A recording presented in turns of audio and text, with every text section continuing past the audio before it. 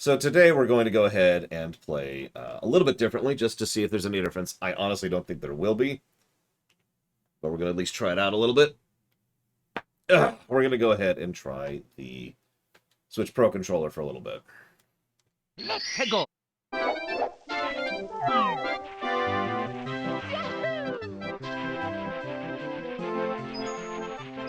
Sweet, sweetie.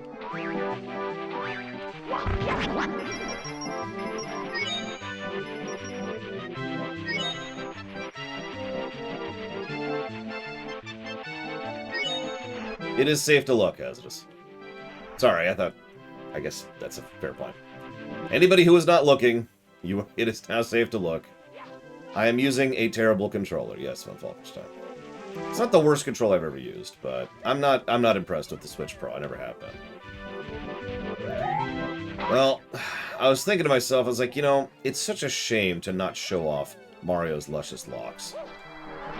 So, we have to show off Mario's hairstyle. I mean, they put so much time and effort into rendering those 3 polygons. By golly.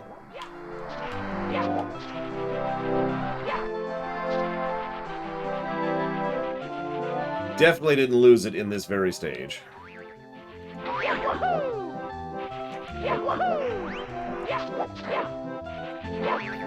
The difference in controls is immediately different. Oh, between this and the DS version, I mean. Not the controller I'm using. Like, hey, let me turn around. Nope. Okay. Alright, take 2.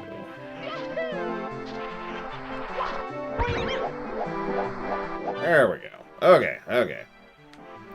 Well, they're kind of mimics, Melkor, so...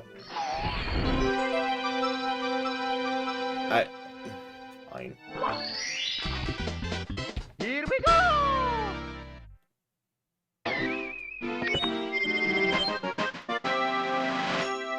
Where did my hat go? Ah, screw it.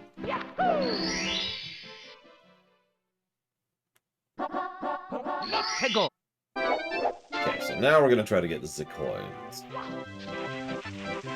Before we get any coins, we're going to see if we can get the critical element.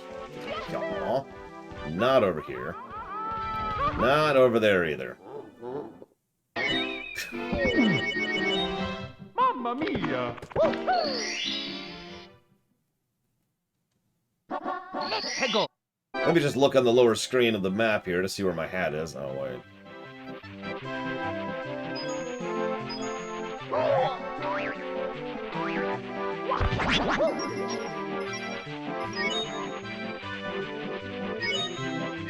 I mean, it is literally doing more damage, but that's just because I don't have my hat on. Who knew that Mario's armor was his hat? Oh, hello. Give me that. Give me. Give me. Well, okay. The invincible snowman has defeated me. Oh, that sucked. Mamma mia. Let's go. I tried that earlier, but it didn't do anything. Like, I literally did this earlier, and it did nothing. It's still doing nothing, admittedly. Like, I thought I remembered that this was how you defeat them, and I was like, no. See, it is continuing to do nothing.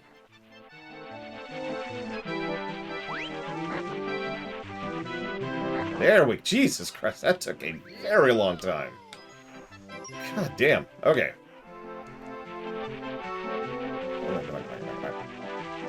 Ah!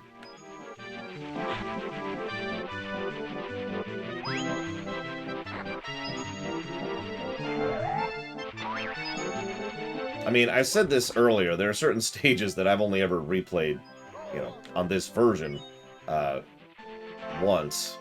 And that would be the time we're playing it today.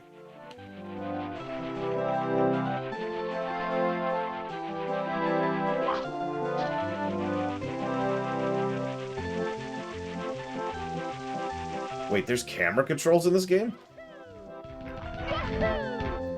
In all honesty, I mostly just don't even bother. Just gonna go with it. Alright, so let's see if we can do the hard part. There we go.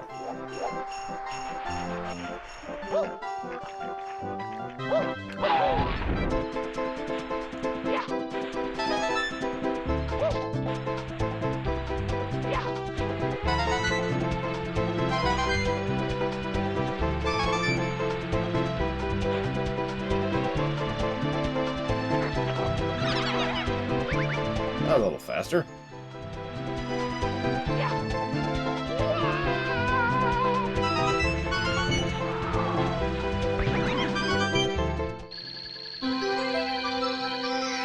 Yeah, the Uncharted camera. I mean, yeah. Alright. There are technically camera controls, but in all honesty, I usually just let it do its own thing, unless I'm trying to do a really specific jump or trick or whatever. Just kind of try to keep track of where I am with this kind of thing going on. Whatever. So let's see. I need 75 coins, I think. Oh, damn it. Well, I got the critical one. So.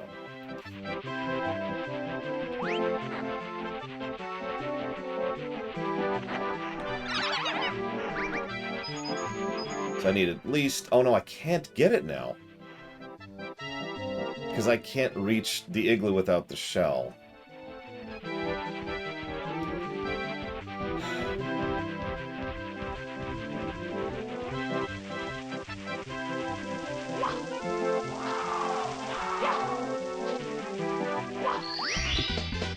Here we go!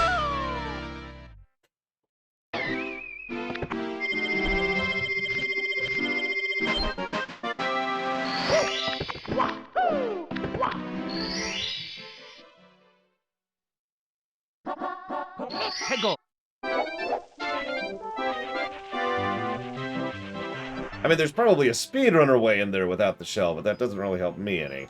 Oh, bullcrap.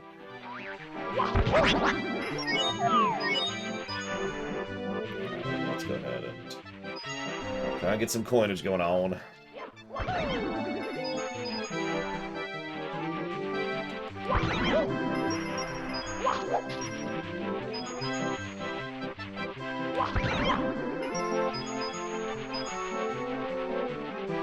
I will say that this stage... I will say that this stage is a lot more enjoyable than the previous ice one to me.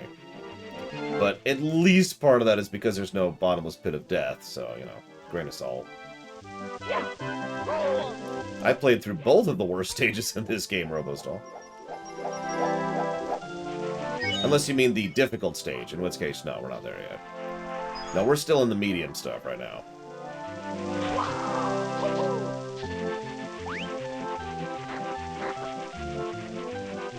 You're welcome, Tyron. I mean, like I said, I was just completely mindlessly leveling. In fact, I'm pretty sure I accidentally pulled a few times before the tank because I was paying absolutely no attention whatsoever.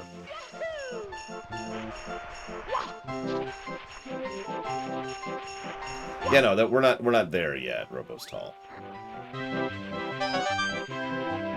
We've got some hills to go through first. And by hills, I mean the medium levels, like I said. We've got Tall Mountain, which is the one I'm most worried about. This stage, which we're about to finish up. We've got the water level I can never think of the name of.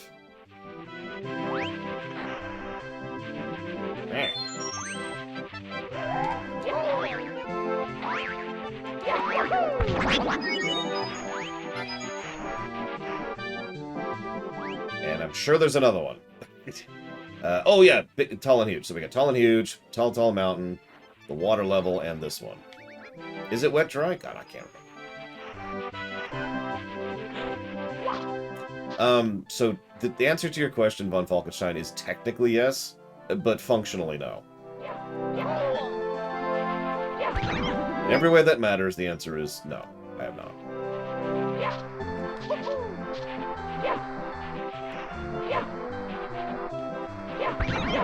I mean, that's what I do, Plutonia.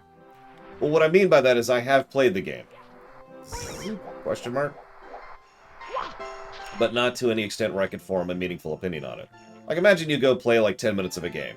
Have you played the game? Yeah. Have you actually played the game? No. I wasn't actually even counting Dark Messiah of Might and Magic. I was thinking the actual Might and Magic, RPGs, which I has not played.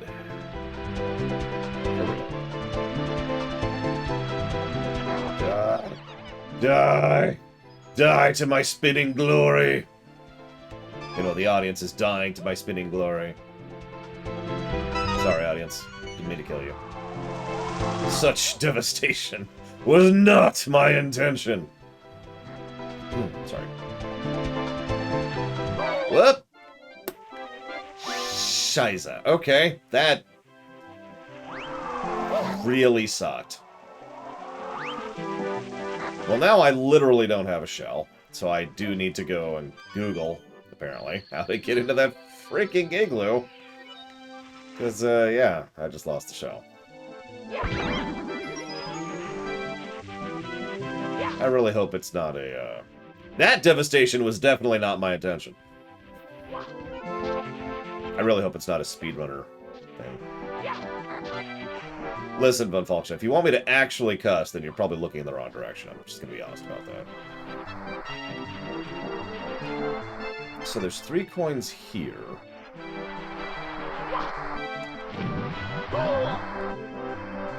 There's 3 coins here.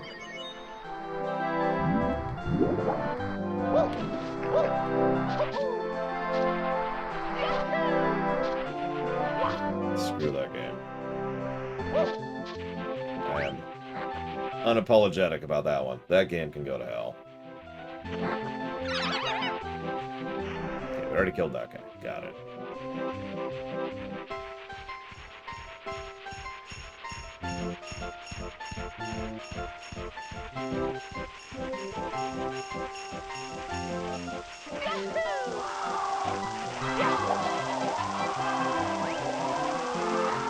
I'll be honest, I'm not noticing any real differences in the controls yet.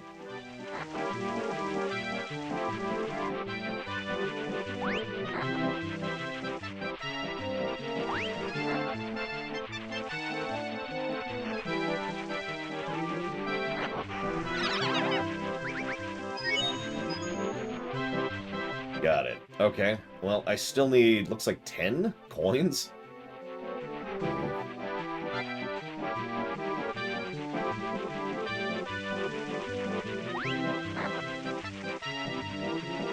Other than the ones on the way into the igloo, I actually can't think of any other ones off the top of my head. So I guess we're just gonna pray. We missed out on 3 earlier.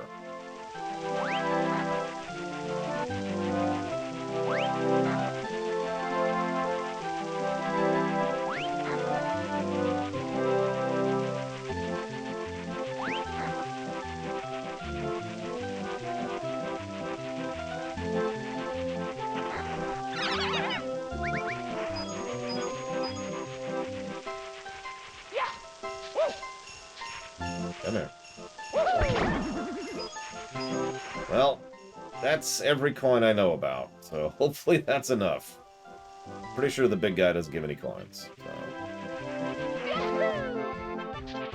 Let's see what we see. Oh, I thought you'd put it together already, Rex. No spinnies left that I'm aware of.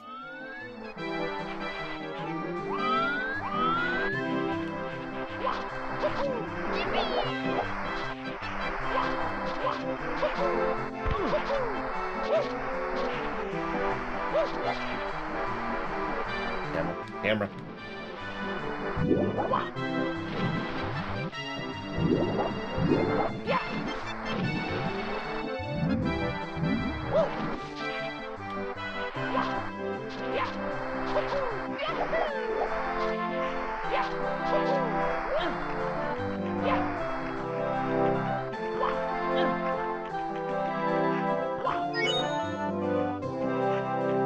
Yeah, no, the dead zone problem is pretty much exactly the same. Just the main potential difference. So, okay, so the igloo is there, I think? I'm trying to remember where it actually is. It's on the other side, so I gotta do this freaking penguin thing, don't I? No, camera. Camera. Thank you. Yeah, it's over there. Because there's the bunch of thing. Okay, well, this sucks.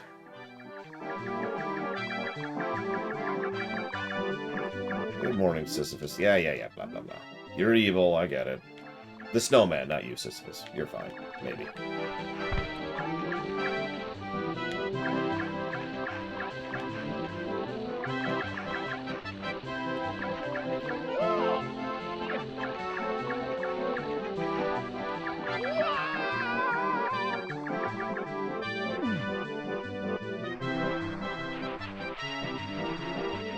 Here we go!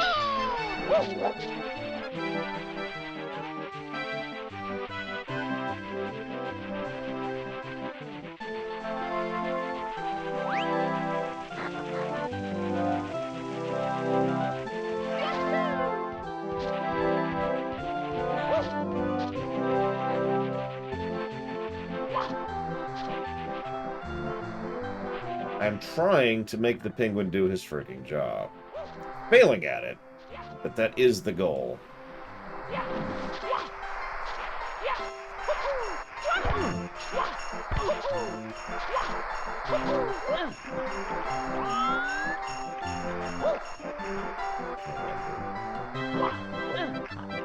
That's actually our goal right there. Yeah, the penguin's job is to massage me. God, we already went over this yesterday.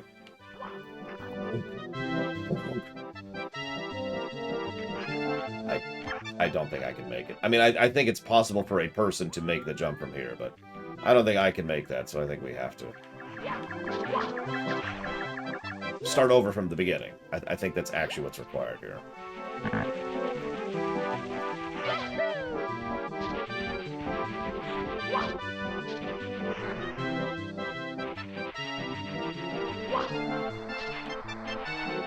Honestly, no, Plutonia. The game is about what I was expecting it to be.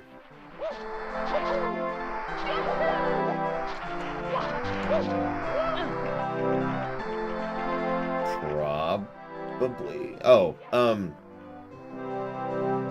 no, Sisyphus, what'd they do? Well, this star is a joke if you manage to, you know, not screw up on the shell.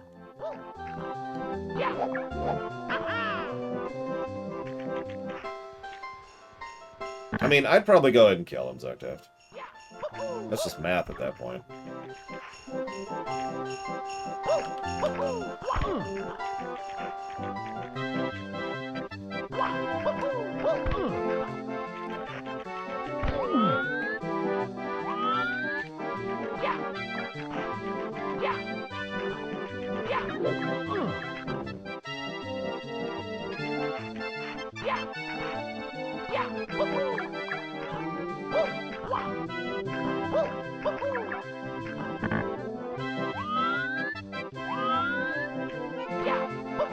Well, because Megatron's going to hurt a lot more people in the future if he's alive. So killing him is actually saving more people in terms of math.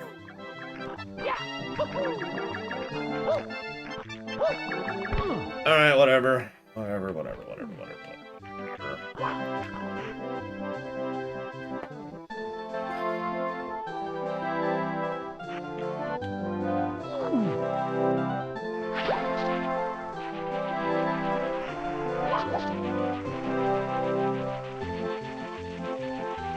Dead zone is how analogs work.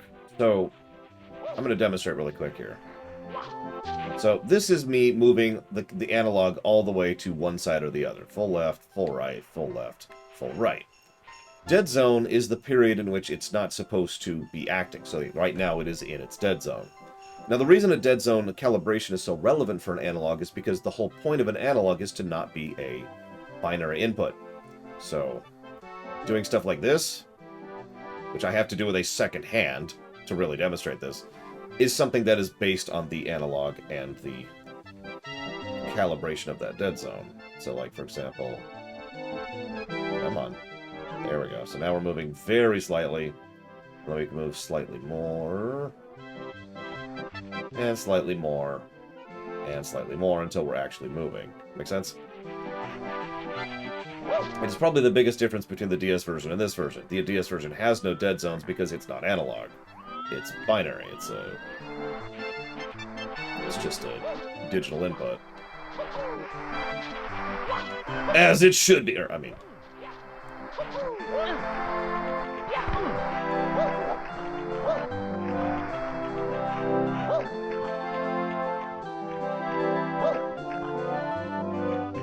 Not even gonna mess with this.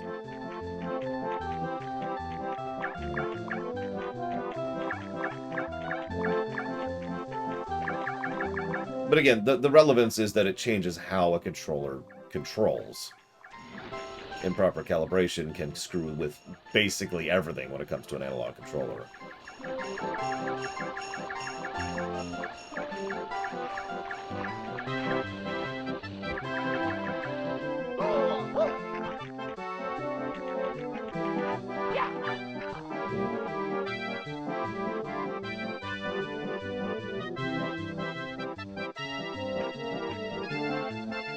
I need to remember to stay hydrated. I wasn't doing that yesterday. That didn't help.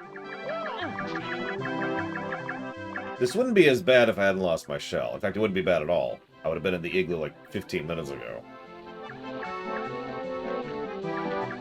I gotta do this penguin, because that snowman is a dick.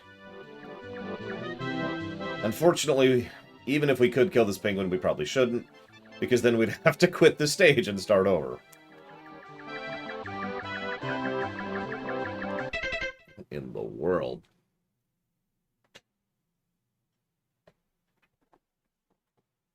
I'm not actually sure, Plutonia.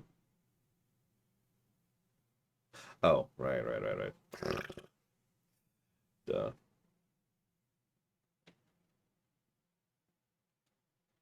Is that when you want to wake up? Question mark. I mean, comma, nothing wrong with waking up early, period. I usually wake up at 7 myself, period.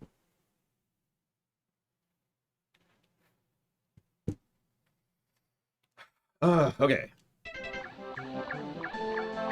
Take 4, I think? It's the squidge's back that really throw me on this one. Or the fact that I'm trying to be too cautious. That's also possible. Where'd my hat go? Where'd my hat go?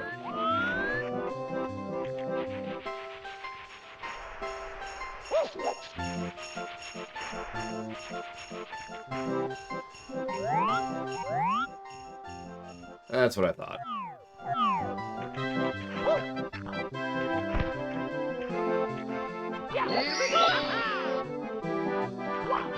Why would that be weird, Gingaman?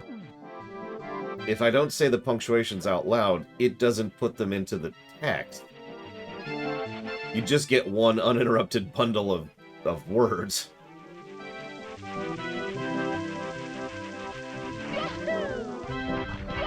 So there's this thing, Gingaman, called text-to-speech. It's actually speech-to-text, but whatever. I always screw that up because I'm a moron.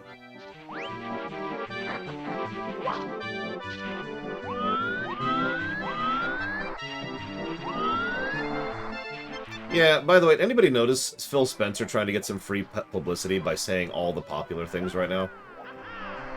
Which actually amused me greatly. I don't know if he actually believes any of that crap. Spencer's usually pretty cool, though, so it's possible he actually does mean that. Oh, no, Gigaman, no, Anybody who's seen me on Discord can always tell when I'm on my phone on Discord, because the words and the grammar aren't quite right. I absolutely despise typing on a touchpad, though, so I just don't.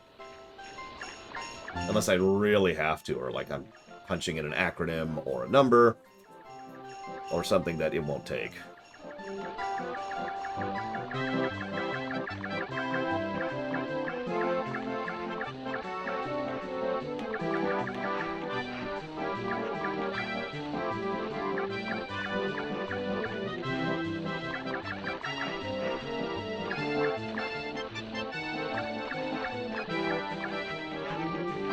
Okay, now I gotta figure out where to drop.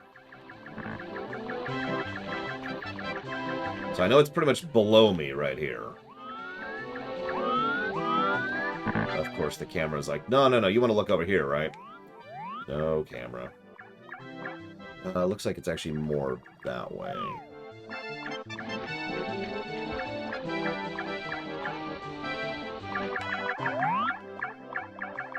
Well, there's the ramp. But I can't do this. I could do this.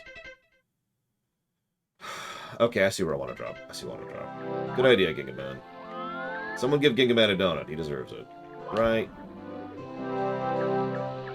Let's wait for the penguin to block the air and hope that that actually works that way. Oh, thank God. Okay, okay, okay, okay. We even have 75 coins going in, which is the exact amount I wanted. Okay, we made it. Kill things. Die. Yes, thank you, Hasbus, and thank you, Google. That was a little painful, but not nearly as bad as I was thinking it would be. Just probably sad when you think about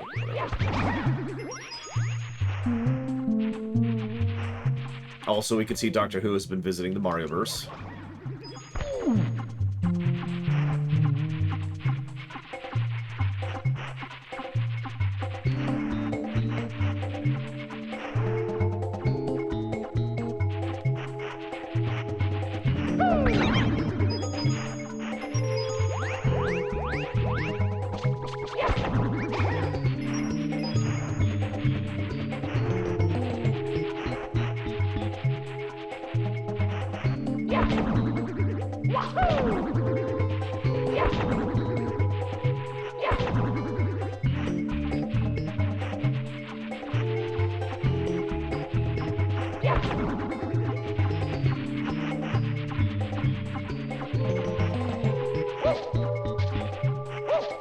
Oh, I see it, I see it. I was gonna say, I know I need to go in here. Come on, Mario. First things first. We'll unlock something. Oh my God, come on. Mario! Mario!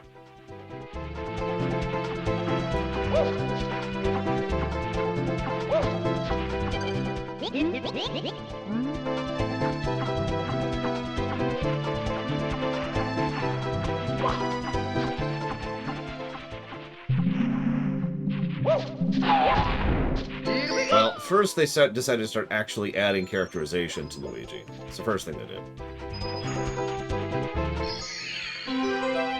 Second thing they did was they dabbed. Here we go! Third thing they did. I don't actually have anything else to add to that. They gave actual character to Luigi. That's how that came to be. I'm trying to remember Hasdus, I swear. What would be funny and horrible is if Frieza, who is the majority shareholder of this run by a gargantuan margin, shows up as like, could you stop dabbing? I hate dabs. And I'd be like, well, okay. Your wish is my command, master.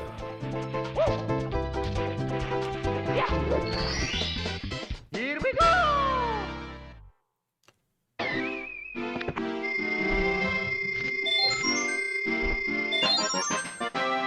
Oh, eggnog! Exclamation mark. That's something I need to get a hold of soon, comma. Haven't had any this year yet, period. I like to get eggnog at least once a year. Because I happen to like eggnog.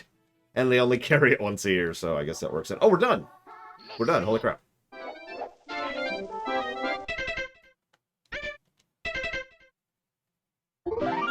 Yes, a dab is when you kind of do both arms in one direction, face in the other direction like that.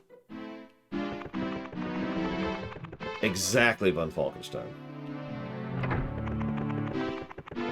I mean, that's always been true. I've been saying since the beginning that this is your show, too. So welcome to Wet Dry World. Let's go! So, you remember how we mentioned how the state of the stages is different? This one's kind of a different one. Because unlike the previous stages, rather than there being something that's distinct about this, the thing that's distinct about this is something you can actually change in the stage as well. So the stage actually stays the same state the entire time, if that makes any sense. Over here. Over here. Over here.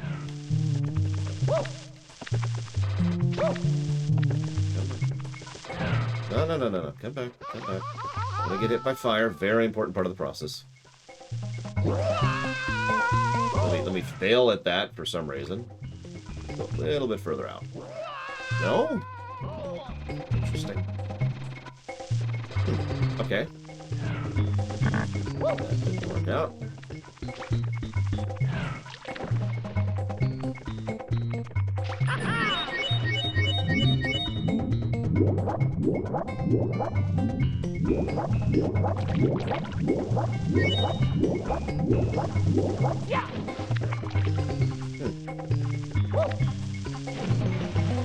Well, anyways. Allow me to show you what I'm talking about.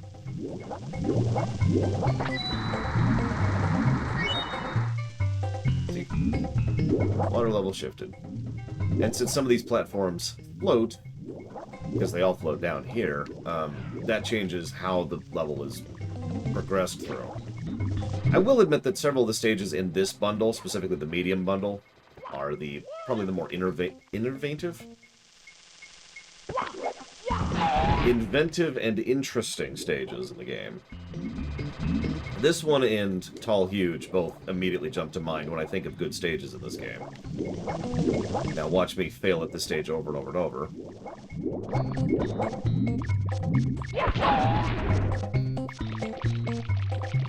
Nothing weird about that, Rex. I mean, I mean, considering the competition, it's a little weird, but only a little, only a little.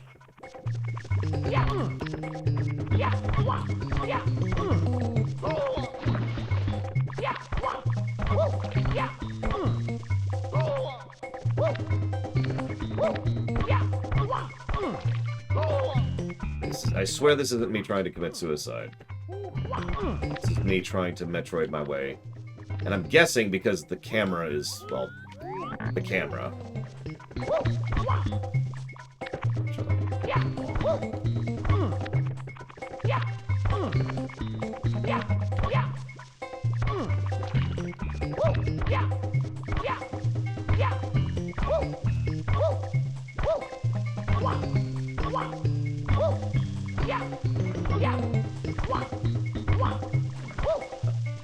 What?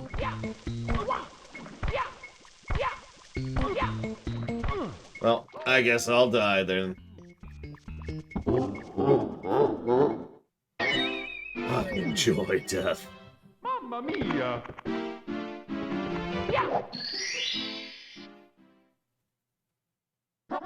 Let's go! So yeah, let's start the water in the correct height.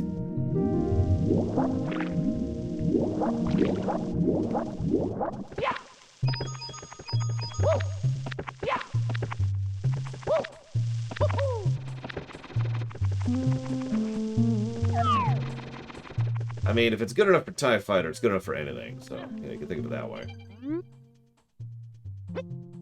This is how secrets work. I mean, that looks like a real picture just blurred to hell and back. With regards to the background there.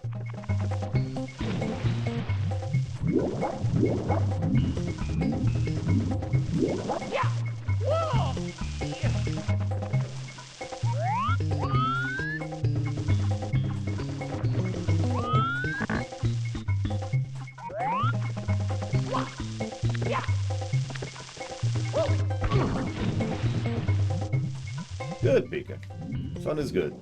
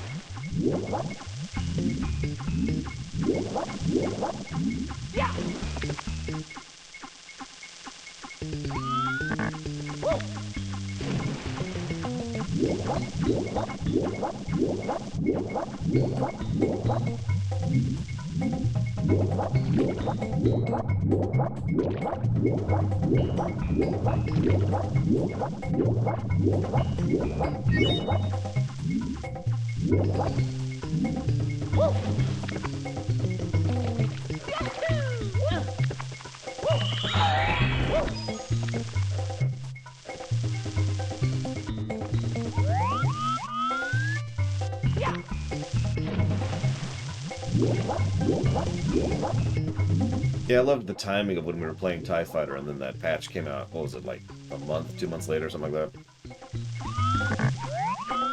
Or maybe it was closer than that, I don't know. But I remember it's always just right next to it for some reason. That's just our general luck when it comes to runs, for some reason.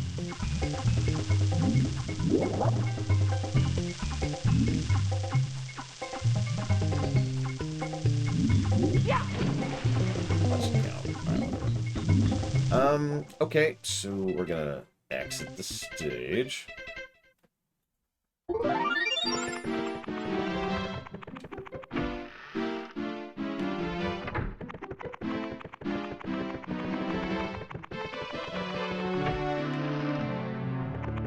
Get it back up.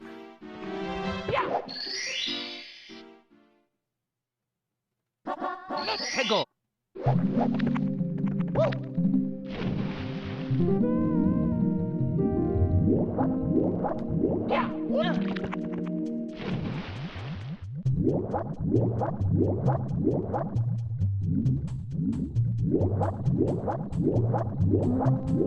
Well, command mission was never added to the list, Emerald Chaos. In fact, it is still technically not on the list.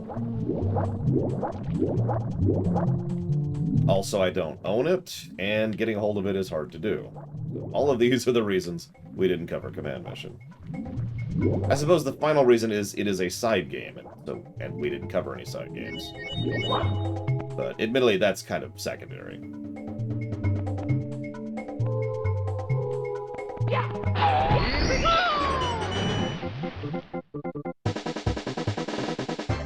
I don't know if I'd say fun, but, you know. I'm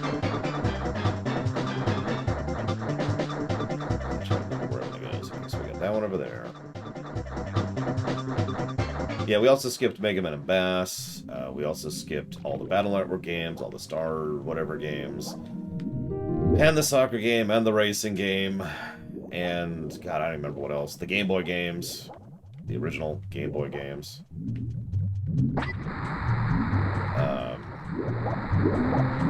The Legends games. Extremes, which is also Game Boy games, but still.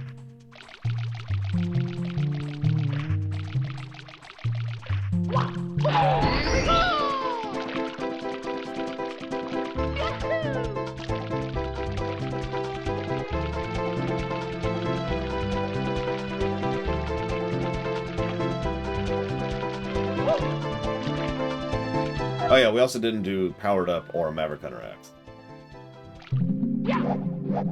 Not yet, Trihexia, and hopefully never, because I'd have to seriously consider if I would veto a FIFA run.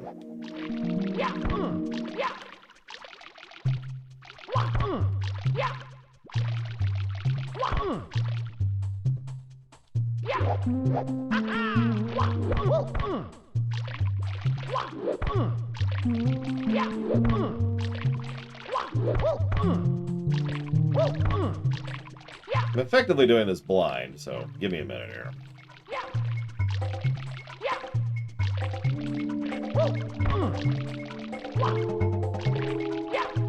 I really cannot see what I'm doing.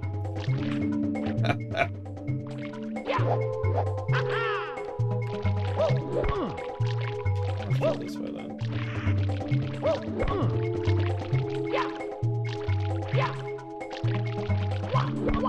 There we go.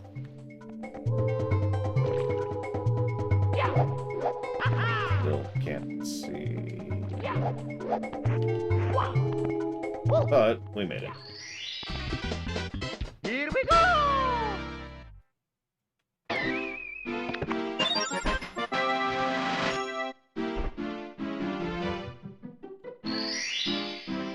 Anyways, that's why the camera's a negative. The question, really, and I mean this with total sincerity, is how many negatives the camera is.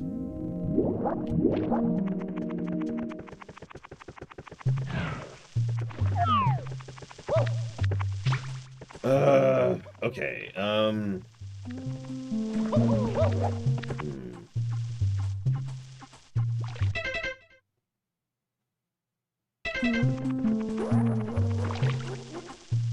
Don't worry, Walker, I won't tell anyone. But thank you for the bits very much, as always. And I will go ahead and put those towards the Metroid block. Give me a moment.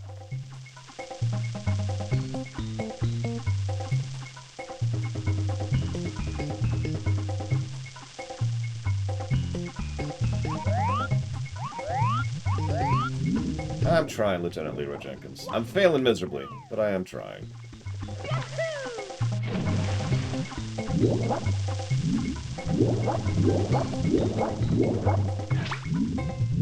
Listen, Resident Evil had a perfect camera. That's perfect in every way.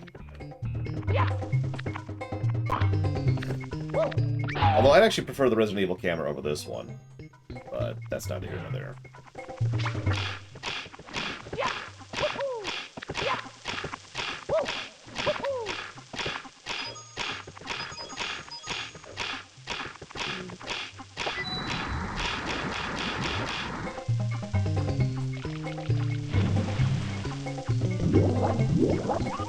I can say that definitively, too, because we've actually had the Resident Evil camera in this game, in the Ghost House.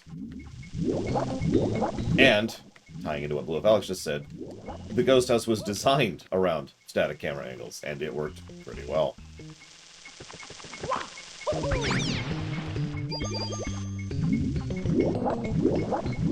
Best implemented 3D platformer camera that isn't Mario Odyssey. That's a good question. As much as I praise Mario 3D World, it is not that. Mario 3D World's camera is actually pretty crap. And is easily my biggest complaint about that game. Okay, do extremely difficult platforming with a camera that dynamically follows both players separately, while at the same time constantly keeping this isometric thing that makes it even harder to do every jump than it should be.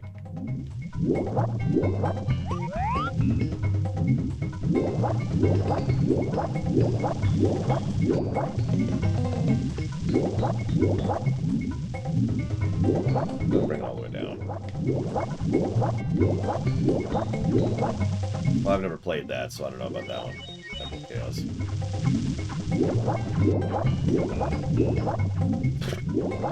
I think Uncharted's kind of cheating, but for the aforementioned joking reasons.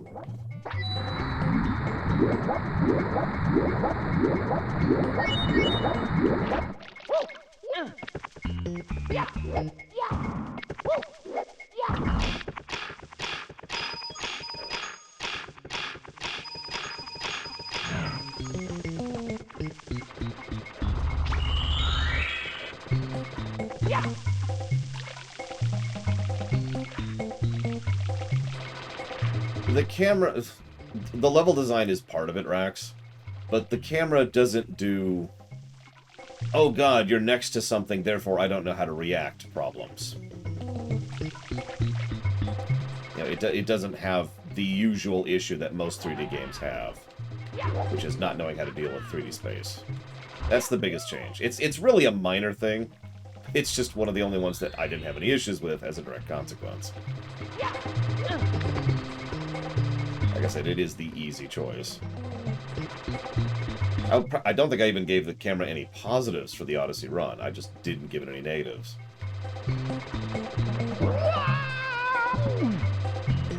More. You missed, though, so you suck.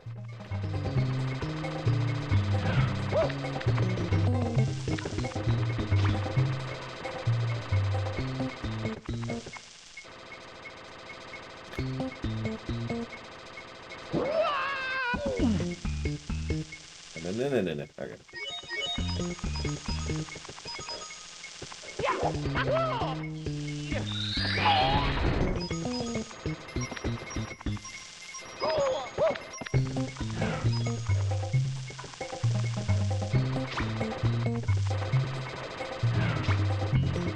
Me too, Emerald Chaos. Because I've been one of those people. Thankfully, they do run out of juice every now and again, which I'm pretty sure the only reason they do is specifically to avoid that kind of stun locking. But, you know.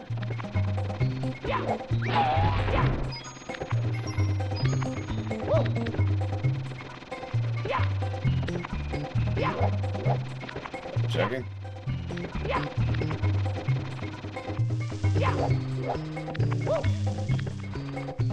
I don't remember what this does, but... Oh,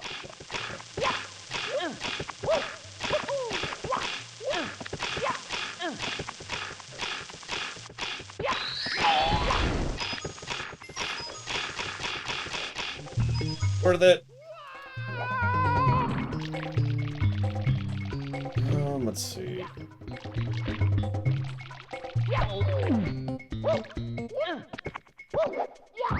Depends on the stage, but generally speaking, you cannot in 3D World, but you can in Bowser's Fury. Bowser's Fury plays a lot like Mario Odyssey. In fact, I wouldn't be surprised if they just kind of copy-pasted some stuff into Bowser's Fury. By the way, Bowser's Fury is awesome. I've played a lot of it with my niece. She plays as Mario, of course. I play as Bowser Jr. I know, try to be shocked.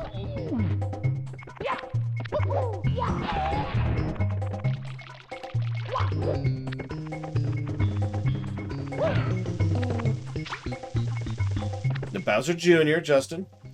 Bit of a difference. Okay. So... Could someone do me a huge favor, please, and Google how many coins are in this stage? I forgot about that one.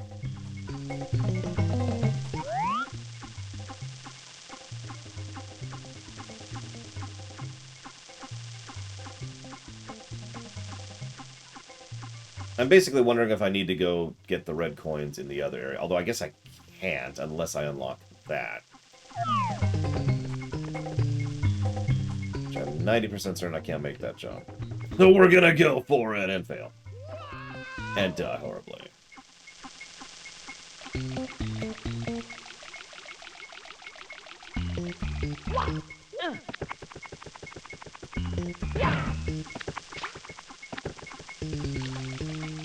$152, damn.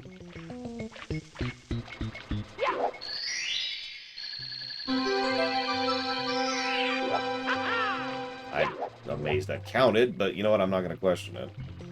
Now I just need some coins. So yeah, we can get to the top guy. We gotta go the slow way up, don't we? Yeah, we do. Alright, alright. Good morning, Spartan.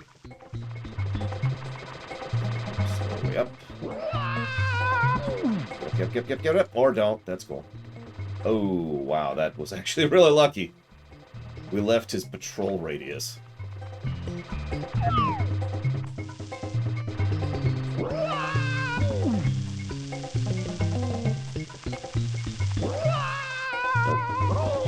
Oh, okay. We're a little low on health, so we're not going to try that again. Don't want to lose all of our progress. So we're going to try the not getting hit by fire trick. It's very difficult to do.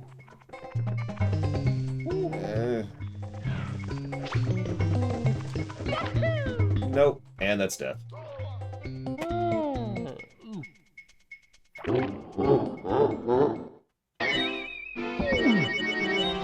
Mamma mia!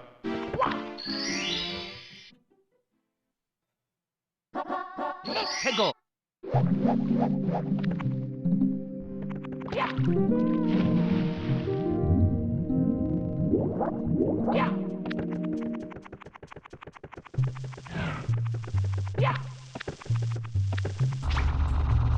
I have no idea. I've never beaten it, Pika.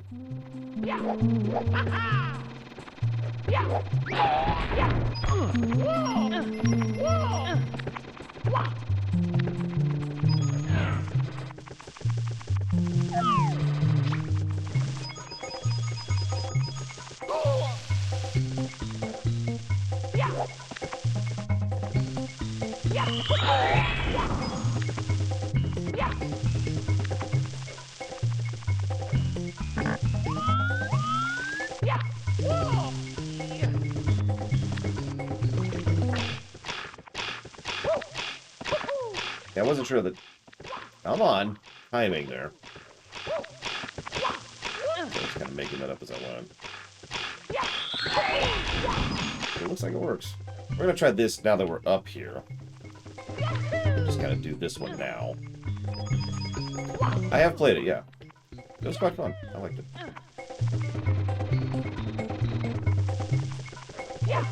Whoop, okay.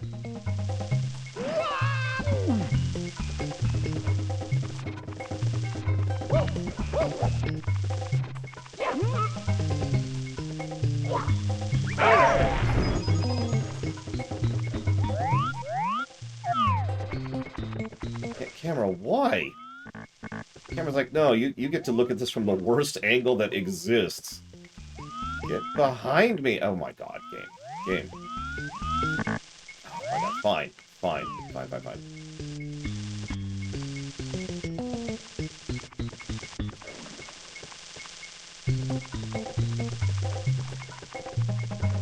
It's...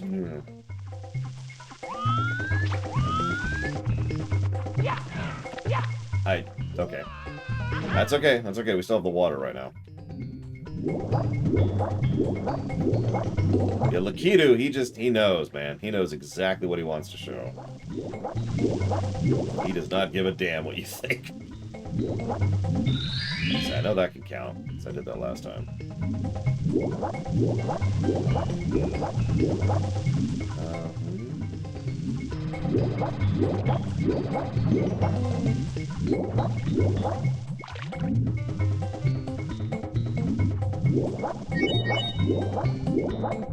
I mean, if we're being honest, the reason that Mario 64's camera has issues, and let's just be 100% about this, is because it was a brand new concept. Like, there were 3D games before this, but there weren't really 3D platformers of any significance before this. Right bumper. There we go. So you can also do this. Now, I don't like to do this because, you know, this is claustrophobic as hell and honestly extremely disorienting to me. But you can do this. This is an option.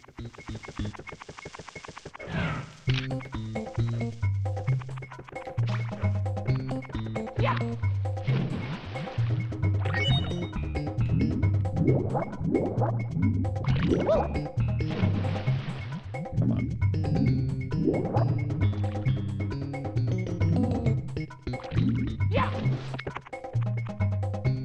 If I was to give 2 negatives for camera, it would probably be a negative for the camera, and then a negative for the camera controls. If I was to go such a route. I haven't decided that yet, obviously. I want to get... Well, no, let's do that. Let's do that. Yeah, what's a sleep in?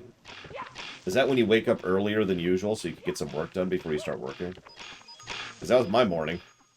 I am 20 minutes from being done with Chapter 4, by the way.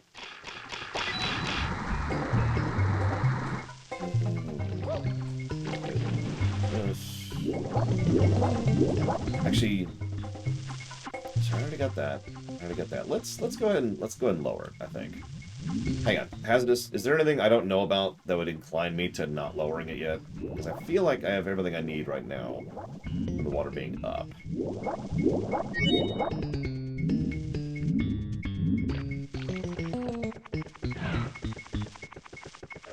I got those. I think I got that. Hang on. Yep, I got that. And I need the water lower to push that brick. And that one. And I want to get that dude over there, and I need to get the blue blocks, too, to get the coins. And yeah, we could always raise it, guys. That's fair enough. Like we were just talking about, you can always raise it again. So yeah, let's go ahead and lower it. I don't remember any issues with the camera in Galaxy 1 or 2, but it's also worth noting that I haven't played those in a while, so... But I'm dumb and stupid and terrible. So, take into account the dumb, stupid, and terrible tax. Where's the one I need? Oh, it's over here. Mario. Mario! Oh, God! Okay, we're free.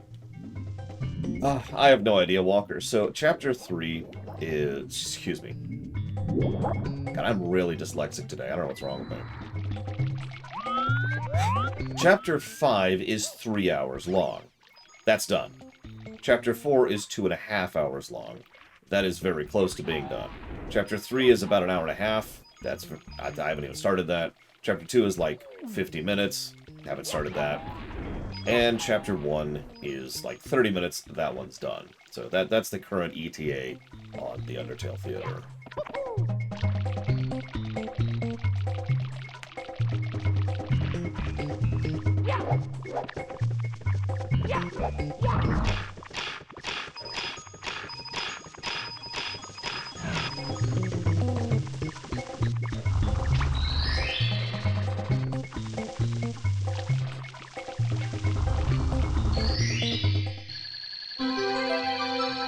Okay, I need 6 coins.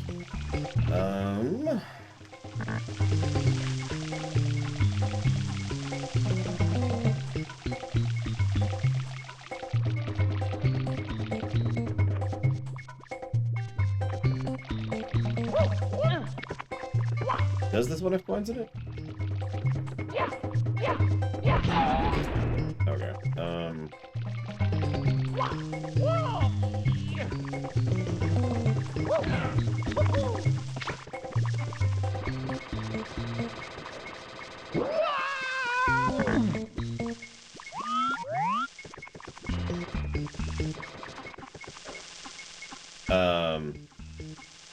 he's discovering a new dimension.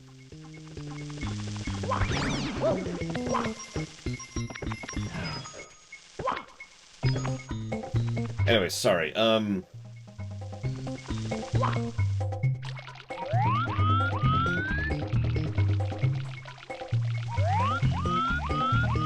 hang on.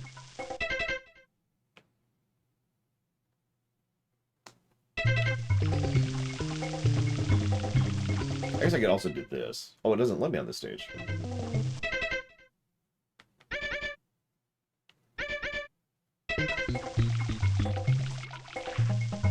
Hello, Prika. Happy Friday. I'm gonna be honest, I don't actually remember where that is, Hazardous. Unless you mean that thing. In which case, never mind.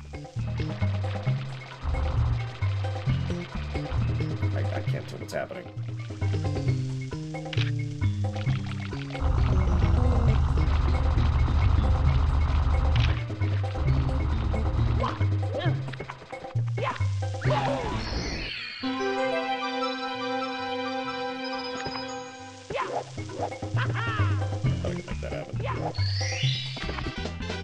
Here we go! I'm gonna be 100% honest. You said green, and that threw me hard. I'm like, there's nothing green in this stage. Okay. No, we haven't done Rainbow yet. We got 3 more stages before we get to the Hell levels. And they are the Hell levels. But when we get there, we'll see why they're called that.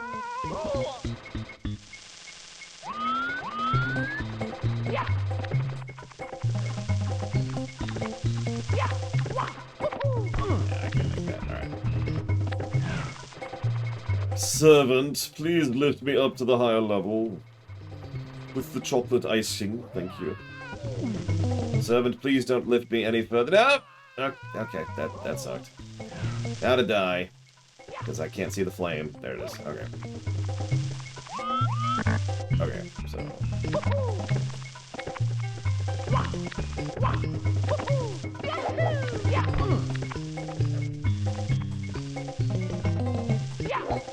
I mean, it's possible it's just my color blindness as this.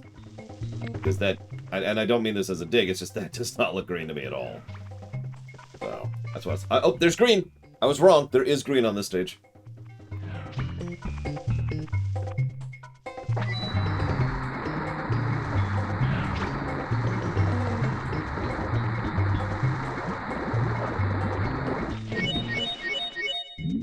I mean, pressure's off anyways. We got the hard star. The 100 stars. The 100 star singular lore.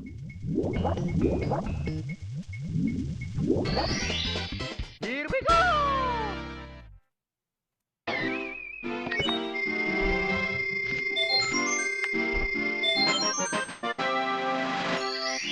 Okay. So we got the secrets, and we got that. Red coins is in the town, isn't it? So let's head to the town.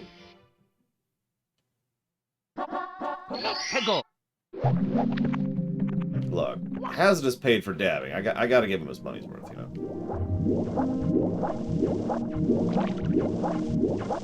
Actually, he didn't pay for it at all, but you know what? By golly.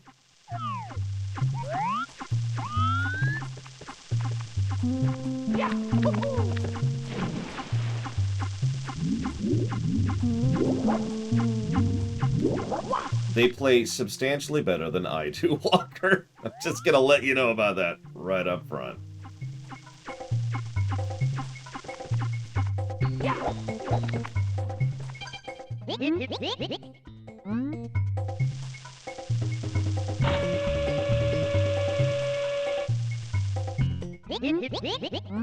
Now, we have the other method to get to the other town if we wanted it.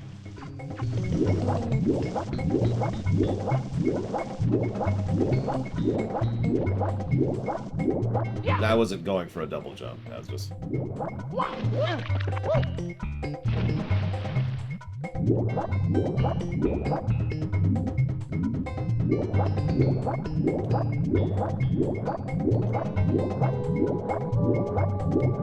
Well, there's the double dab, and then there's the double dab, so take your pick.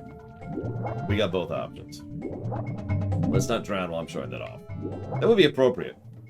Dying to dabbing. Is this game hard to speedrun? I mean, I'm the wrong person to ask that, but yes, this game is hard to speedrun. Even people I know who speedrun this game pretty much all talk about do not start your speedrun career with this game. I have to lower it, don't I? Yeah, okay. Let's go ahead and do that.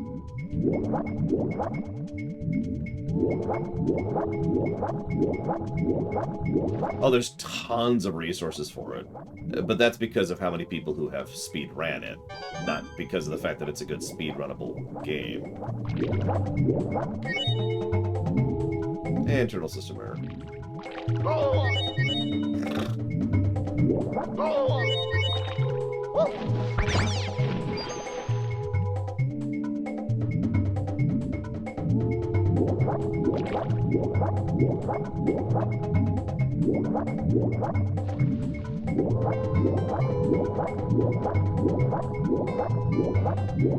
Now, Odyssey, that's an interesting one to speedrun. Wouldn't recommend that to start with either, though.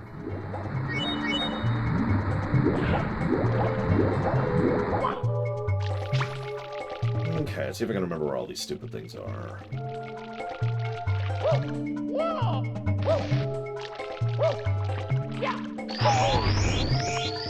Not there. Well, the problem is the game that's best to get into speedrunning kind of depends on you. Like what your wheelhouse is. Not what you enjoy, although that is important, obviously, but what you're just naturally good at. The kind of thing that you don't have to think about being good at. The kind of thing that just clicks with you. For me, that's certain types of side-scroller platformers.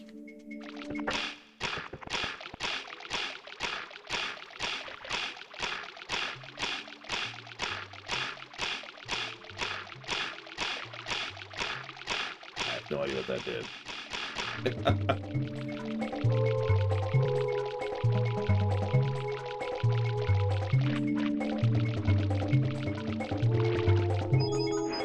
Let's go this way.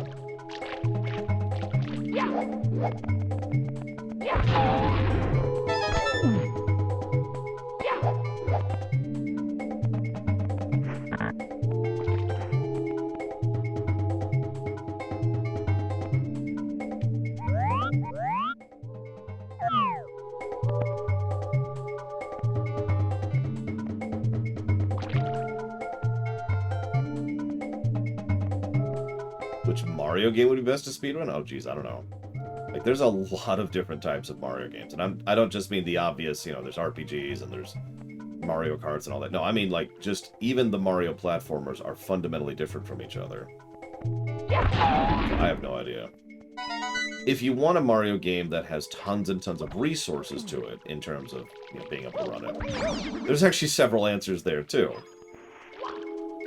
Mario 2, Mario 3, World, Mario 64, and Mario Sunshine have all had tons and tons and tons of effort put into reverse engineering them and figuring out how they work and why they work and giving you exact routing ideas and concepts and very specific guides and yada yada yada. So if your main requirement is, you know, I want to do a Mario platformer, you're spoiled for choice. Yeah, exactly, Jordan Duffy. I thought about the backflip, but then I thought, nah, I don't want to embarrass myself. So I'm going to do that instead. We need to be a little bit higher. Nope. Okay. Slow. Well, that's a good question, Cat Horse. Ask me again in a couple days when we've been reviewing it. Because I actually haven't played Sunshine in a while. Probably at least in part because of the fact that it's one of those locked games. Or at least it was until last year? Pretty sure it was.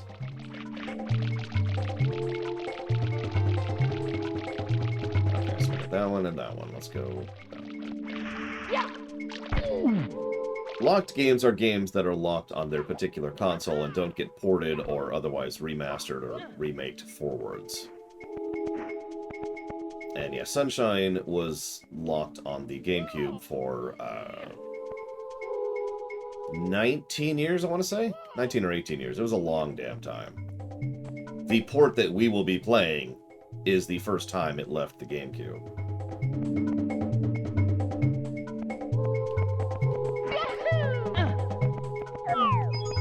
Well, yeah, of course they have Pika. People have blind spedrun Ocarina of Time. Hello, Asinius. So we got those two. Yeah, the GameCube... I'm always amused how badly the GameCube sold, considering how excellent its library is. But then again, that's pretty normal, actually.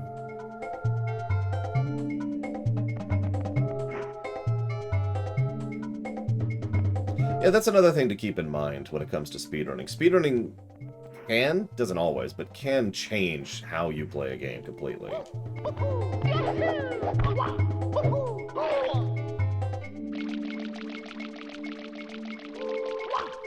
Like, there are games that suck that are actually far more enjoyable to speedrun. It's pretty much the premise behind the awful block. It's GDQ.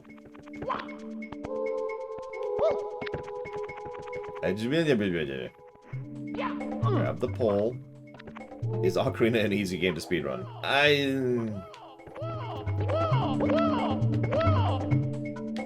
That's an interesting word to use there. There we go. I don't know. I have actually spedrun Ocarina of Time. In fact, I used to do it on camera. The 3DS version specifically, which has different gimmicks and tricks to it.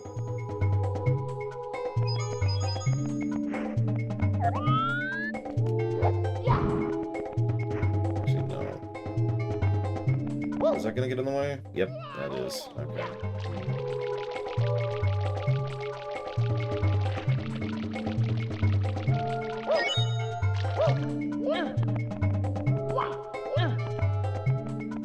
Favorite Paper Mario game? Well, there's a few we haven't reviewed. In fact, there's 2 we haven't reviewed. 3 we haven't reviewed. However, of the 3 we have reviewed, it would be Paper Mario 2 by a wide margin.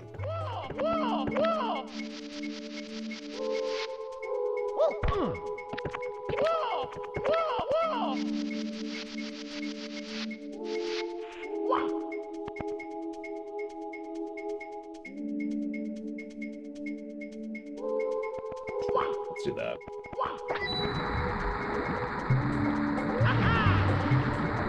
And completely screwed up. Well, that is on brand.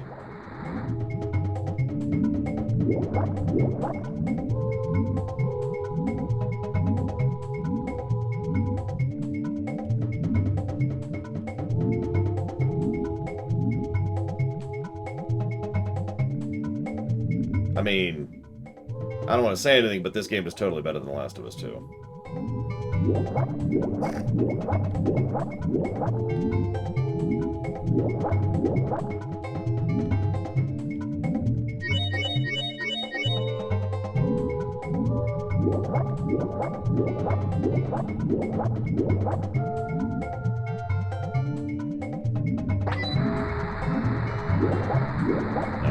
aimed wrong.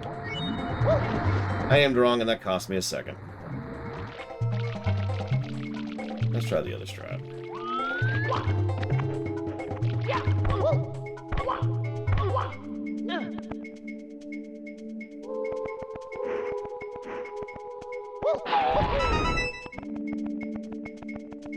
Blind jump.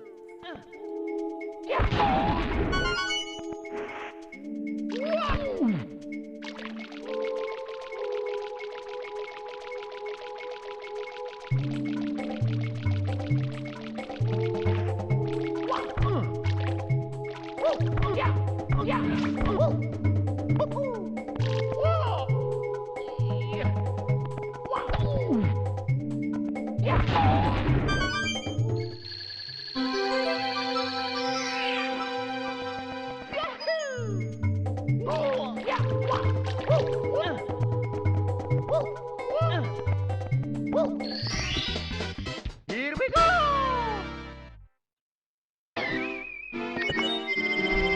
I mean, this game will probably get some kind of story something. With little dialogues with the bosses and the mini cutscenes, if nothing else. So far, Retro Justice, we are on track to 100%. And yeah, you can see, we're above 70 already, so... which one is this one? So this is the Shocking Arrow Lift. Okay, we'll do this one.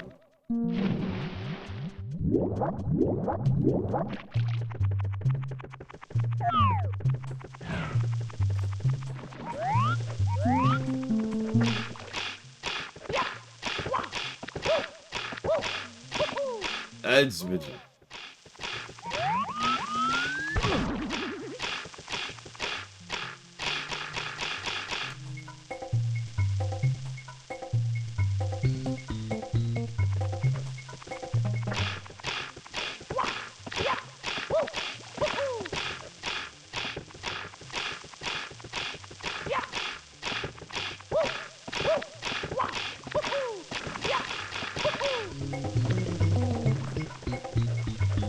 really never noticed how often they put Mario into the low poly mode. What I find most fascinating about it is how fast it happens. Like, he just goes in and out of being low poly like that, you know? There's almost no distinction.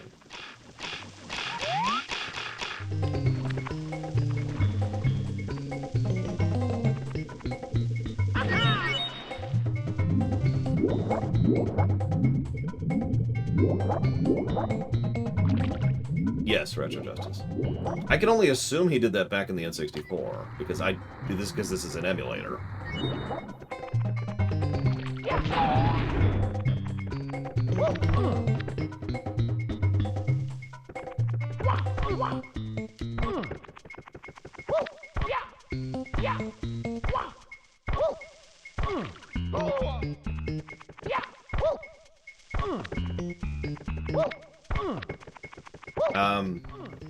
Two stages were already past Morningwood Elf, and Rainbow Ride, and the Final Flight level.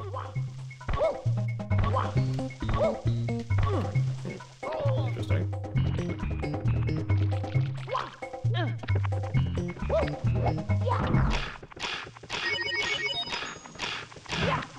Not sure about the clock level. I'm nervous about the clock level, but I'm not scared about it like I am the other ones.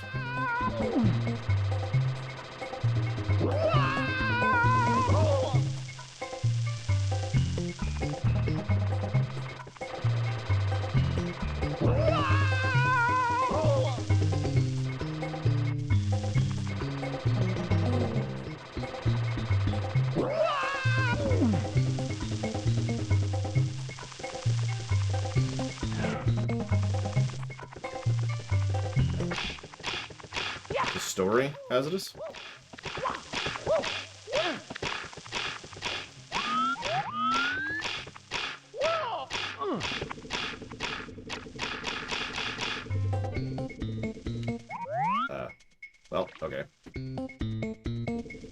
looking at.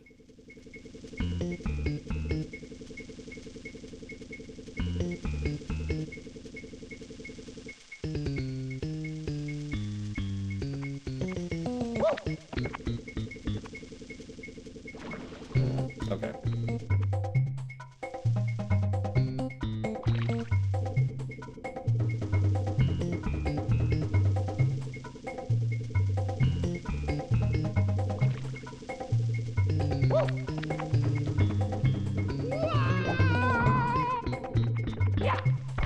Oh, that's a fail. Or not.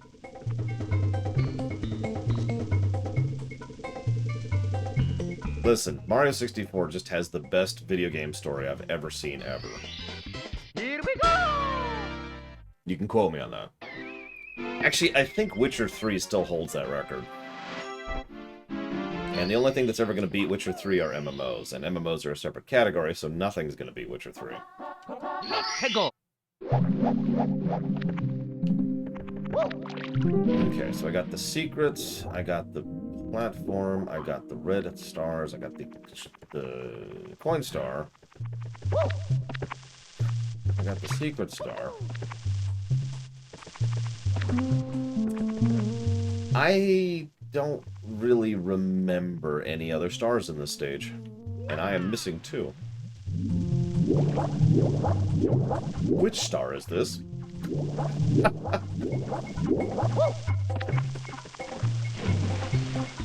Try the cannon. Okay, let's do this then.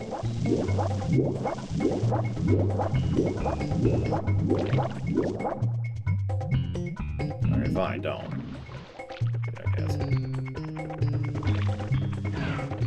I will admit my memory of specific stars is starting to get vague because, as we've already mentioned, I've only done these stars twice ever.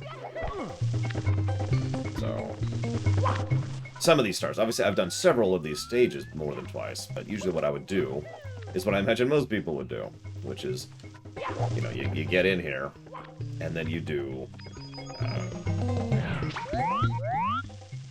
yeah, that's that. And then you do the stars you like or the stars you know, and then you move on to the next stage, right?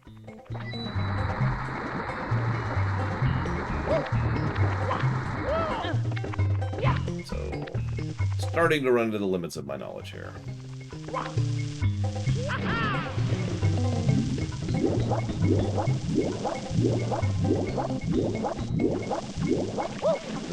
I see what you meant now, Hazardous.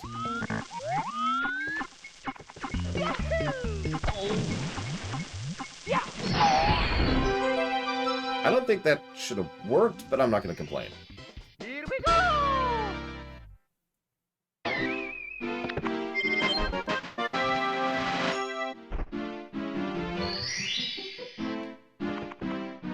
So I'm missing 1, which is star 2. So I'm going to Google it, because I actually have no idea what the other star is. To Google!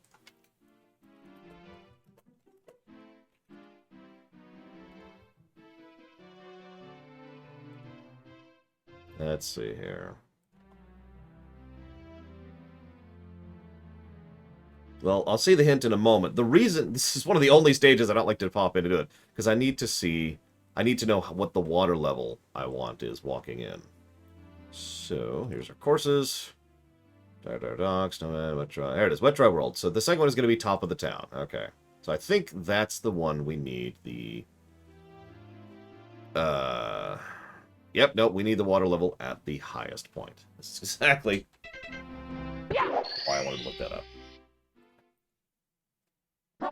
Let's go! Although...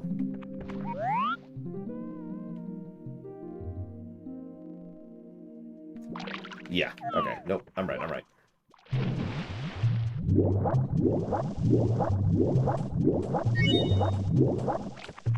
Tightrope. I mean, let's be honest. That 3 feet wide board might as well be a tightrope in these games. And that's not a condemnation. That's just reality. So Mario camera is not helping me out as much as I'd like here. But that's okay. We'll do it this way. We'll do it this way.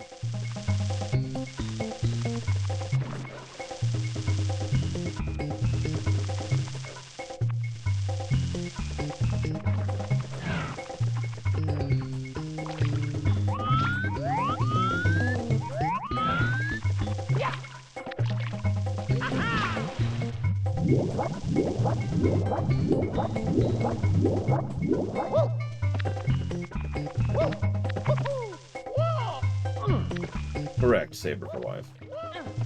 And let's be honest, it's probably going to stay that way. The Hazy Maze Cave is a legitimately badly designed stage. I don't think the Shifty Sands is a good stage. I stand by that negative for all the reasons that I said when Hasness was going to the bathroom. But that stage pissed me off, but it wasn't that badly designed. Compared to Hazy Maze, which is just straight up badly designed.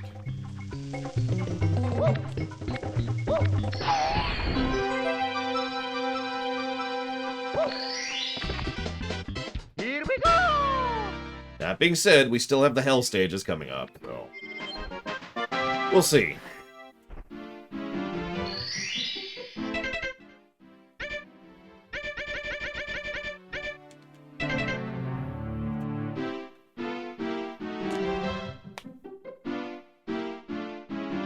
I did, Hazardous. I appreciated how even the tricks he was trying to show off, he bothered to show off his failing at them, too.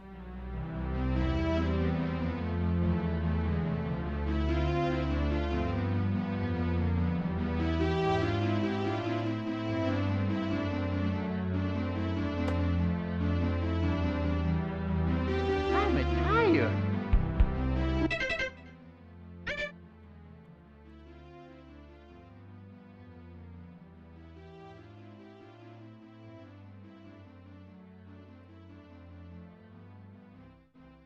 Good morning, Evo. Well, it's a Friday, so I'm guessing this is review day, or critique day, excuse me. Well, the good news is I'm not a real guy. I am, in fact, a woman! Sorry. Rip off the mask, you know. I've actually been Scarlett Johansson this entire time.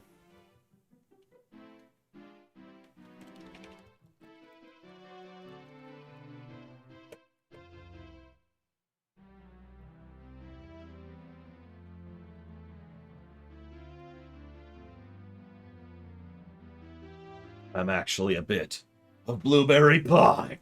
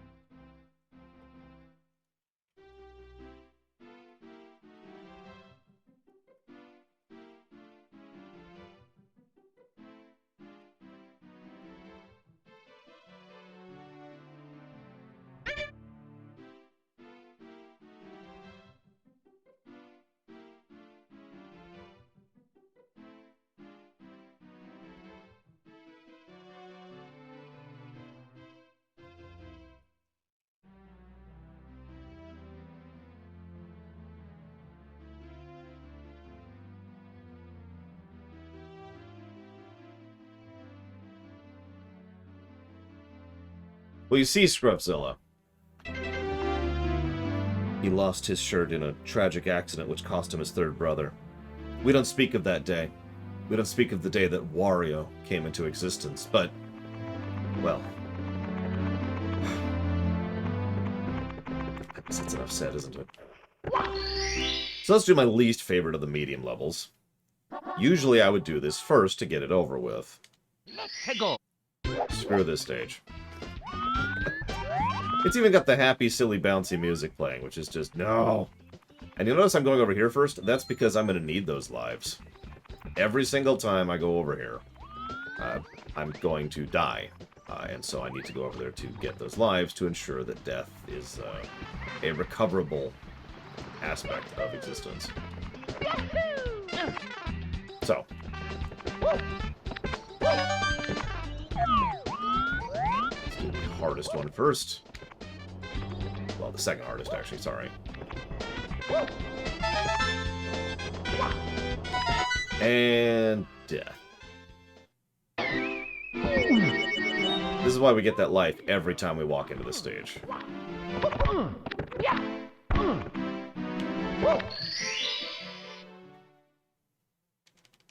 Let's go.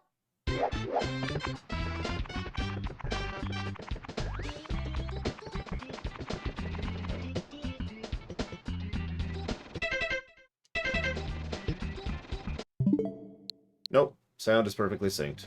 Hit refresh.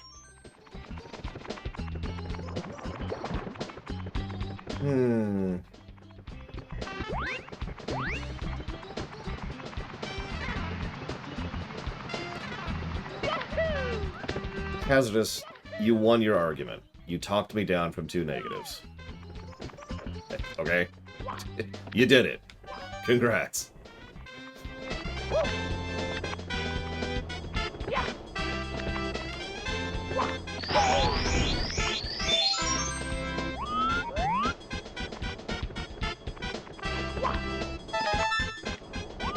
I even consulted other people to verify opinions and the like.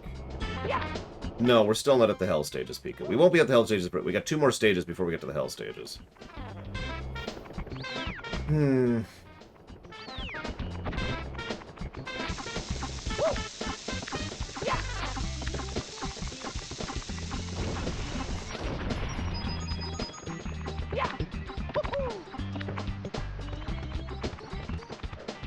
Where the heck are the other red coins? I actually don't remember. I remember those ones, obviously.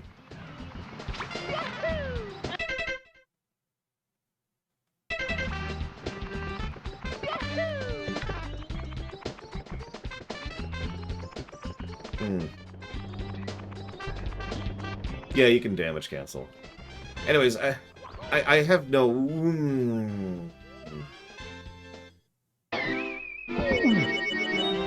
Mamma mia! memory of the reset being too long. This is one of the only irritating resets because they just bothered to be like, hey, here's this tiny, you know, tiny painting for a huge mountain. Ha ha ha.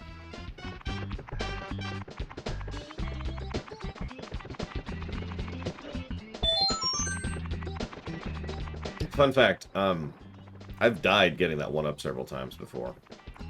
I just realized I should probably get the coin.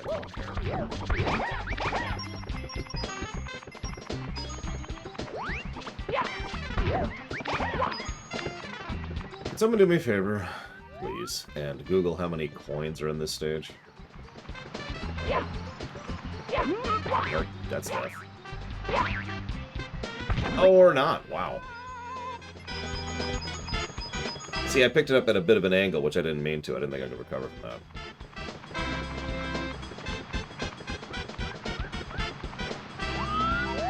that. So, games get added to the list by people donating towards them, and then me vetting them. Now, both of those steps are critical. Both things have to happen. Is it really hazardous?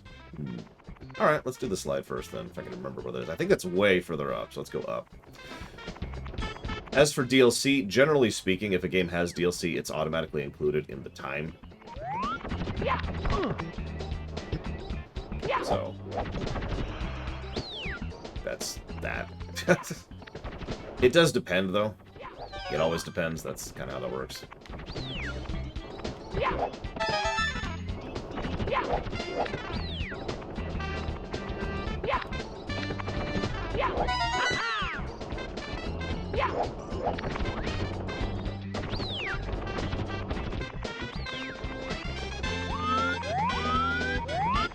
again, there's no reason to be arrogant, so we'll go ahead and get every coin we can on the way up. Well, not every coin, because screw those red coins. Come here. Come here and die! Okay.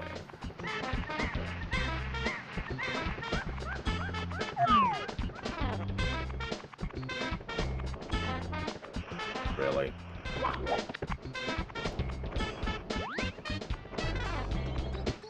Oh wow, won't even let me crawl on that one.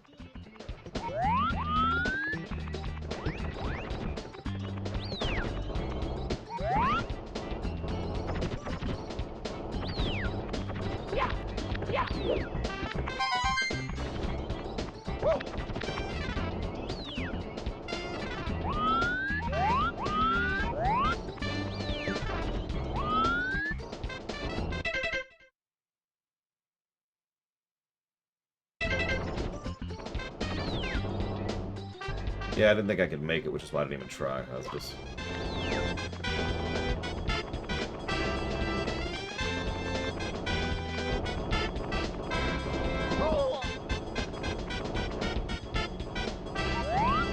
Yeah, no stage timers. They wouldn't come back until the new series, for some reason.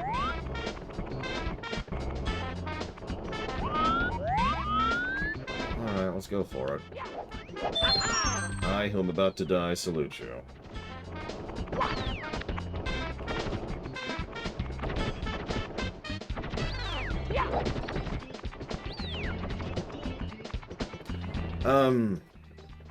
So, Road to Gehenna, when did that come out, internal system error?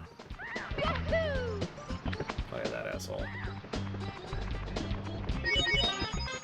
The wind guy. Whoop, whoop, whoop, whoop. Was that it? That was it.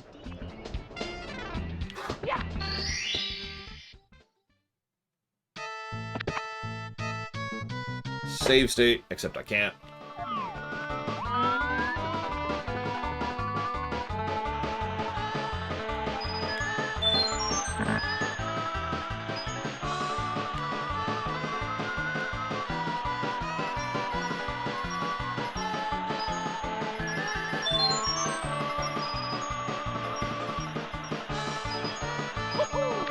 And death.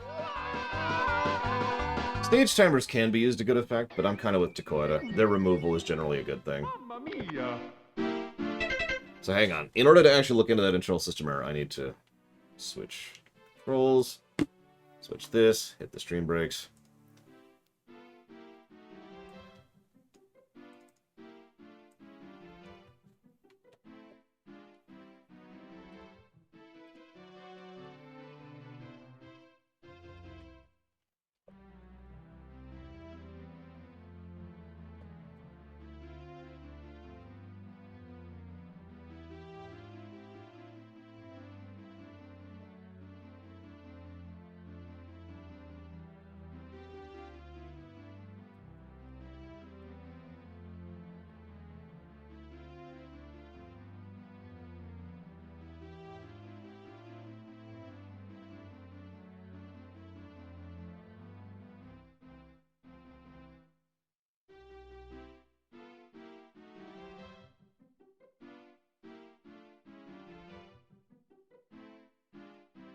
It's already counted.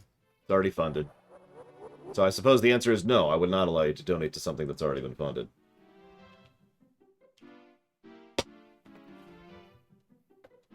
And thank you, Games for LP, very much, as always.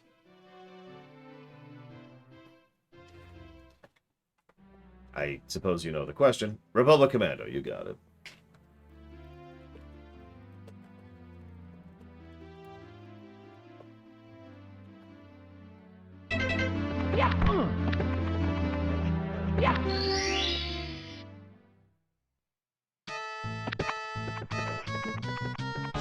Well, I sure hope there's 100 coins here. Reset back to 0.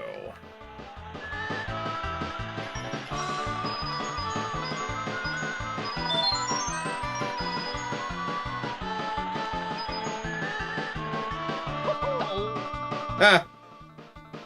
I didn't actually know that. I was like, you know what? I'm gonna go the other route this time just to see. Mamma mia!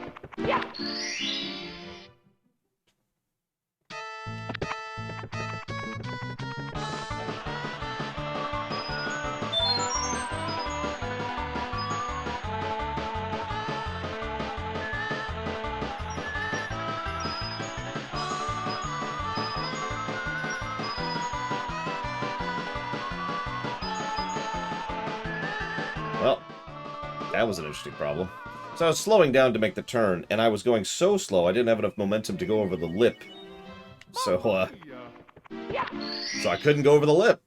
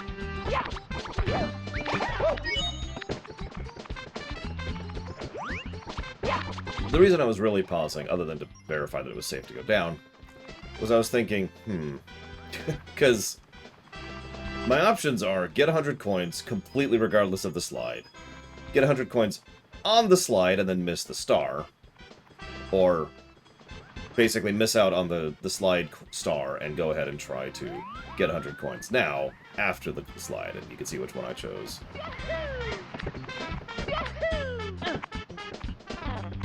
We'll come back to those.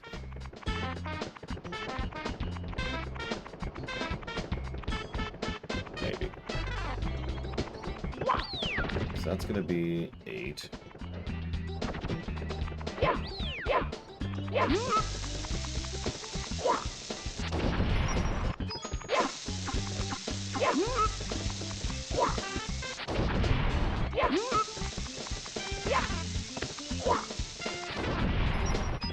It's okay, we're not reviewing the DS version. It can't hurt you anymore.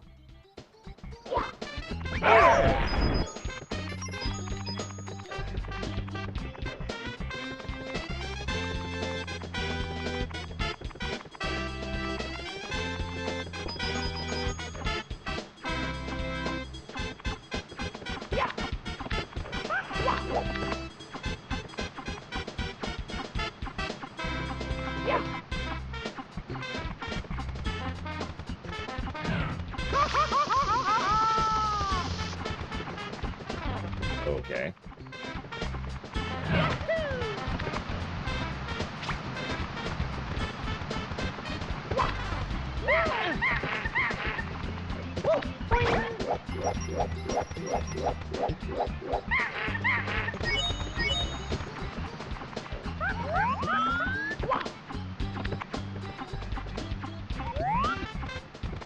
That's really weird, Dream Whisperer.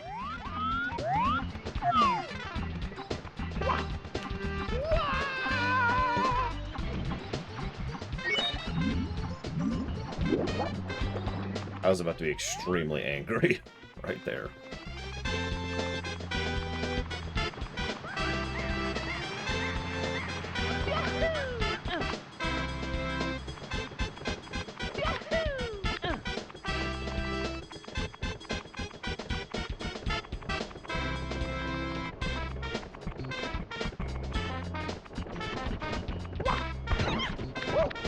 Yeah, usually that's some kind of issue with either the port or the cable. Neither of which are particularly hard fixes, but...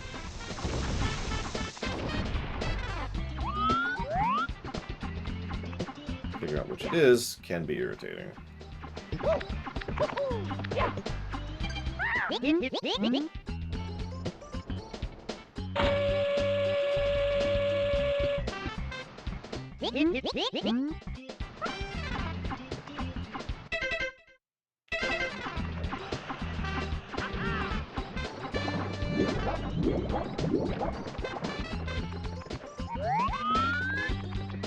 I am at an absolute minimum short 6 coins.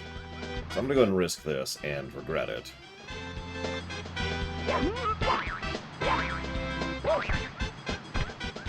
We're okay, we're okay. Still short a few. I'm either short 1 or short 9. I think we're going to say we're short 9 and not risk it. Because screw those 4 red coins.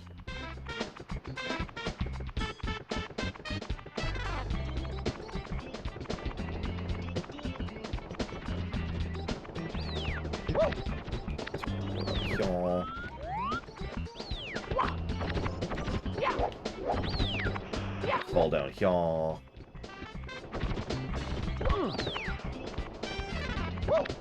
Are there 2 Chuckyas? Because we've already taken out 1 Chuckya.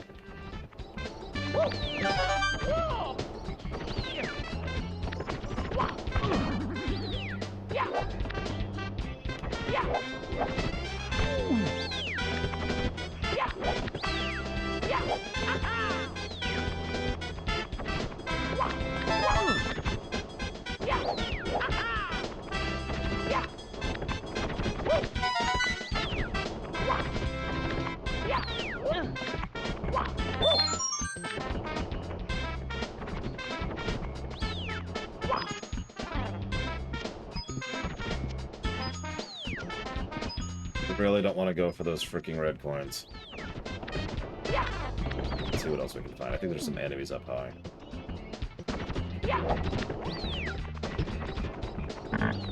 So we got a couple of Goombas. Camera. Okay, don't do it, camera. That's cool. I just want to stare at this wall, camera. That's exactly what I want. Come here.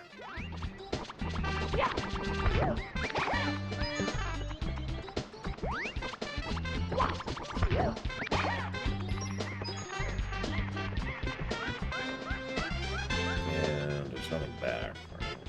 Oh no, there's a Goomba. As couple of Goombas, but they're on the slide area. Okay, well, let's see what's this way. Other than Jackass. There.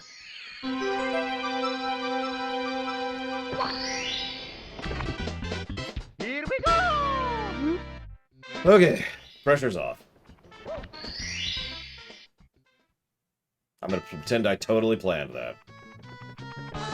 What, that the controls are the worst controls in the history of Mario? Yes, I do remember that. I remember massively disagreeing with him while he was saying it. But, I mean, that's how that works, right? We all disagree on these kind of things. I mean, can you imagine if we all agreed on stuff? That would be kind of a really bland world. It's okay, this time I don't have to worry about the coins. I just have to worry about living, which means I'm gonna die, obviously.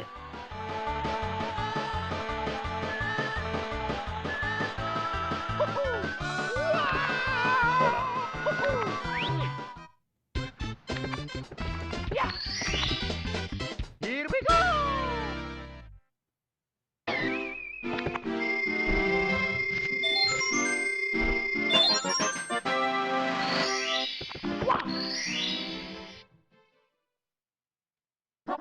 Let's go! Okay. We still have 2 difficult stars left to get. Let's go ahead and get one of them right now. In fact, let's go get our life that we're gonna need because we're about to die. Yeah, ignore The Witcher 3. I mean, granted, I wasn't impressed with the gameplay of Witcher 3 either. But...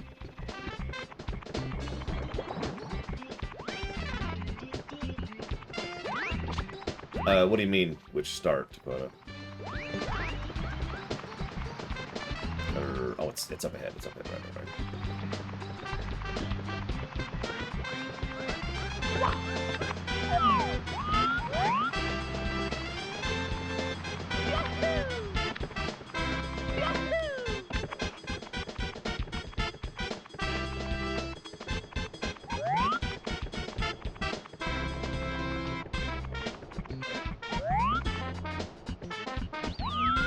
Oh, the only stars that don't knock you out are the ones that, There it is. I knew there was a teleport. Just couldn't remember where it was. Anyways, the only stars that don't pick you out are the 100 stars.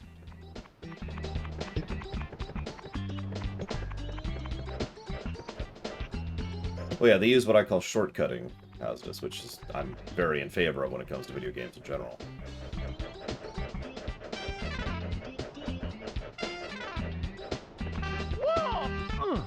So, I might just Google this to skip having to do that again.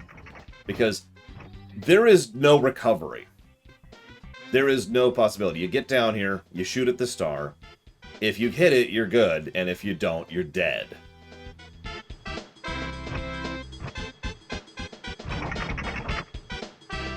So, Yeah, I'm just gonna straight up Google this one.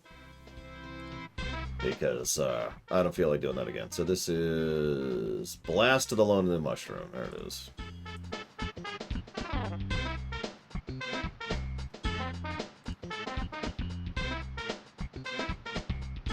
Of course, that's the DS version, so that doesn't help. Yeah, you can also jump down from the rolling log, I think, area in order to make this. Come on, the non-DS version, please.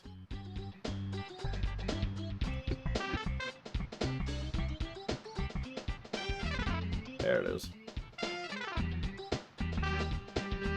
Actually, it looks like I'm pretty accurate. Maybe a little bit higher. Lower.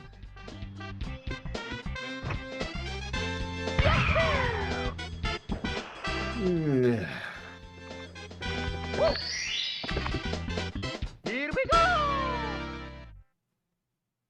So, that's one of the worst stars in the entire game, in my opinion. Now let's do one of the other worst stars in the game. That's not true. This isn't even worse. But that is one of the worst stars in the game, in my opinion. I absolutely despise that star. Why? I feel like I've already explained that. It's a cannon... So first of all, it's irritating to even reach the cannon. But ignoring that, it's a cannon shot out into the unknown with effectively no way to recover. It's just, you're dead if you fail. That's it. Restart all the way from the beginning. Go all the way back to the beginning of the stage to retry the completely binary difficulty thing again. Whether it's easy or hard has nothing to do with anything. It is the worst star in the game.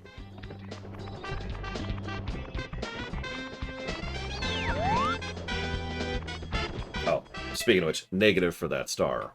Sorry.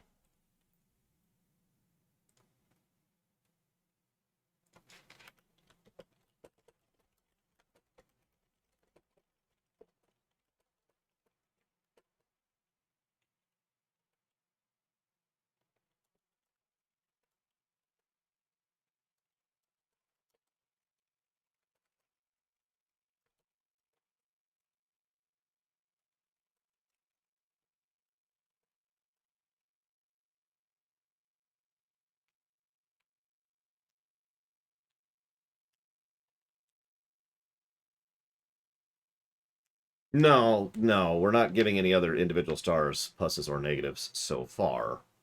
Because none of them have really been particularly good or bad so far, Hazardous. I stand by what I just said. That is the worst star in the entire game. It is the worst designed star in the entire game. It's the Dark Souls of this game's stars. No, really, think about this for a second. Alright, so you gotta go all the way over here, back to the boss. Okay, let's start the boss over. You're dead. Alright, so let's go all the way back over here, back to the boss. Nope, you're dead. Alright, so let's go all the way back over here to... And now let's go ahead and do this again. And over and over and over until you actually have it right. There's no recovery. It takes too long to jump out and then jump back in and then get back to the cannon and then be able to do it. Now, if you can do it your first time, neat. That doesn't make it any better. There are so many ways they can make this less aggravating. Like, maybe make it so that you're trying to shoot up to the mountain. So if you fail, then, oh, well, that sucks. But then you fall down into the water or you fall down to the mountain or whatever. Then you swim back and try to recover from it. Instead, you actually lose a life every single time you screw up on this. Leave the stage, re-enter the stage, and then go back into the star again. We have given... This is not new. We have given this negative to multiple games before. I am not going to suddenly stop giving a negative just because it is, and in Ocean's words, easy. So, no, that is a negative.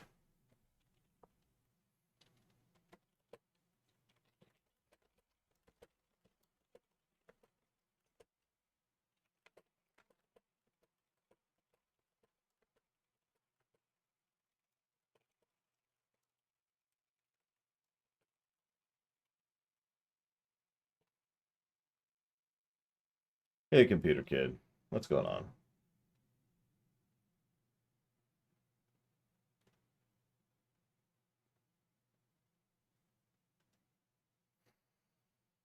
Now, to your point, I haven't been ignoring you. I've been, so I have that jotted down as one of the potentials. I think I'm okay at this point with going ahead and giving the the move set a positive.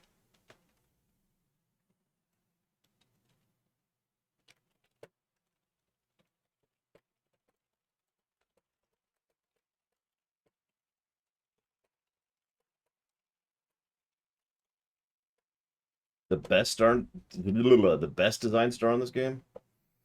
Hmm.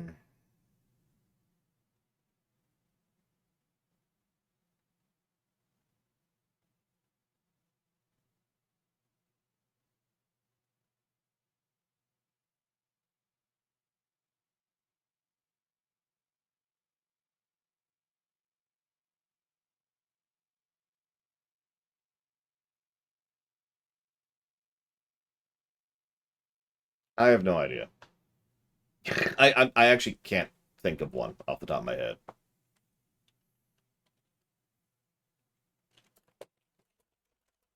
It's okay. I'm salty every day. See, my life sucks, and I wish I was dead, and so I try to cover that up by trying to not think about it. And then people remind me of it regularly and repeatedly, and that kind of breaks down the things. It's having a thin skin. You know what I mean? You can only deal with so much damage before it starts breaking through, and that sucks.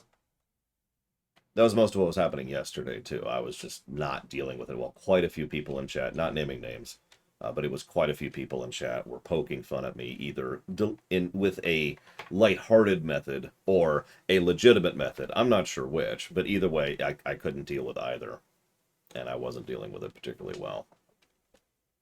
Thankfully, we had Lethal Lava Land to recover on, because that was just an awesome stage.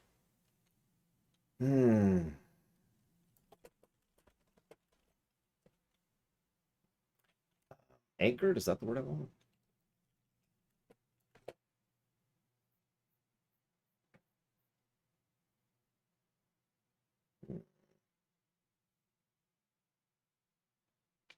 No, it's okay, Innocence, really.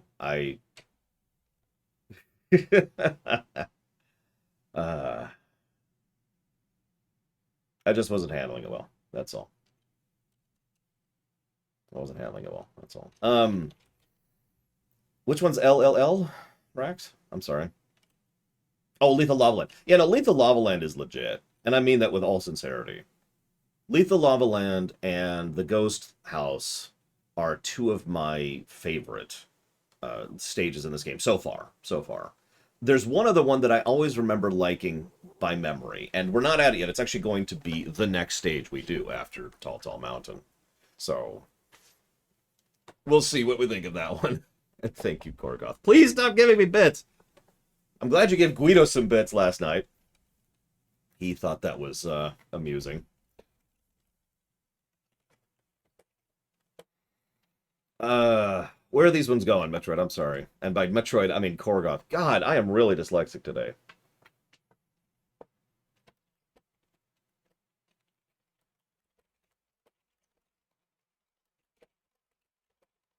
So yeah, let's go ahead and codify the moveset positive. I have plenty of evidence to go ahead and codify that positive. Up here right now. Yeah, I'm gonna put Metroid's bits to the Korgoth log. I mean, Bob-omb Battlefield is well designed, like most Mario level 1s are. In fact, so far, every level 1 in every Mario game we've covered so far is really well designed. But as far as favorite stages,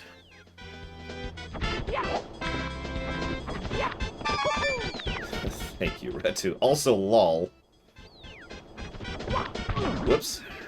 Whatever. Okay, towards the Metroid block. You got it.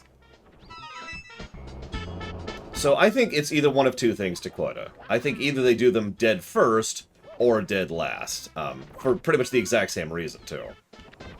The benefit of doing them last is obvious. You know, we know everything. We've figured out all our skill, all our toolkit. We know exactly how we're going. And now we can do all of the great design stuff that Mario games do in that first stage. The benefit of doing it first is they could put all of that time and effort and work into it right off the bat and say, okay. And they're still fresh, right? They're still refreshed. Both approaches have their own benefits. It's just they both are executed differently. So I'm going to go for this and fail at it.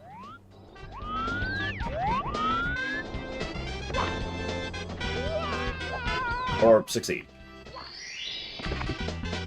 Here we go! And thank you, Kimster LP, again, very much. Towards, that's the wrong document. Towards Metroid Block.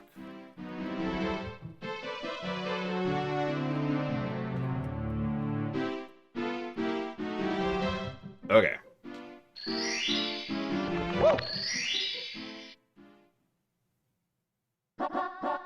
I guess I should... So now that we've done the hard stars, let's go ahead and do the ones that I'm going to die on.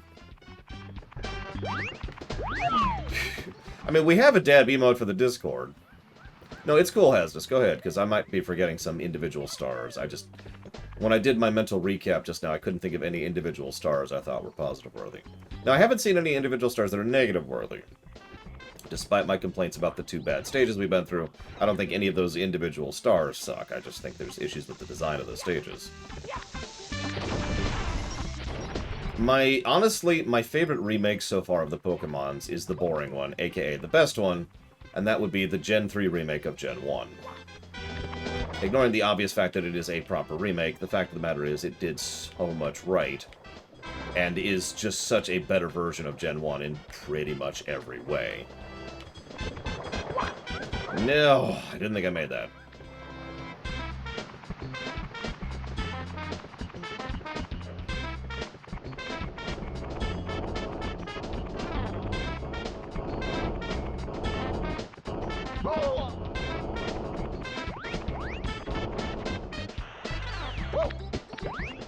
I remember having issues with Heart Gold and Soul Silver. And those issues were leveling.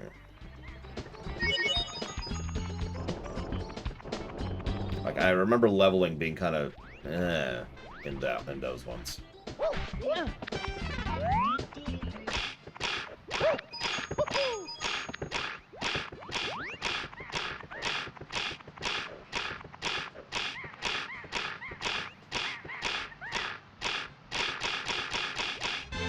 Yeah, I know I could have gone for that one. I probably should have. But I figured I'll soon get... I mean, we have to go up here again anyways, right? There's no doubling up on stars. Here we go!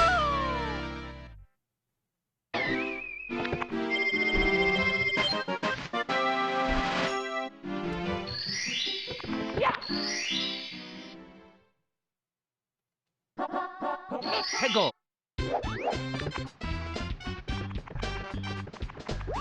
Nah, go ahead, Blow Up Alex. Hit me. I'm ready. You're gonna say Legend of Dragoon should get an audit run because I was unfair to that game and gave it too many positives. You're right!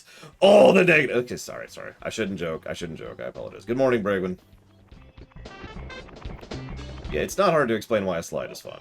I think that's easy to understand.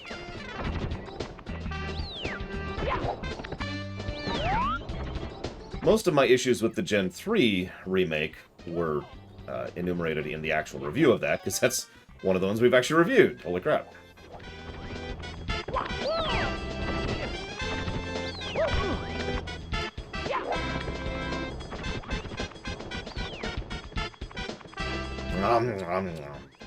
Delicious negativity.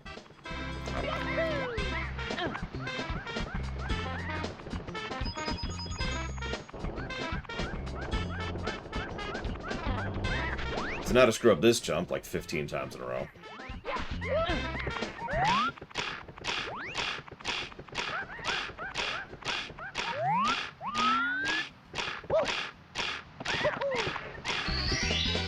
Here we go! Or get it first try.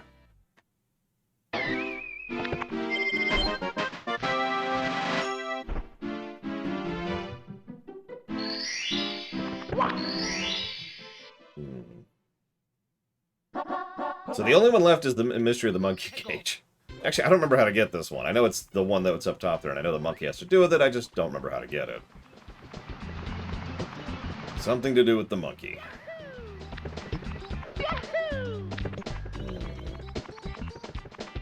Oh, just grab the monkey. Okay. And then the monkey steals my hat. God damn, give me my freaking hat back! I guess I actually have to go this way, don't I? Honestly, they keep selling Venters, and they've been on brand with that for a while. So yes, they will probably keep remaking the gens. Probably at least until the 3DS ones.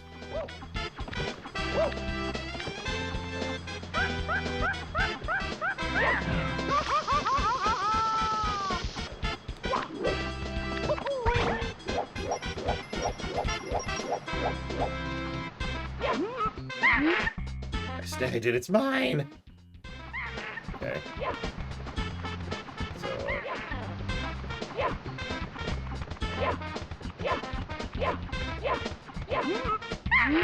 you're joking me, I've been framed! A cap? Oh, alright, it's a cool cap, but I'll give it back. I think it looks better on me than it does on you, though. Okay, so, not that monkey. Got it.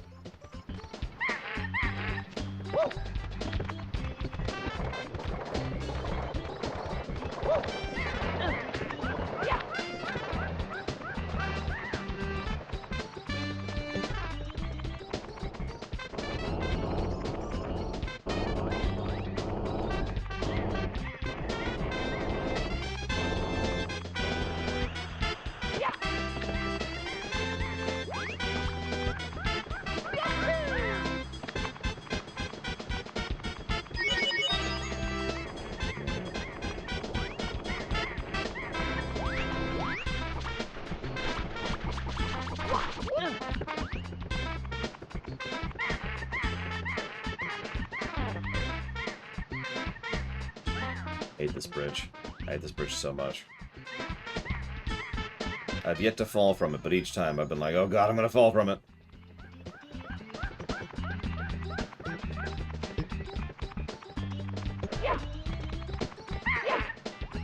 Come here, monkey, or I'll kill you.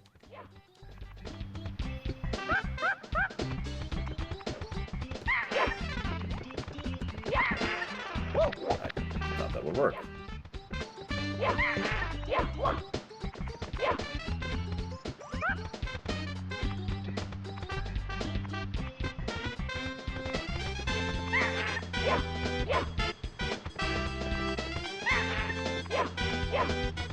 So, we're not at Sunshine yet, but how many of you, by memory, really like the floodless levels in Sunshine?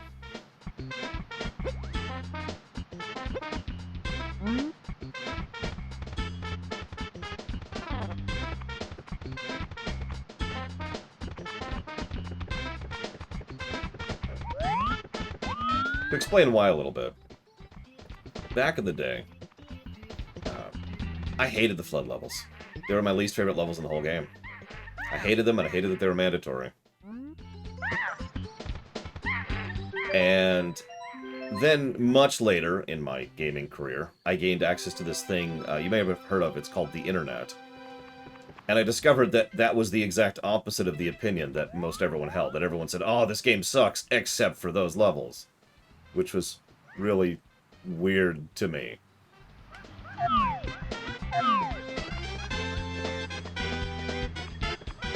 We'll see what we think of that when we get there.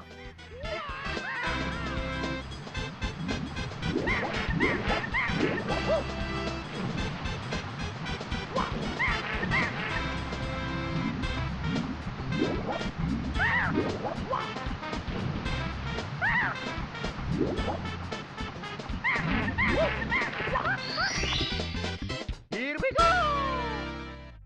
Yeah, the 8 red coin bloodless level is not what I'm talking about. That's a little bit different and a whole lot worse.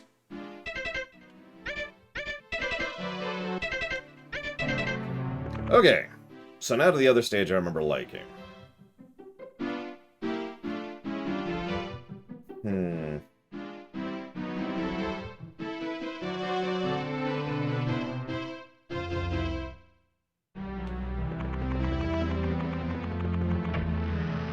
Wrong one.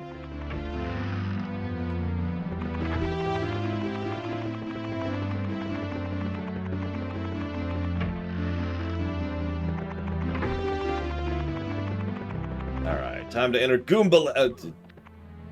Goombaland? Huh. That's weird. You can actually tell if you're looking at it at the right angle. Look at it. You can see the angle on the wall there. See it? We'll go to this one first. Oh, no, we'll go to this one first. Yeah. We'll go to this one. Hang on. There we go. Okay, we made it.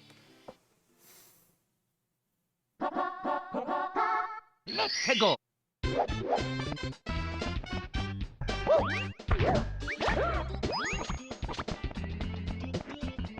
Yeah, it's actually a pretty impressive optical illusion for the time.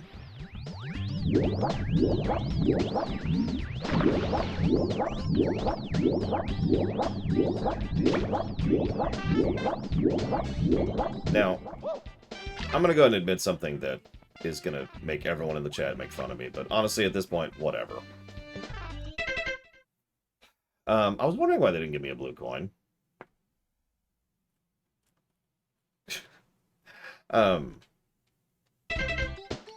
I'm already late on that. I'm already missing out on 4 coins, so screw all that mess.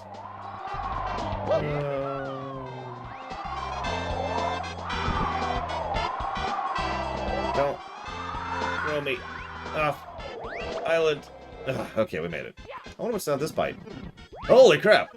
But yeah, no, the main reason I liked this level back in the day wasn't because of the gimmick of the platforming or any of that stuff. It was because of the fact that while you were small, there was no bottomless pit. You know, like the one I just fell into.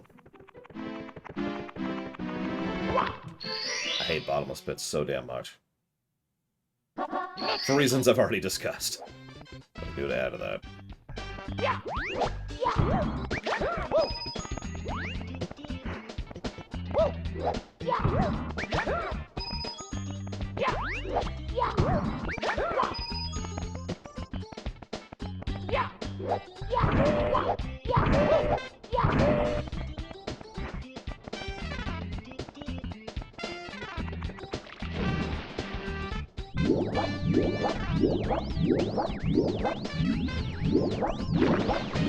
You say that, but where do the bottomless pits eventually go? Yeah, sure. Give me a bit, Eternal System Error. I also remember this island being one of the easiest ones to get coins on. But yeah, no, we already talked about this when we were covering Mario 3 just a few days ago. This is the same gimmick. They do a bit more with it here than they did back then, but still, it is the same gimmick. Okay, yeah, I was right. I'm pretty sure I remember this stage.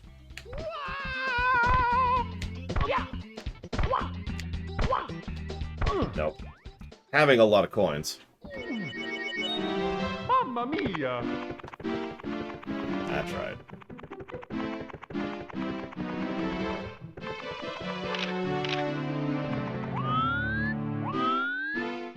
So...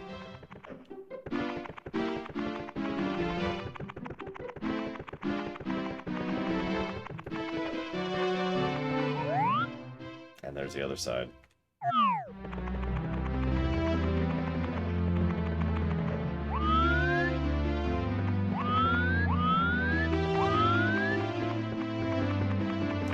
Whatever.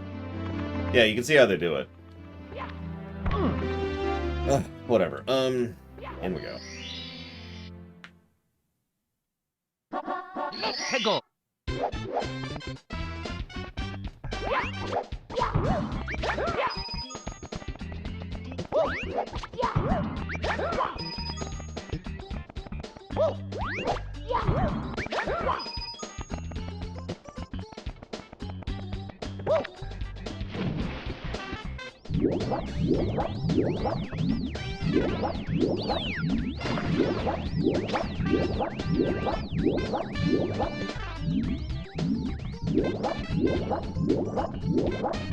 Don't worry, I swear I'll show up the other side of it at some point. Really?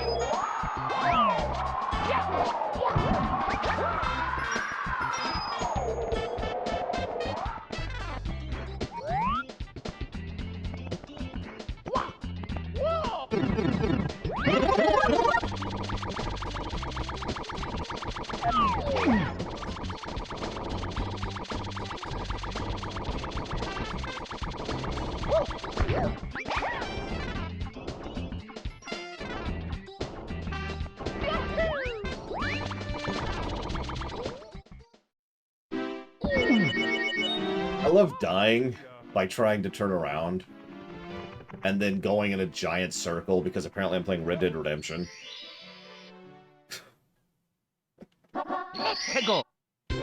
Let's skip the coins for now. That was actually one of my biggest complaints about Red Dead Redemption. Ironically, that was my biggest complaint about Red Dead Redemption 2. The controls. I know it's been repeated a few times, but how many of you have ever played RDR and tried to walk into a doorway, slammed into the door frame, turned around in order to go in, and hit the other door frame?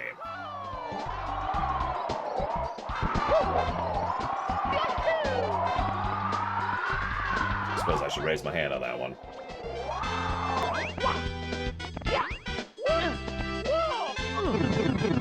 Yeah, me too, Nosians. Like, I get why they do it, I just don't agree with it at all. Let's do it again, for the exact same reason, too. Well, and that's okay. Mamma mia! You know what, hang on.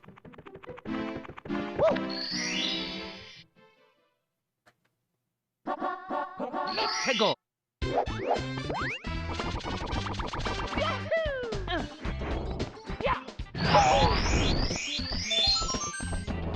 I didn't even see it, I'm sorry.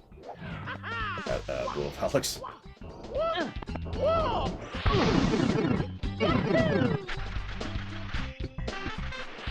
I mean, it's still a good game, it's just really frustrating, you know?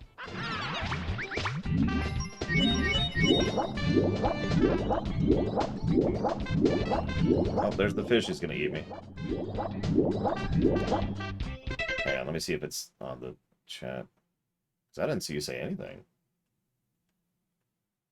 Like, at all. There it is, way up there. Sorry, I was 13 minutes ago.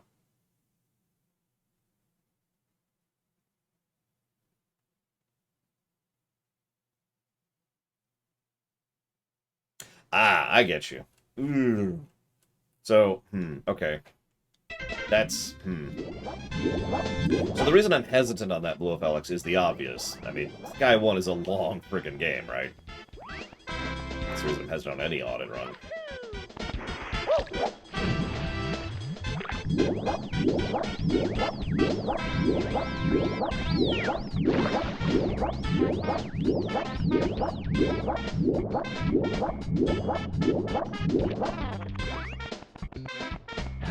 Yeah, they like to vary up their bottomless pits in their oceans, because I don't know why. Oh, and I agree with you, by the way, Rex, about the bottomless pit thing in Sunshine. If Sunshine was all bottomless pits, that would really irritate me. But we'll see if it actually irritates me in practice. Okay, so... Oh, right, we have still not successfully opened up the damn... Oh my god, game. Thing. Mamma mia! So let's... Ow. Let's go!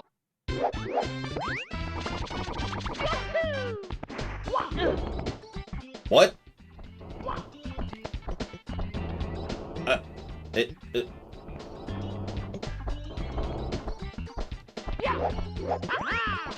I guess we're going up now.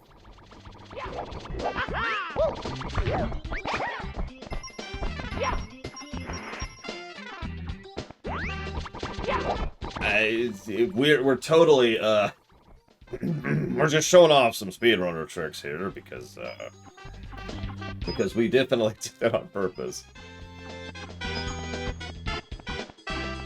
I mean, I wasn't originally going for opening the cannon, and then it was like, well, it's right there, I might as well get it, and then I kept failing at it. Over and over and over. And over. And over. Again, on brand. Gotta stay on brand.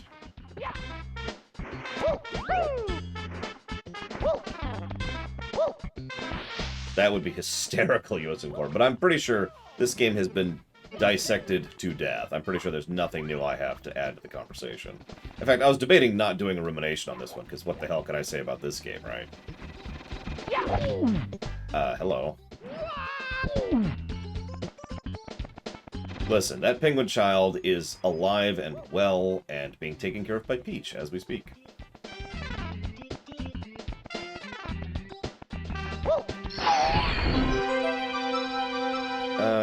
No.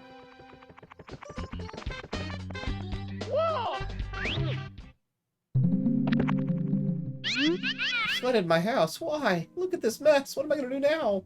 Ceilings ruined, the floor soaked. What to do? It makes me so angry. Everything's been going wrong since I got this star. It's so shiny, but it makes me feel strange.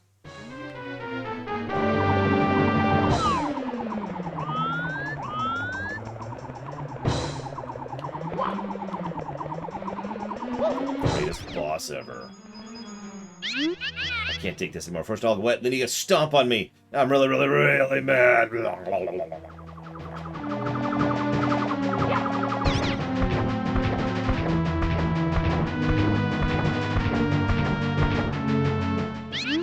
Hey, knock it off. That's the second time you've nailed me. Now you're asking for linguini breath.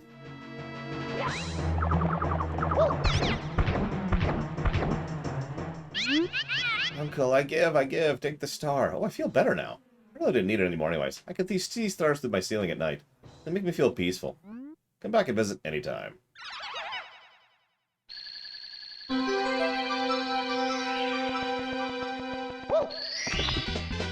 Here we go!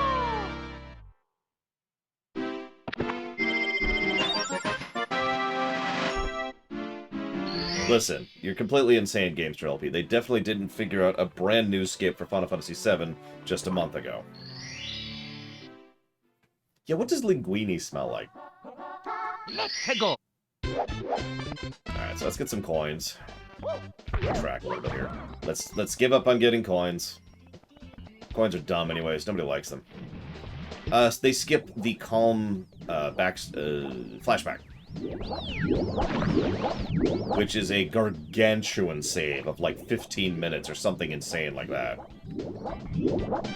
Never mind the fact that the calm cutscene is just terrible from a speedrunning perspective, because there's nothing going on for the entire thing, and there's some RNG involved with that damn dragon.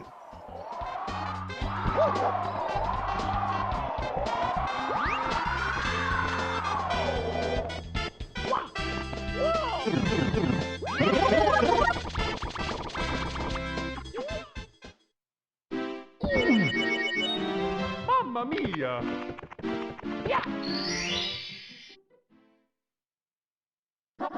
Hegel. The specific skip involves trying to trigger the, hey, you shouldn't go this way, cut dialogue at a very specific point in the map.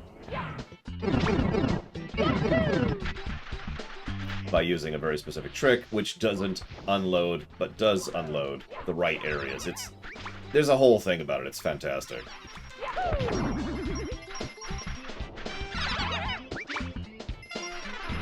There's a fourth one. There's a fifth one!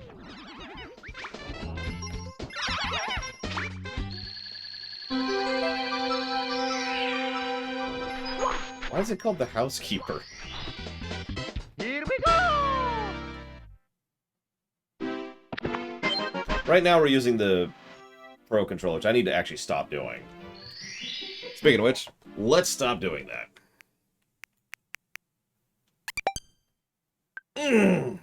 So, do this. Switch to some more comfortable controllers. There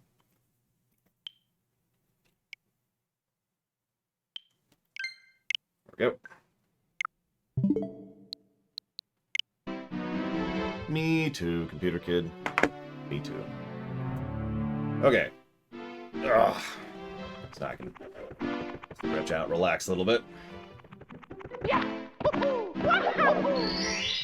So, part of the reason I was doing that was to see if there's any appreciable, noticeable difference.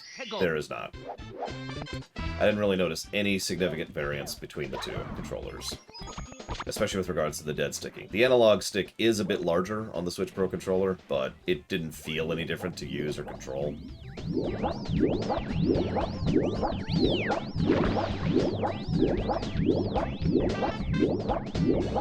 I do actually like the Switch quite a lot.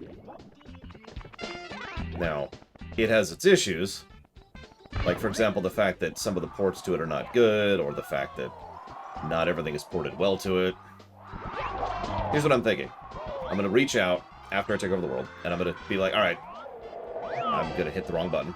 And I'm going to say, alright, I want everyone here to... I want volunteers. I want a company whose specific job it is to port every game to the PC, PS5, S6, and Switch. Get on it. And if they put in any Rockstar quality ports, they're fired.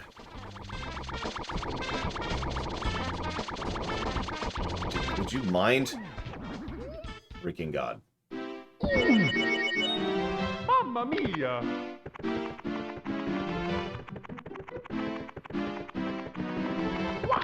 Oh yeah, we're also going to design Joy-Cons that work on all of those. We're going to get a PS5 controller that's separated.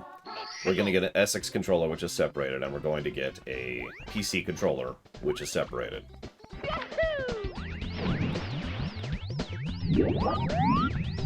Now, we're not going to stop developing new games, obviously, but that's why we get completely separate, you know, developers whose entire job it is to just figure out how to port this stuff properly. Well, that's a separate team, Savaka. I mean, yeah, Trihexia.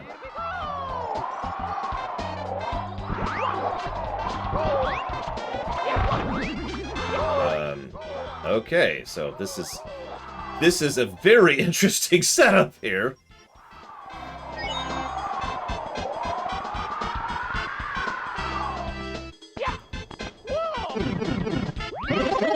Okay, so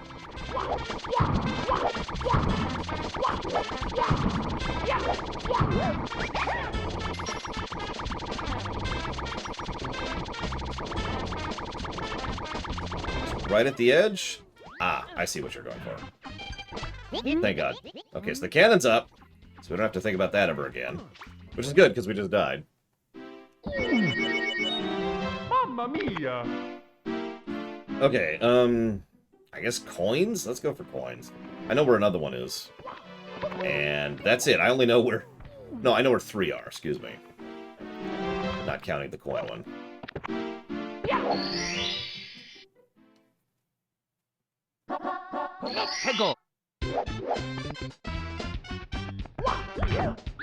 Well, we're not going to get coins this time. I give up on everything.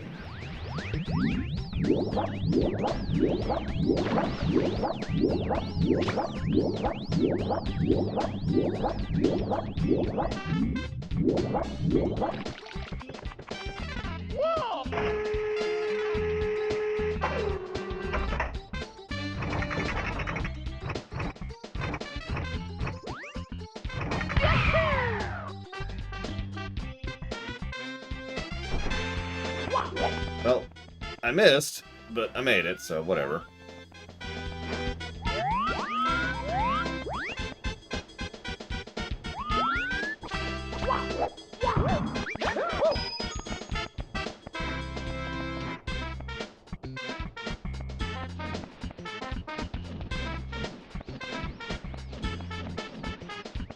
No, we've already covered Odyssey, Nasty Bagel. And we've already covered Galaxy 1 and 2. We are covering this, and then Sunshine, and then that's it. I don't want to push back FF14 any further than I already have, after all. So now for the worst star in the game. I mean, the level. Sorry. So now for the worst level in the game. Mamma mia! Or let's... God damn it, the worst star in the level. Come on, use your words.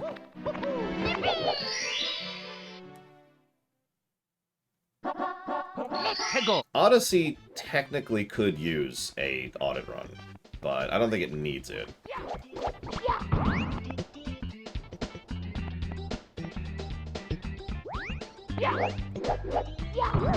And the Galaxy games, I don't remember. I think... No, the Galaxy games received an audit, so... They haven't had an audit run.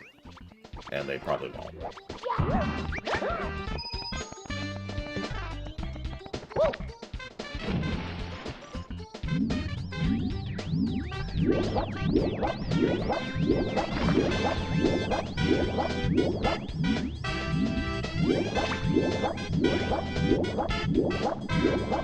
Until I invent the longevity vaccine, obviously.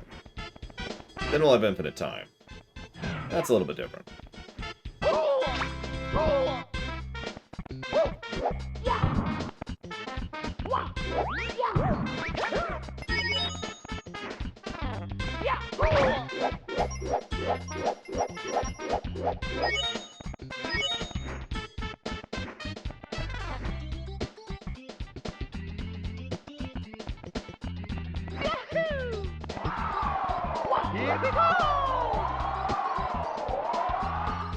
Well, the problem is, Dakota, it's been both.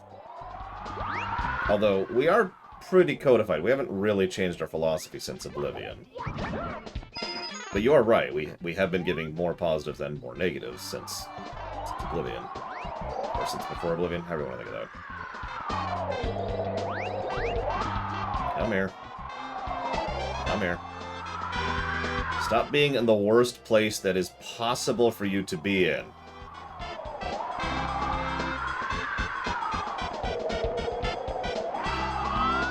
On that, we'll have to disagree then, Dakota.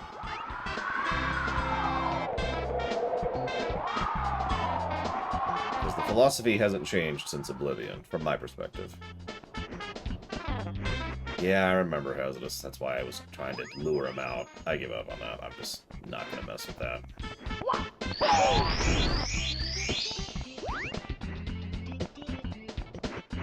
Now, it's possible we have been doing more positives and more negatives without meaning to, but there's no intention to do so. Not since the Oblivion standard.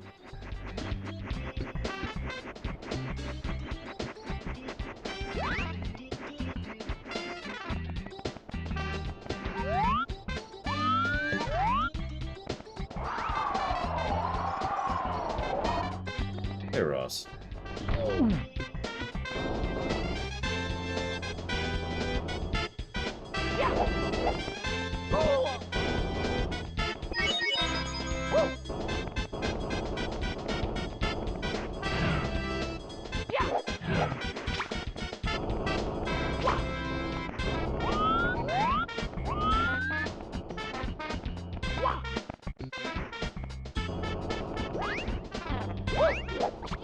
The question is, how are you doing a TNG watch?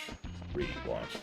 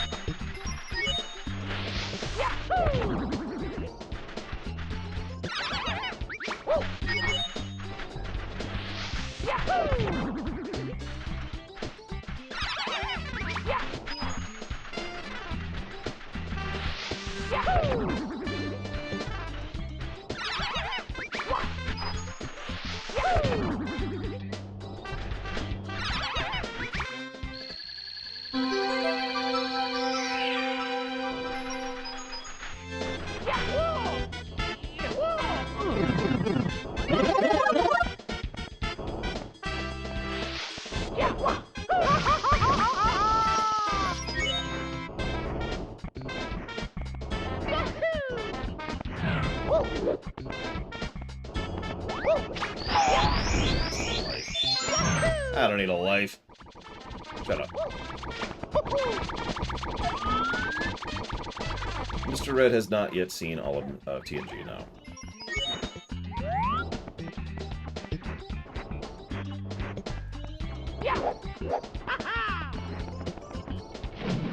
Good morning, the Poindexter. Aw. Figures I do it once by accident. Of course I can't do it again.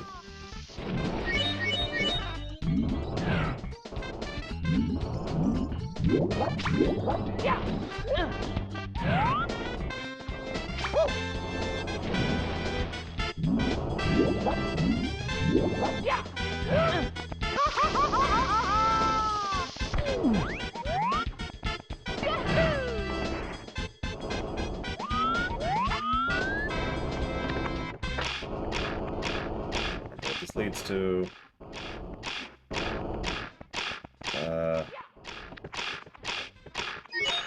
Well, that's interesting. And I'm dead. Well...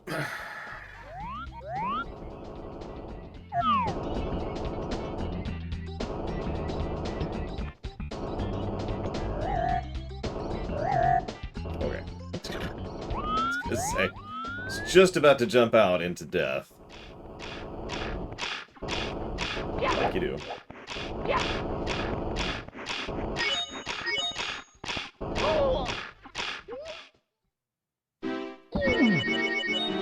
Mamma mia!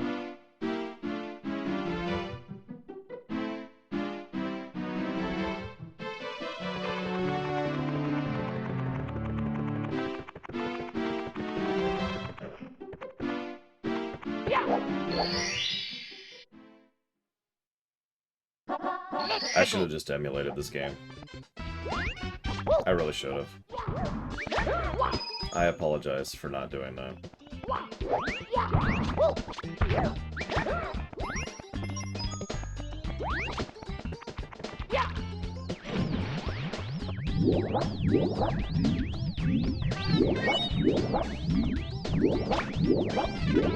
Although, in fairness, we've actually factually proven that emulators can randomly wipe all of your save states and save files. That's a real thing that's already happened. So,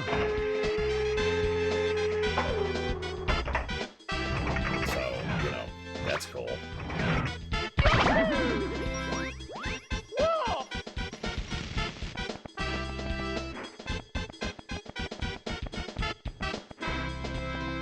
That was during the Banjo-Tooie run. It is literally listed as a known issue under the emulator. Just happens sometimes. No fix, no nothing. Save's gone.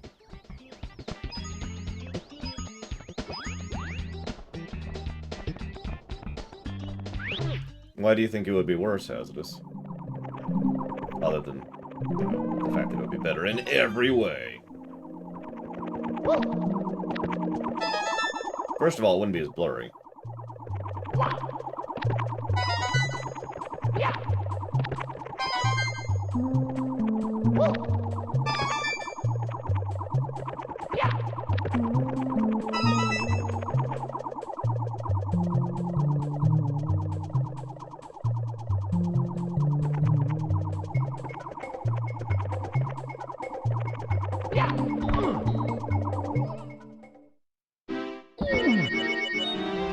Mamma mia!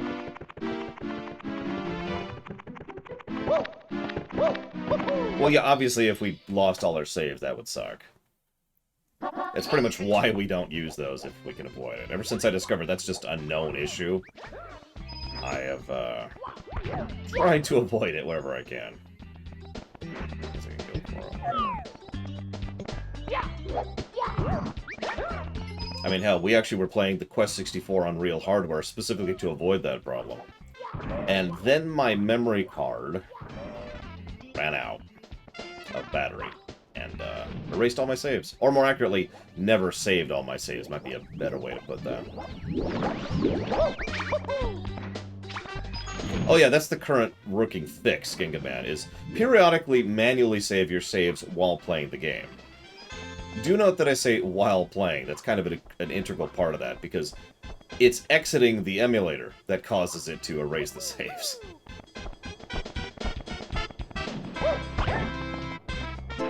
So, you know, that's fun.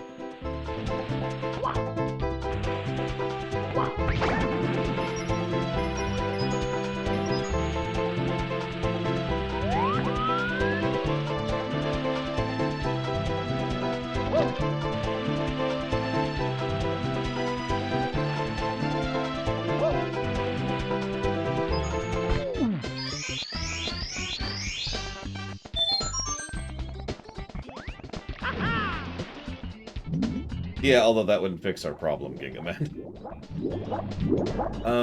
Let's go try it, Hazardous. Just right here. And totally not Big Bertha is not trying to eat us or anything.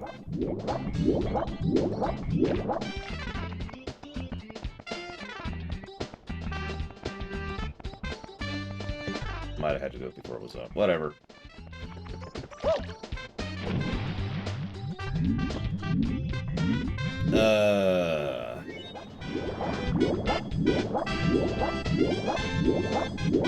I don't remember, Rax. There were 3 separate emulators I was trying for the N64, and all of them sucked for different reasons.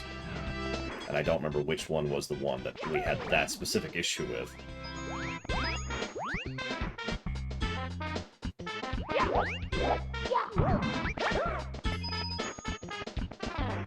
Hang on a second. I just pulled it. No, I don't. Hang on, hit the stream brakes.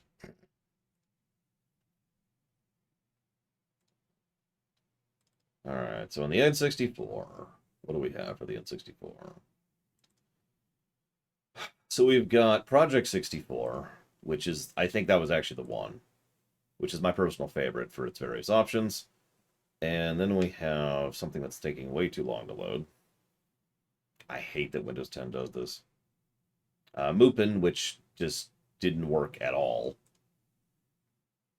And then we had whatever is on this. Is this it? Whatever's on RetroArch. I don't actually remember what it is, but whatever the RetroArch one is, Mupin and Project 64.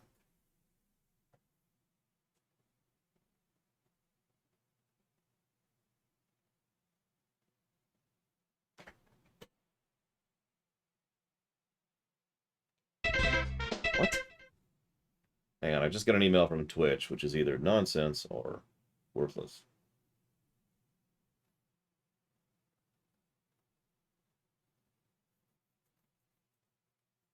I'll look at that later.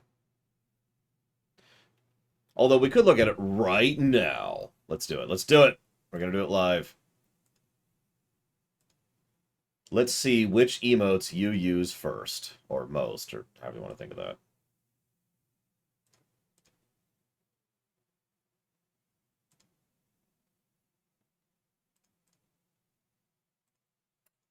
Or you could just not load. I mean, that's always an acceptable answer. There you go. All right, let's see which emotes we're using. Here we go, here we go. Here it is. This is it. This is it. All the information. Or you're not going to tell me. You're kidding me, right? Okay, here we go. The most used emote on this channel.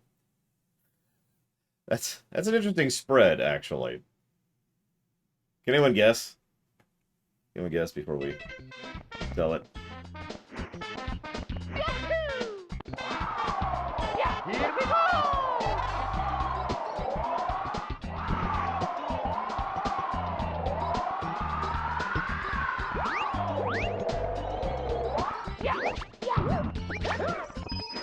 It is Flex, by quite a margin.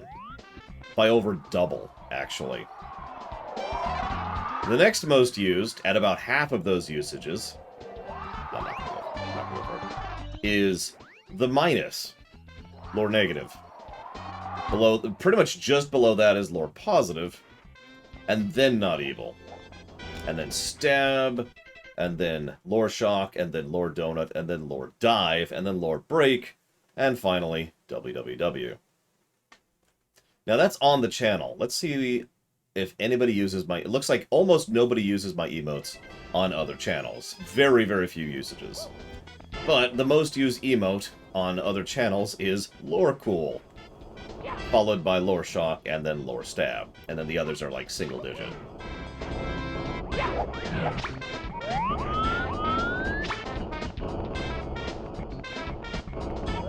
Interesting. I mean, I don't internal system errors. That's actually not quite true, but I usually don't. Oh no, the soup thing didn't irritate me. We all know that soup is secretly the one true food. Like, everything's a soup, right? You grind it up enough. I'm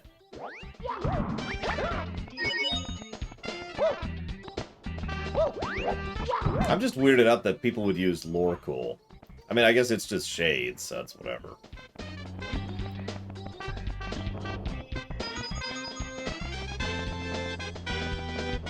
You could soupify anything. I've got a blender. Will it blend?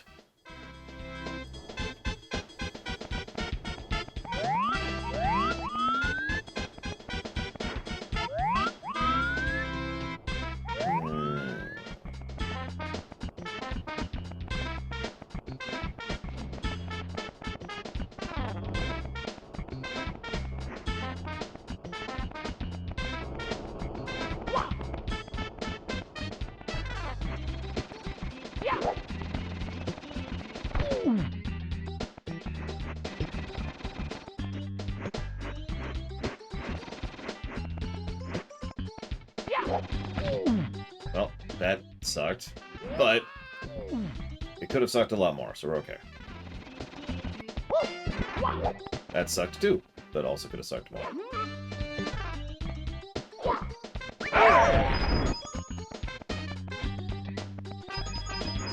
God, camera!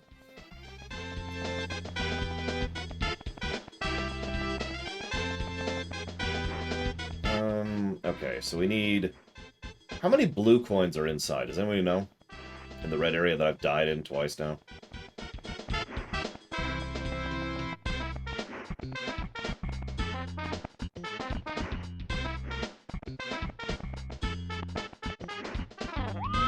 Cool. That's actually not enough.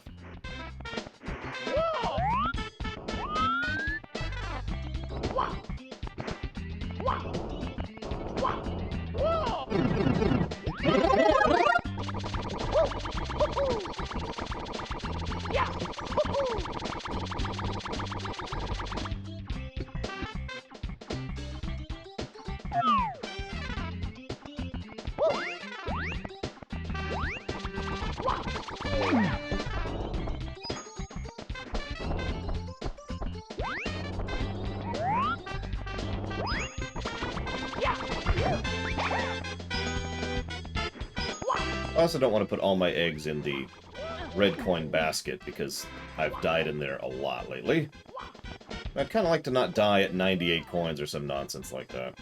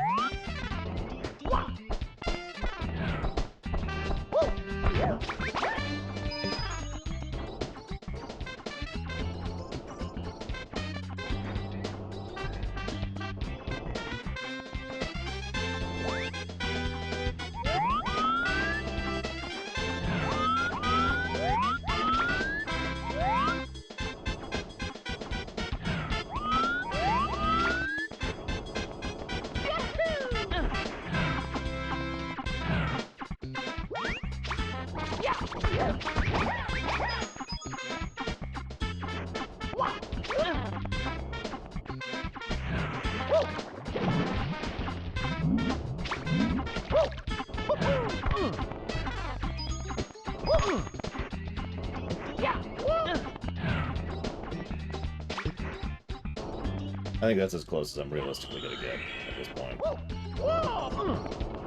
So.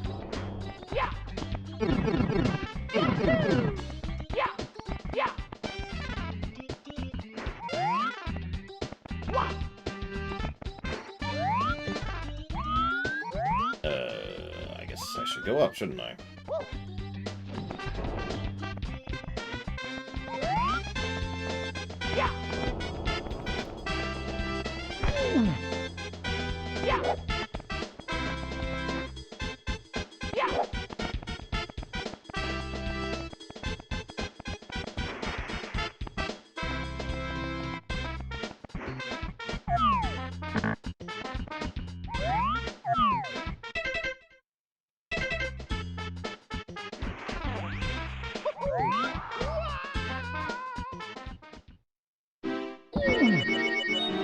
Mamma mia!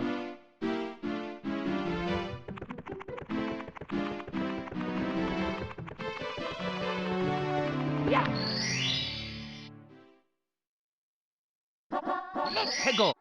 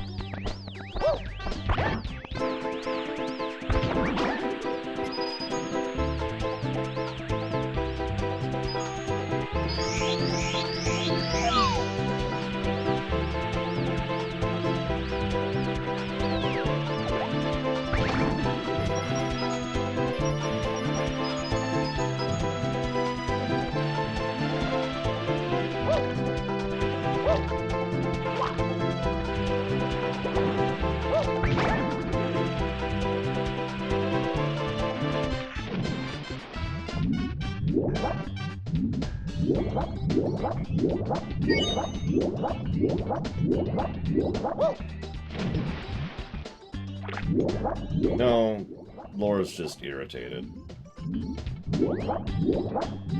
Laura doesn't like wasting his time.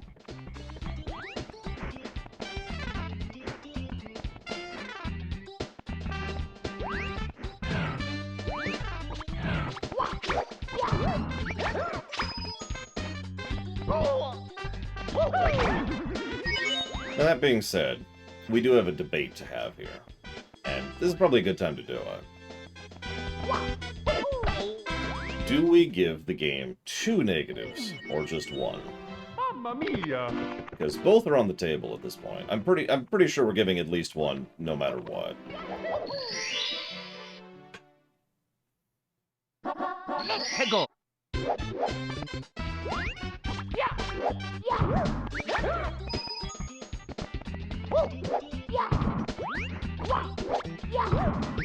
Oh, I'm sorry. For the star coins. The coin stars.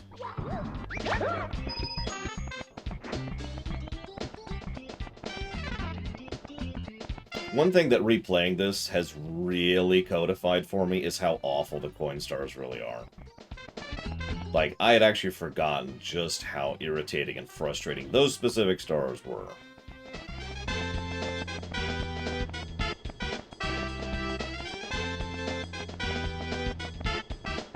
And I don't have anything else to add to that, really. The final pièce de résistance on that, the thing that really pushes that into the potential for 2 negatives, not only the fact that they just kind of keep being awful, but the fact that in some cases you can literally lose progress and have to restart the stage in order to be able to progress at all. Any stage with an indoor thing, like Tall Tall Mountain, or Pyramid, or the Volcano.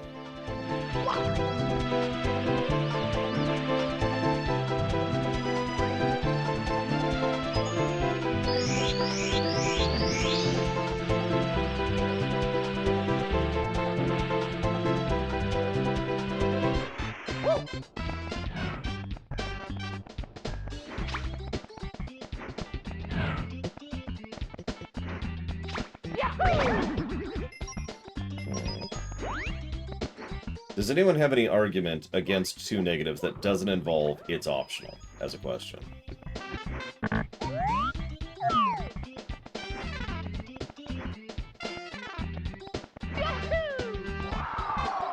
Here we go!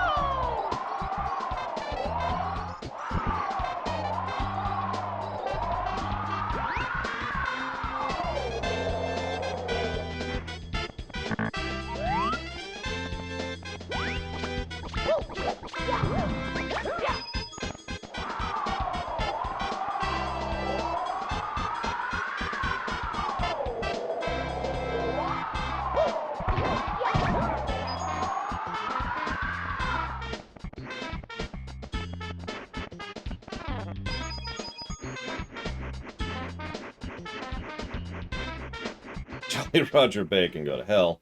But no, yeah, the difficulty is not part of this equation, to be clear. Dakota is correct. The fact that it's optional prevents this from being 3 negatives. And it does. I'm not even considering 3 negatives for this.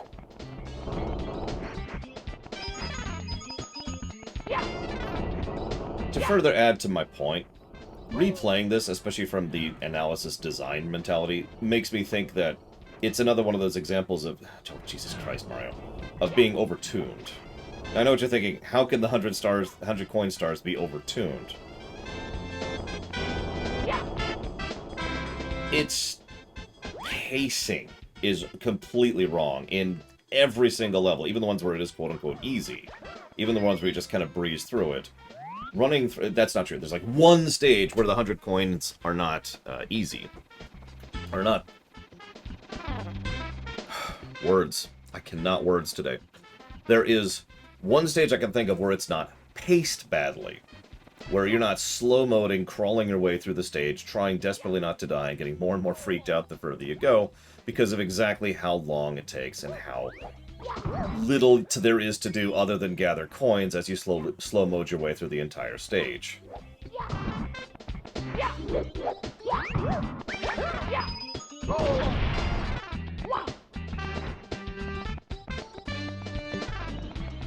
Like, I want you to picture the pacing, specifically, because that is something I want to focus on for a minute. Picture going through the stage, even me with my absolute terribleness where I suck at everything and I deserve to die. Even if we ignore that for a second, think about how extremely different the pace is between zooming through and getting stars and, oh, well, I screwed up. Well, okay, let me try it again. Oh, I screwed up. Let me try it again.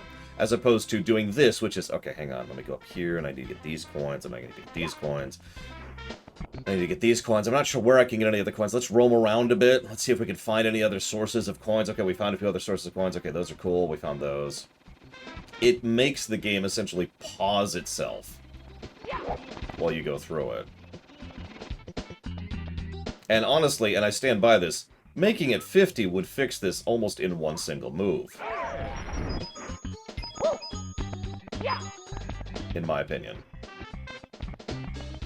That's the easy fix. The hard fix would be to actually go through and manually change and tweak where coins are what and why. But if you were to just go through and say, shunk, there, it only takes 50, done.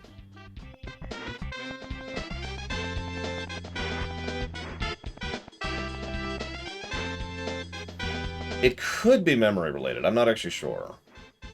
I do know that the way this game renders is variable, as in certain things render differently in active memory, depending. But I don't know if the coins are part of that or not.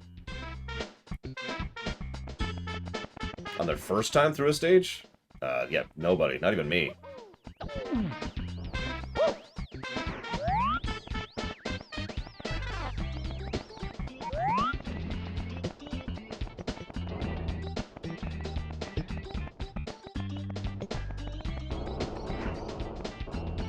Admittedly, I will say Mario 64 does a good job with its sprite count in general. There's very few locations, there are a few, but there's very few locations where it starts to hit the thing that, you know, Mario World and 3 and 2 and a lot of NES games that we've been covering over the last few weeks have done.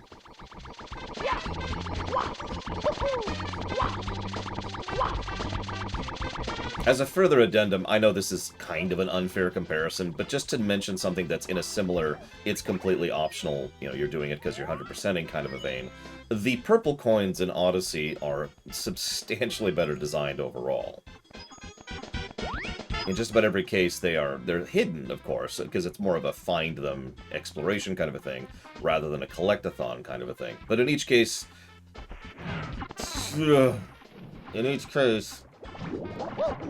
more thought and design is put into their positioning and their acquisition and blah, blah, blah, blah, blah. And of course, this, again, is an unfair comparison, like I said, but you can see them from a distance.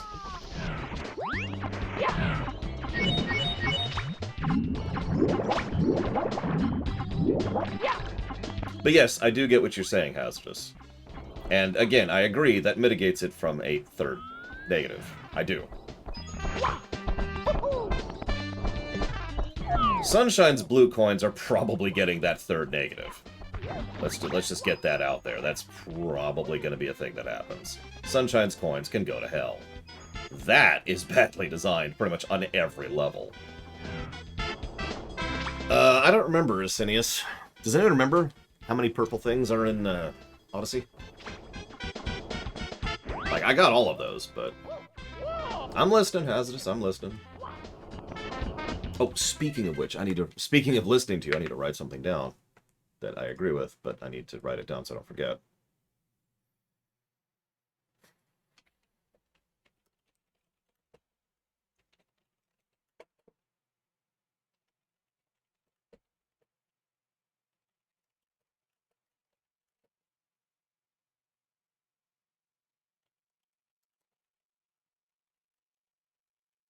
Correct. Exact out.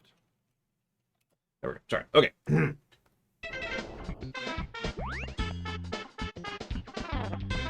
Now that's an instant death pit over there, so we're gonna slow-mo this a little bit.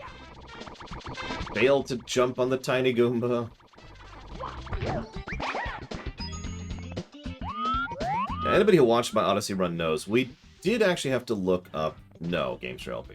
We did actually have to look up a couple of red coins. Literally like 2 bundles. I remember them because it was just the only ones we couldn't find. Even with the Bowser thing. Oh, you son of a... Mamma mia!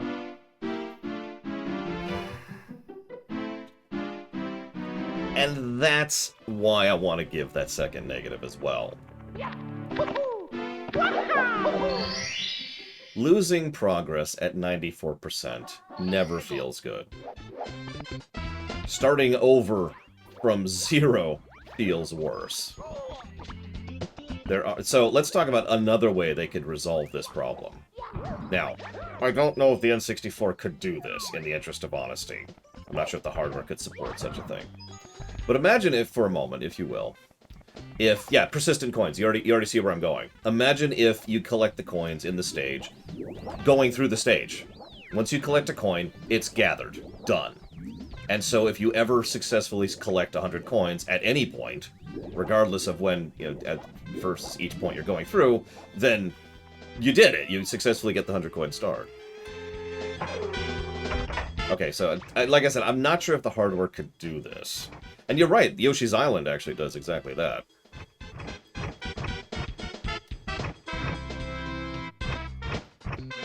So that's a valid point. Whoops, I was way too low on that.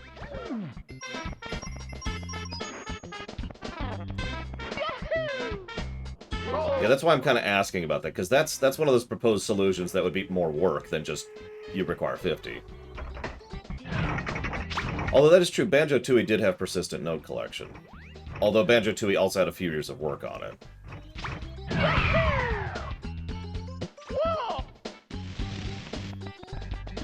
Nevertheless, Innocence is correct. There would be a bit of a knock-on effect on the health system. Although, if I'm being completely honest, I think the benefits of that kind of checkpointing, because that's what that would effectively be, would outweigh the detriments of you die less from health damage. How often do you die from health damage in this game? Or die more, sorry. God, I'm really dyslexic today. I don't know what is up with me.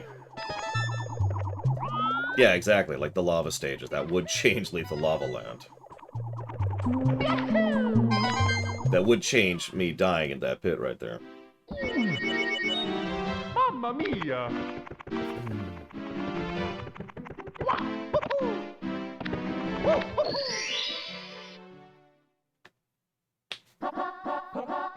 Let's go!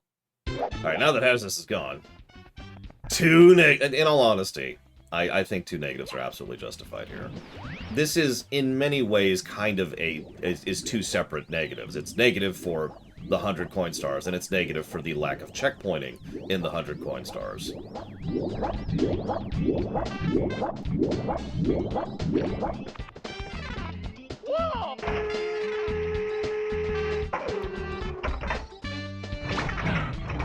I'm just walking away from the coins for right now, honestly. I just need to progress in some manner. Tall Tall Mountain is not getting a negative, no. It has gotten an aggregate positive, and a full negative, but it's not getting a negative. Oh, I'm fine. Everything's fine. I'm playing an irritating game and struggling to give it negatives. What could possibly be wrong? Can I go ahead and admit that that's one of those weird things about my job that I never would have guessed would be a thing? I was talking to Pax about this just last week. I don't even have to tell you when I give positives. You ever notice that? I don't have to say I'm giving this a positive. I just write it down and then people are cool with it, because nobody cares if you give positives. They only care if you give negatives. And I have to fight tooth and nail. I have to pull and tear for every single negative I give a game. It's just interesting to think about. I have to show so much work. I have to do so much to establish whether or not a game actually deserves a negative. And even then, most people still don't want to do it. They're like, okay, well, let's give like an aggregate, or let's give a partial for it. I'm like, it's not good!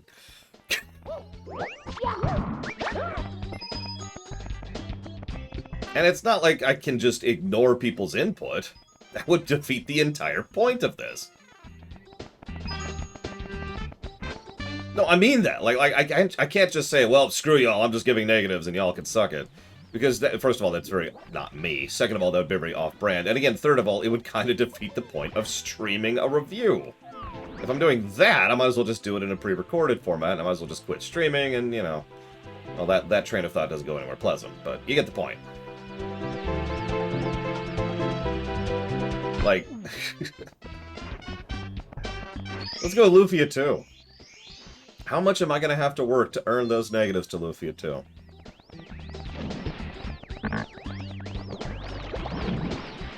Be honest.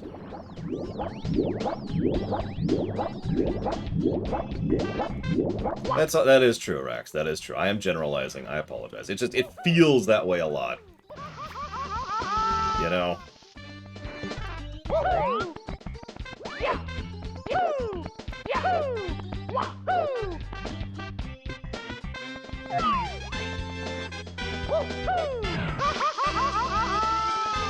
I mean, it's also funny to me, because if you look at the list, if you actually pull up the list of reviews, and you look at the spread, the ridiculous majority of games we've covered are net positive. Just fully net positive. Even games which I have been quite harsh on, Mega Man 9, still ended up being a net positive.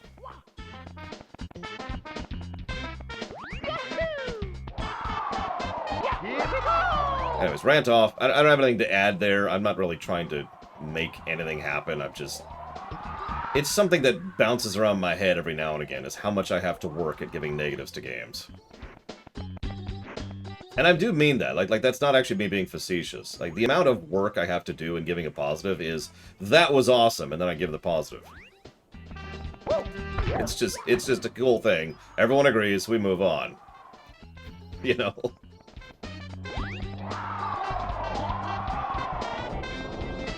Anyways, despite the fact that I'm really pissed off at the star things now, coin thing now, the truth is this stage is actually pretty neat, and it's probably going to get a positive. Negatives for Lufia 2? encounter rate is a bit wonky. Or I guess monster distribution is probably the way to actually describe that in that game. I don't know how grindy it is. I remember it being fairly grindy. The difficulty curve is completely all over the place. Ancient Cave. Enough said.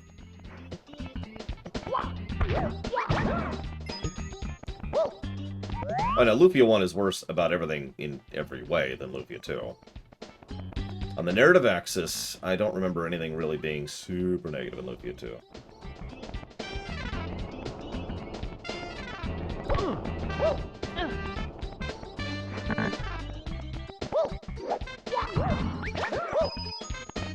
I mean, maybe for Dekar, but even that's more like an absence of a positive situation than a presence of a negative.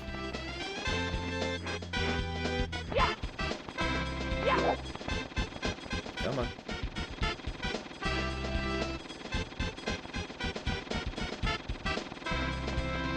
Or don't. That's also cool. Oh, you son of a Submariner. Wow.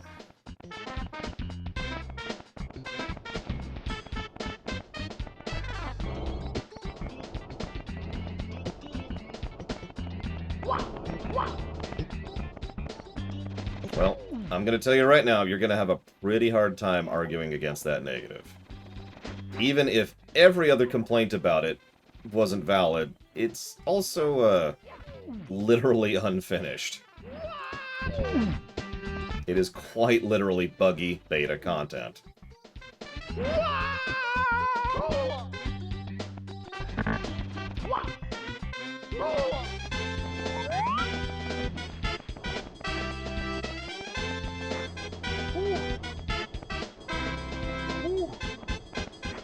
I need to come up with a new wash emote, since everyone's like, Monster Energy Drink, which, it's whatever.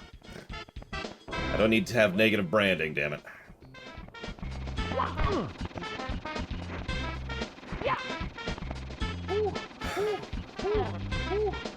Actually, you know what? Let's just do this.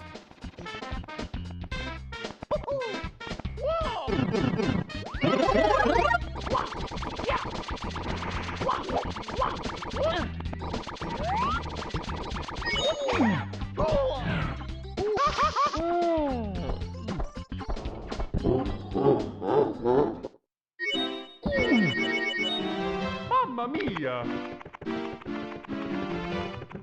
That's true. We've been so systematically removing the healing from the game in order to try and get the 100 coins.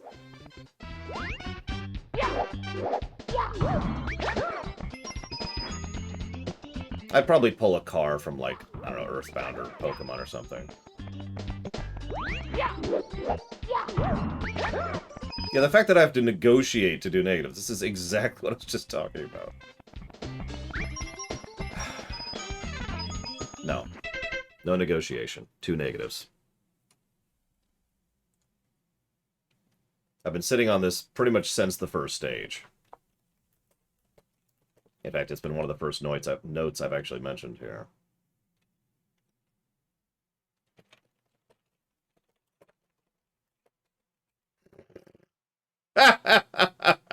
Okay, I needed that as it is.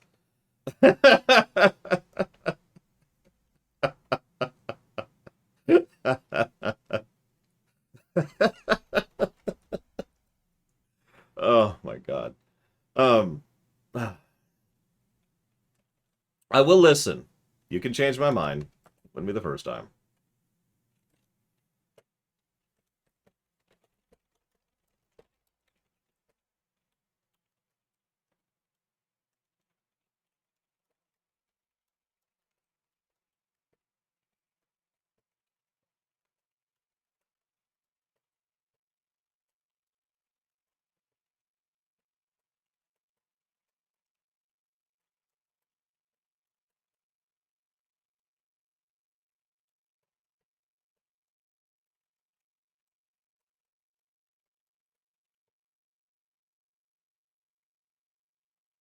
Wait, part of the ancient cave is mandatory? I don't remember that.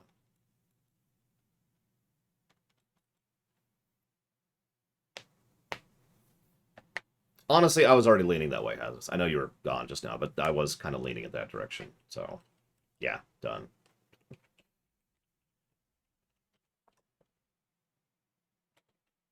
Let's do this.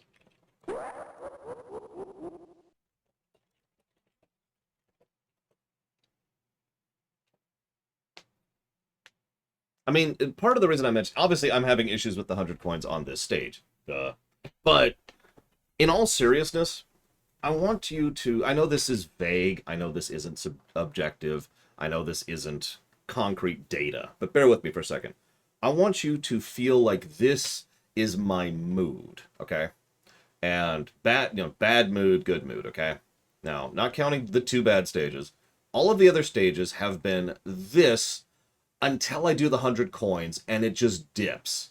How far it dips varies depending on the individual stage, but it always dips. Even all the way back in the very first stage, it's like, okay, now I have to do the 100 coins. Right? Okay, I got to, that's not true. The Boo House and the Lethal Lava Land, my 2 favorite stages so far, by the way.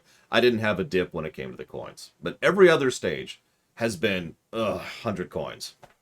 And I know that's such a vague metric, but it has been consistent this entire playthrough. And to re-emphasize this point, I don't think I ever really processed that before. I don't think it ever really came into my mind before how much unfun it is 100%ing this game. And I know what you're thinking. You're an idiot, Lauren. You're dumb and you're bad at games and I hate you and all the other things that I hear every day of my life. But ignoring all of that crap, a game... Let me go ahead and say this, because this is my opinion. A game should be fun to 100%. Now, fun is a variable metric, of course. So what is fun to one person is not going to be fun to the other people. But nevertheless, this is something that I believe in when it comes to game design. And I don't have to really prove that, because we got all 96 exits in Mario World. And with only 2 exceptions, that was fun. We did every stage in Mario Bros. 3. And with only, I think 1 exception in that case, that was fun. We got all 880 moons in Odyssey. And with the exception of 2 moons, I gave a negative for each, that was great fun. And all 950 purple coins. Let me use Odyssey as a direct comparison example, because that's a great example. Let's look at 2 games that came out right alongside each other. Breath of the Wild and Super Mario Odyssey. One of these games is fun to 100% in, and one of them is not. That's all I think I need to say right there to make that comparison. Now, it's fun to 90% or 80% or whatever you want to call that, Breath of the Wild, because going and getting the shrines is fun, and getting the little secrets is fun, all that's cool. But actually 100%ing Breath of the Wild is just a chore.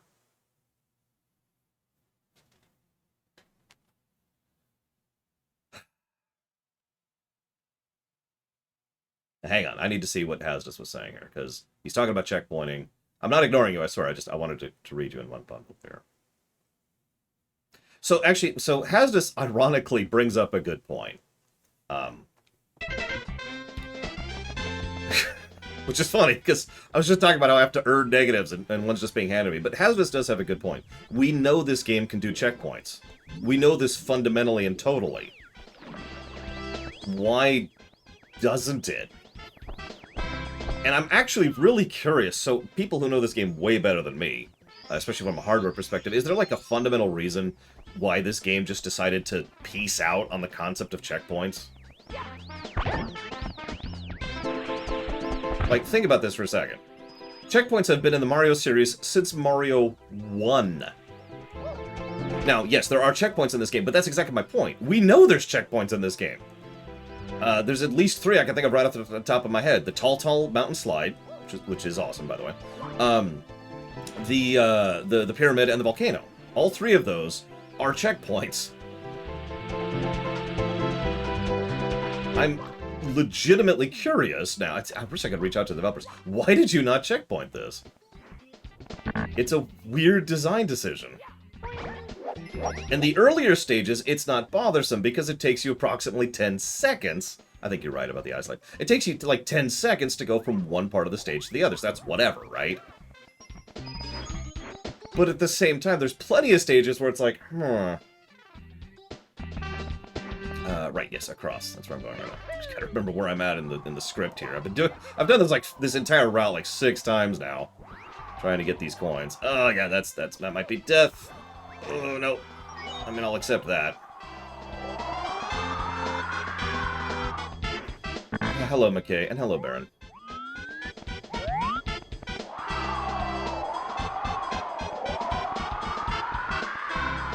And again, I find myself wondering about the persistent coin thing.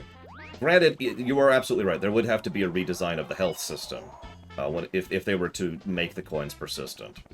And I admit I don't have a solution for that right off the top of my head.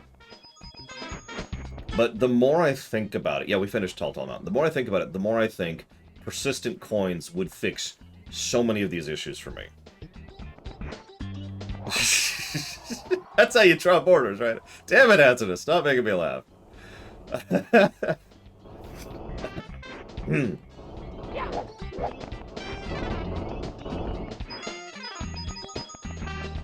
I mean, we're going to probably be talking about this lack of checkpointing thing again when we get to Rainbow Ride, for God's sakes. That was very strange. I don't know what happened there. Okay, I know what happened there, though. Please? Please? Please, Mario? Thank you.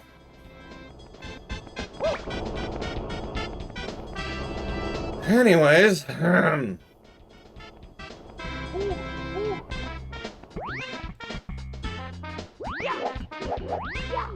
yes, you are obviously correct, Inocience. Different things are different. Different things are different fun for different people. Let me tell you something I 100%ed that I enjoyed. Assassin's Creed 4. Now, the reason I'm saying that isn't to say that Assassin's Creed 4 is a great game, although it totally is, but how many of you either haven't 100%ed, or have refused to, or just didn't enjoy doing it in AC4? To see the other side of that opinion. Come on, over here, over here.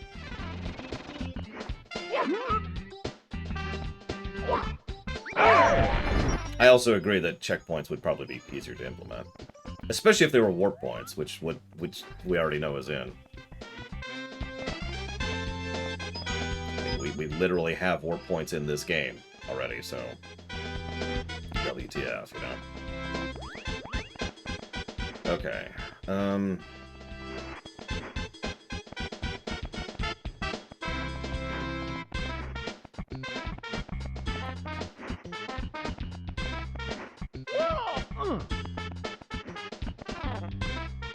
I'm kind of a 100%er. It'd be more accurate to say that I enjoy 100%ing very specific games. It's not a big list, admittedly, but there are games where I legitimately enjoy 100%ing, and most Mario games are on that list. I have 100%ed Mario 3D World twice.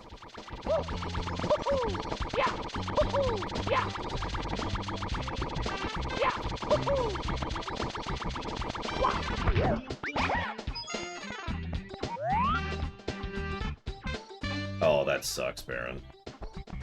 I was actually going to ask why. Anyways, the only point I'm trying to get across, though, with that is that people like different things when it comes to fun factor. That's why it's the nebulous thing. It's just fun. There's no real definition for it. Is this fun? Well, I mean, yes, no. I don't think I did, Gamester LP. Hang on. Scroll up. Till I'm focusing on the wrong thing here. There they are. Sympathy Republic Commando bits. Thank you, Gamester LP. And thank you for checking me. As usual, if I don't say something, it either means I'm an idiot or I missed it, which I guess is kind of redundant. I mean, I usually 90% most games I play. That's actually pretty normal for me.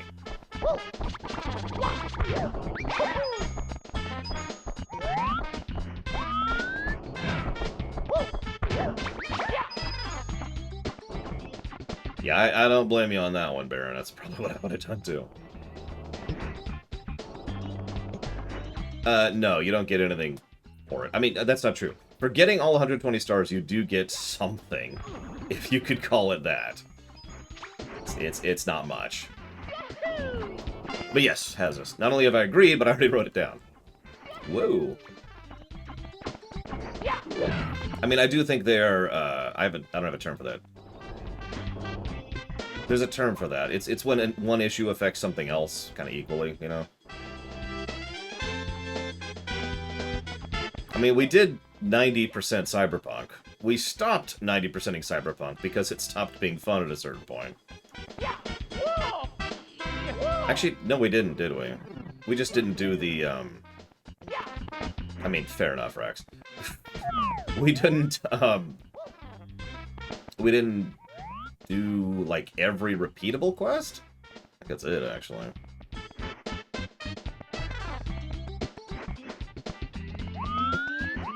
That's true. You're right. I forgot about that.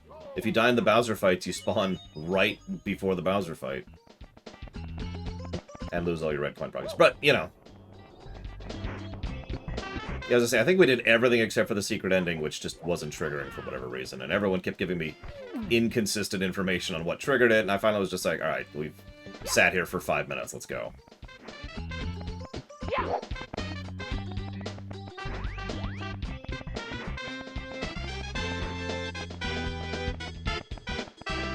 Okay. Yeah, and yeah, we did just 100% Dread. And Mario 3 and Mario World.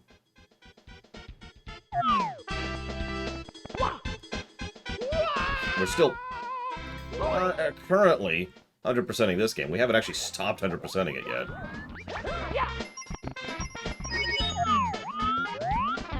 Where are we? This is actually a really bad place to be in, and absolutely not where I want to be.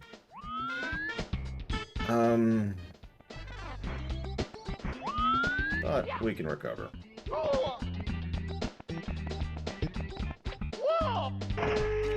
I didn't think that would be falling damage, I gotta be real.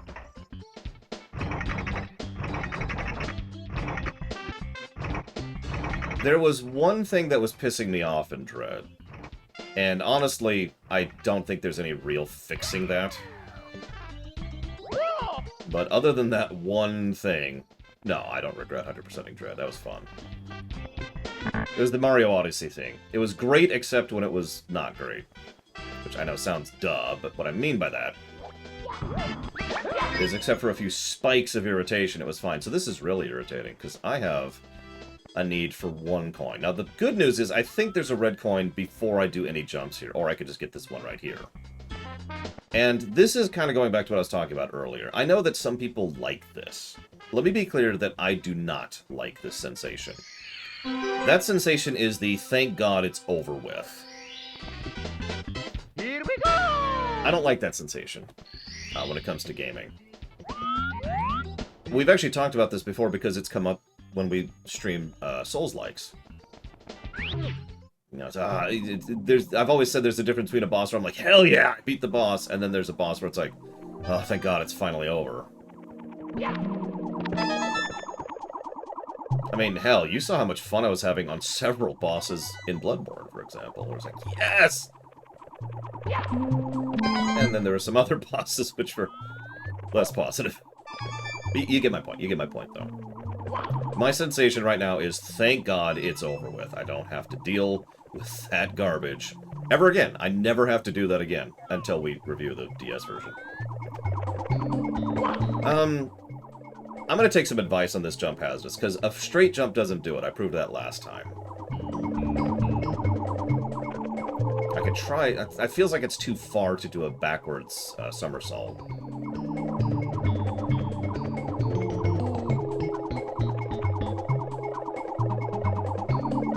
Okay.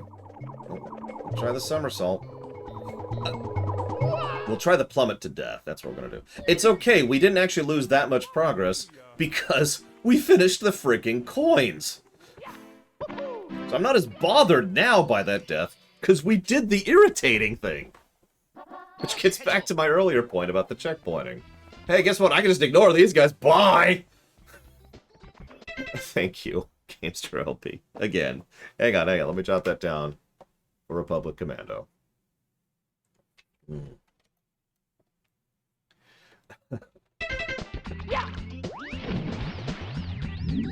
Because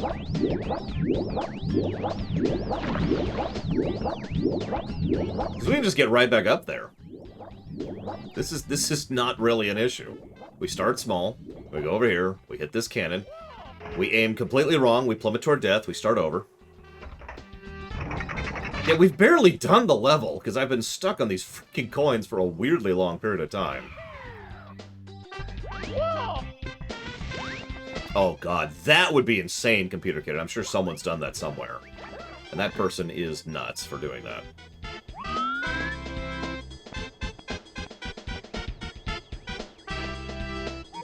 Oh wow, Breakwin? That's... That's so Skyrim, I think is how I want to phrase that. And we're back, see? Boom, done. No real issues. You see my point about why the coin stars specifically are the ones that have been bothering me?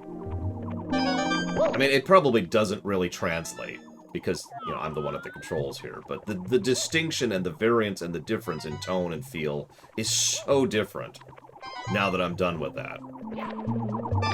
Now that the coin star is over with. Alright, we'll try a double jump this time. Ooh. Made it, though. Whoop! Cute.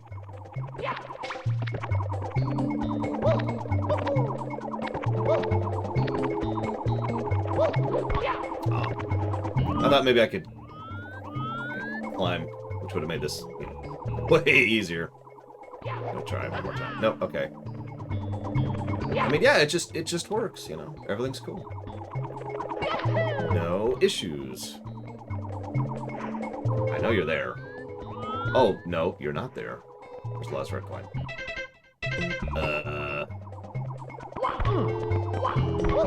There it is. Let's start on the right side. What's a straight? Dab. I think I can recover that. Okay, I did. Okay, we're okay. We're cool. See, and we're done. Here we go. Bam!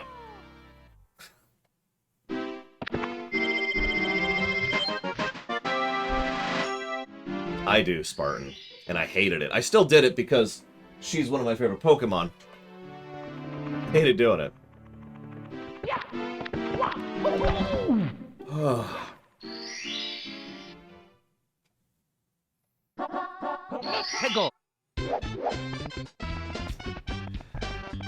Okay, so now we're gonna do the star we've been on the level for this whole time. We haven't even done what by memory is actually the most irritating star on this level yet. That's the race.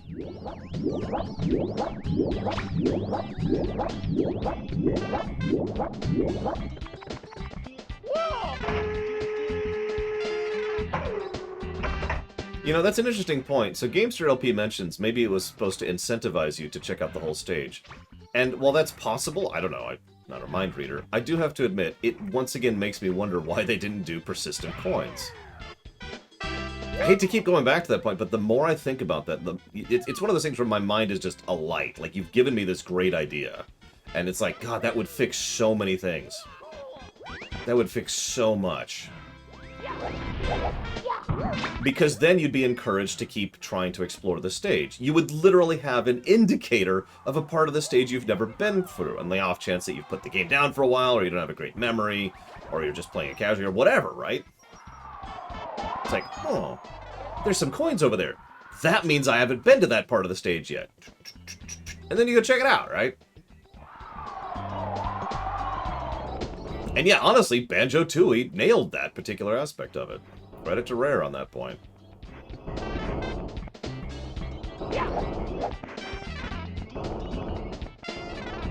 Actually, yeah. Shooters used power-ups too, but yeah, corpses as, hey, you haven't been over here. Or you have been here, actually, is probably a better way to put that, but you get the point. Sorry to keep talking about this, it's just, it's fascinating to think about, because I really do think that would fix so many of the irritations I've been having for the last 2 days on this game. It's that one change. And it's really rare that it's one change, you know? Usually it's like, okay, so we need to do this and this and this and this and this and this, and then we have to change this concurrent system and this concurrent system, and then we gotta change this and this and that and that and this and that and that. And here it's just like, make the coins persistent.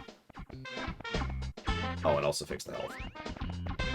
Oh god, is it small? Do I need to be small? Oh, shoot. I guess we can do the secrets. Since we're here. Does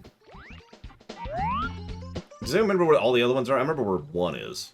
No, we already did that. We already did that one, Baron. It's the first one we did. This is the first one I remember doing. I do, McKay. If you go to... Well, you can type in exclamation mark upcoming. Ah, ball. Exit. Thank you.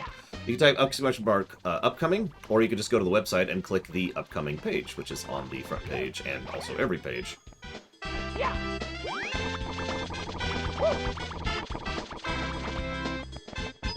There's that one. Passage. Oh, I know what you're talking about. I know what you're talking about.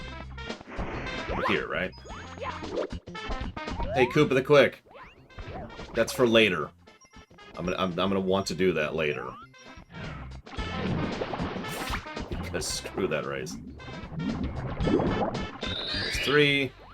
And the cannon, which is over here. Dude, I remember this race so badly, which means either it's going to be just as bad as I remember, or it's nowhere near as bad as I remember. There's only two outcomes there.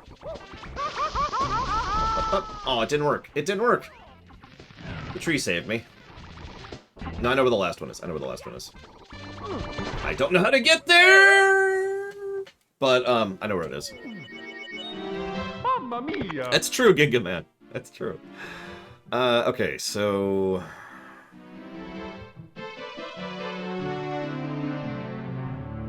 Yeah, no, I do actually want to start big. Let's just do that. Let's just do that. Actually, I love avocados. I wish I had access to avocados on a regular basis. I would buy avocados every week as part of my regular produce budget. Because produce is expensive and I have to budget that kind of thing. If I could afford... If I could, if it was available. It is not.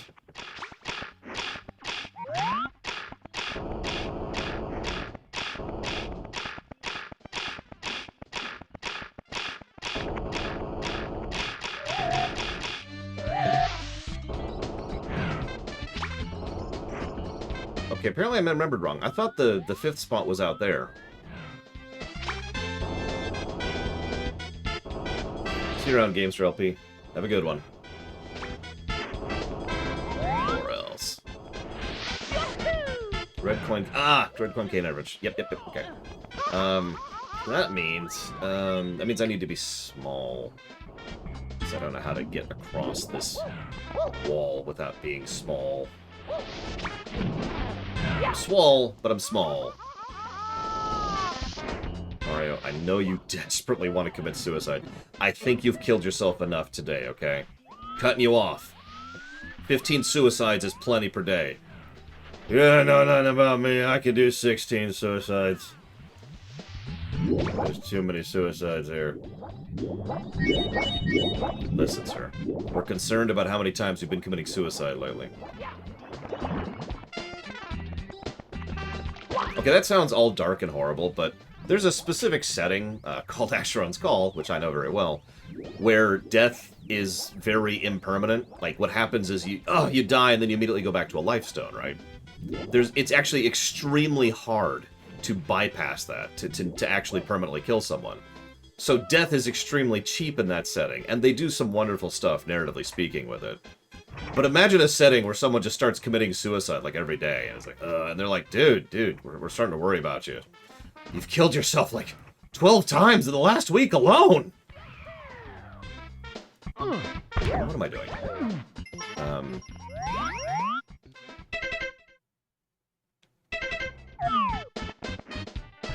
I want to go this way. Pay attention, Laura, pay attention. Sorry, talk of suicides. Got me all excited. Whoop. Whoop, whoop, whoop, whoop.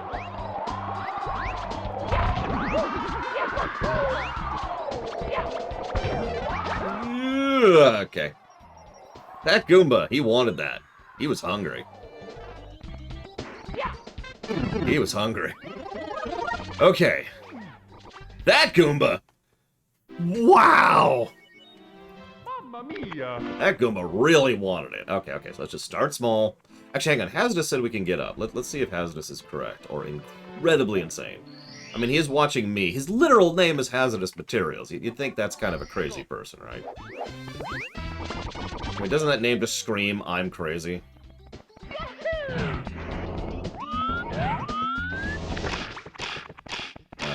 Here, I see. Oh, duh, that's not even a hard jump. And, oh, I was gonna say, that's not even a hard jump, and then I get knocked off.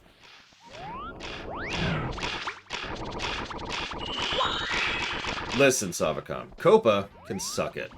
I mean, we here at the Lore Walkers think Copa can suck it. No, that's true. Mad is different from crazy and insane. We've always made these distinctions.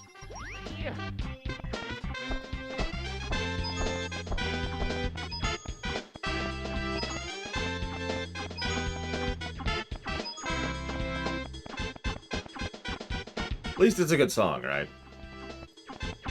He was hungry, Darth Medora. He wanted that. He needed that. Okay, so, does anyone remember where it's going to pop up after I get them all? I actually do not remember off the top of my head. Okay, so I got the pipe one, the island. Okay, I figured it was the island. That makes sense, that makes sense. Alright, so I got the pipe one. Just go ahead and get this one really quick. There we go. It's a nice, easy one. Physics are hard. There we go. Yeah, Bowser kidnaps Peach so his good friend Mario can do something other than commit suicide every day. Yep, so there's the cannon spot, there's the top spot, there's that spot, there's that spot. I'm missing a fifth. Where's the fifth one? I know I just did these, but then I died stupidly, so I kind of lost track. I'm just missing the one.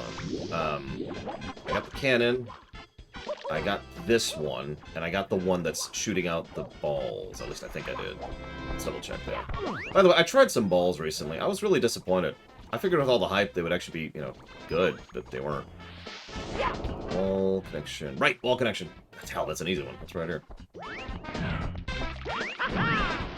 Speaking of which, so, okay, now that we're done talking about how god-awful the coin thing is and the checkpoint thing is, let's add another note of positivity to this stage. So, part of the reason I remember liking this stage is because of the lack of instant death thing. But you know the other reason I remember liking this stage?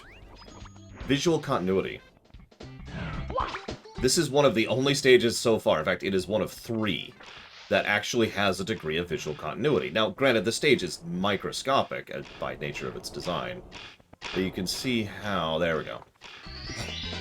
Here we go! You can see how, at all points in time, you can tell where you are, relative to everywhere else. There's nice, clear, distinct landmarks, and you can pretty much always have an idea of, okay, this is here, and this is here, and this is here, and I need to go this way, and I need to go that way, right? Granted, I've been running on the stage for a little bit, but I remember that, even prior to this incident. Even before the dark times of the 100 coins. I remember the 100 coins wars. Yeah, and it is a small level, but once again, the smallness of it is more to its benefit than detriment. In fact, now that I'm thinking about it, all 3 levels that I like most so far in this game are relatively small stages. No, I need to go this way. I need to go this way. I need to just actually climb the mountain, I think. I'm sure there's a shortcut here, but whatever. We're just gonna do it to it. Uh-oh, it's Warcraft code. Everyone, pretend that Sylvanas' image has not been leaked on MMO Champion today. Hi, Warcraft code. How's it going?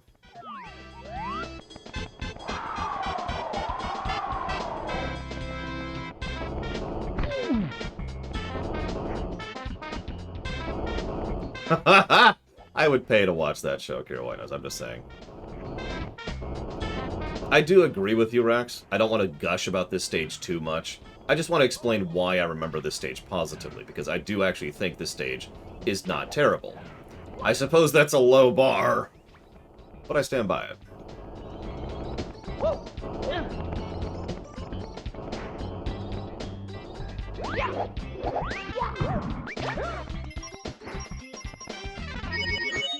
I know, Hazardous. Just absolutely wrecked Tall Tall Mountain.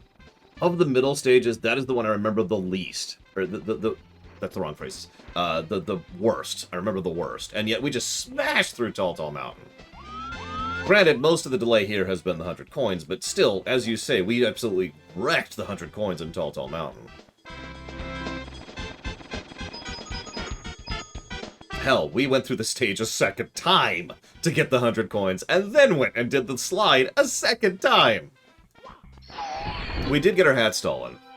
Just the once, though. Here we go!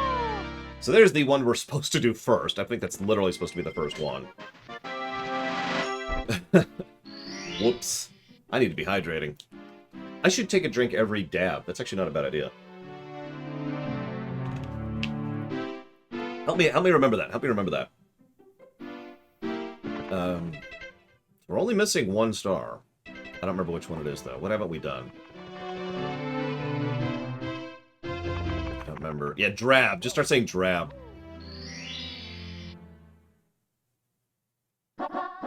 Oh, right. Let's go!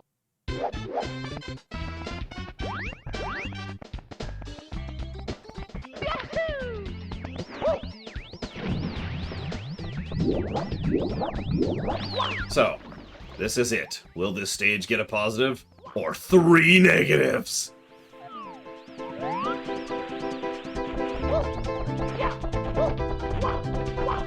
See, I know I can make this work. That Koopa really wants his shell back. Come on. Come on. I know I can do this. Don't front with me, game. Oh, okay. Hang on.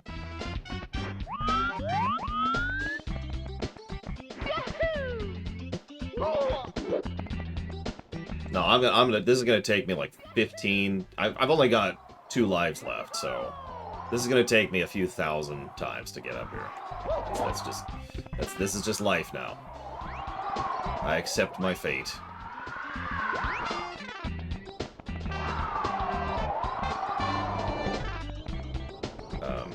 That looks like a scam call. I'm not gonna pick up that.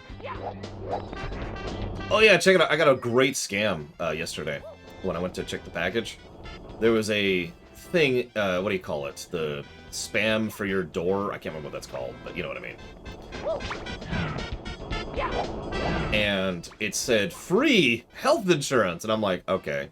And just out of random curiosity, I decided to look up to see exactly what their scam was. A flyer, thank you. The specific scam was that they would waive all of the fees for signing up with insurance. And, you know, obviously then you'd have to pay for the insurance, because that's how that works. I wonder how many people they got with that. Hi. Long time no see. Wow, have you gone fast? Have you been training on the sliders at the Power of the Stars? I've been feeling down about losing the last race. This is my home course. How about a rematch? Here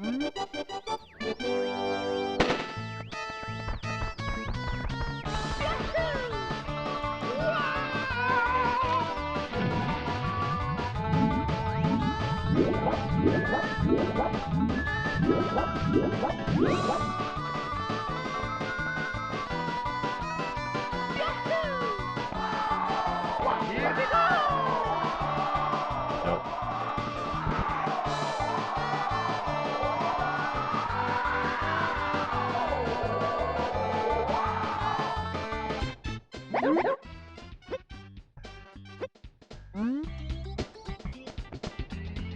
Can we restart, please? Can I restart it without going all the way back to the beginning of the world?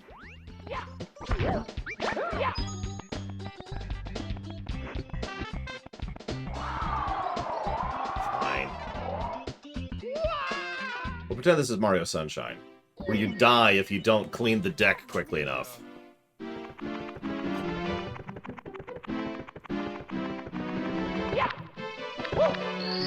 I feel like I've used that shortcut properly before, but I don't remember the specific thing that is required to make it happen.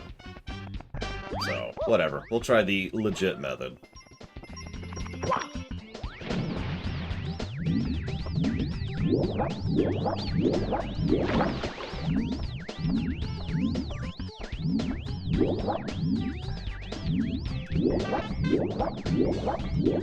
Abandoned Ship is 60% off right now. I don't even remember which game that is.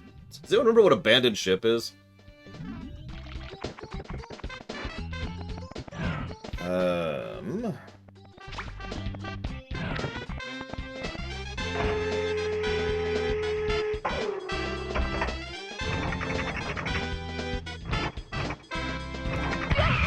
Nope, way too low.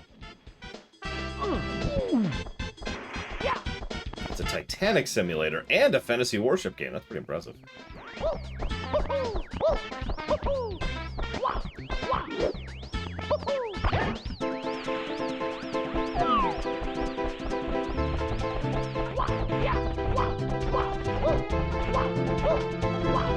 That Koopa is really funny.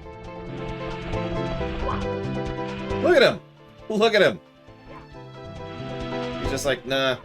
Physics got nothing on me. Oh. There's a ledge there. Damn it! Had that all planned out. Then there was a ledge. Fantasy version of the Age of Sail. I mean, that sounds cool.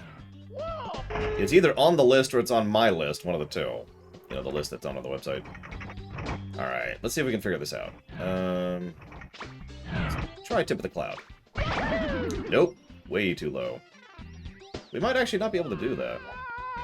Yeah, go ahead, Azidus.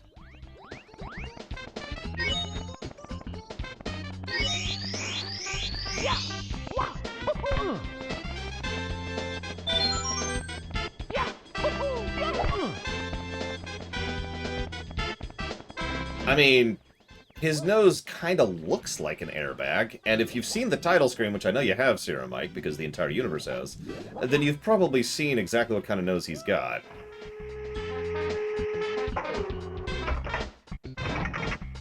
Alright, so let's try one more shot. Don't think we're going to make it, though. I think it's too far. Yep, nope, not happening. I mean, he's Italian! Oh god, that sounds awful. I don't mean anything by that.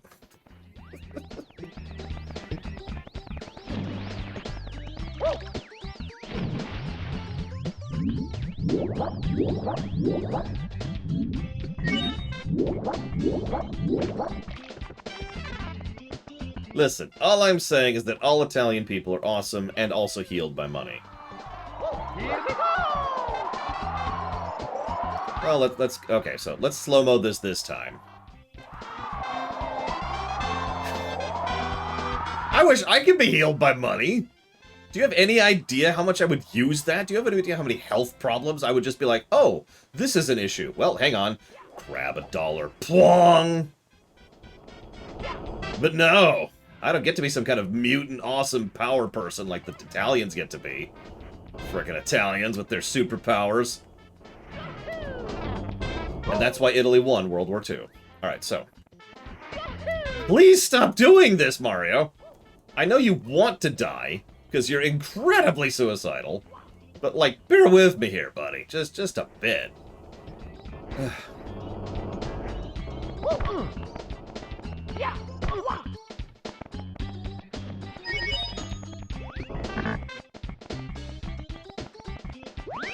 I mean, you say that, but there's plenty of things that money can't actually heal. Which is unfortunate, but, you know, whatever. Okay, so let's... I don't actually know what the standard route is. That's why I automatically, without even thinking about it, went the other way. So we're just gonna kind of pretend we know where we're going here. We totally know where we're going. Definitely up on everything. We've got the stuff. Wind, that doesn't affect him, because why would it? And we're there. Wow, that's it, isn't it? Yep, wow, okay.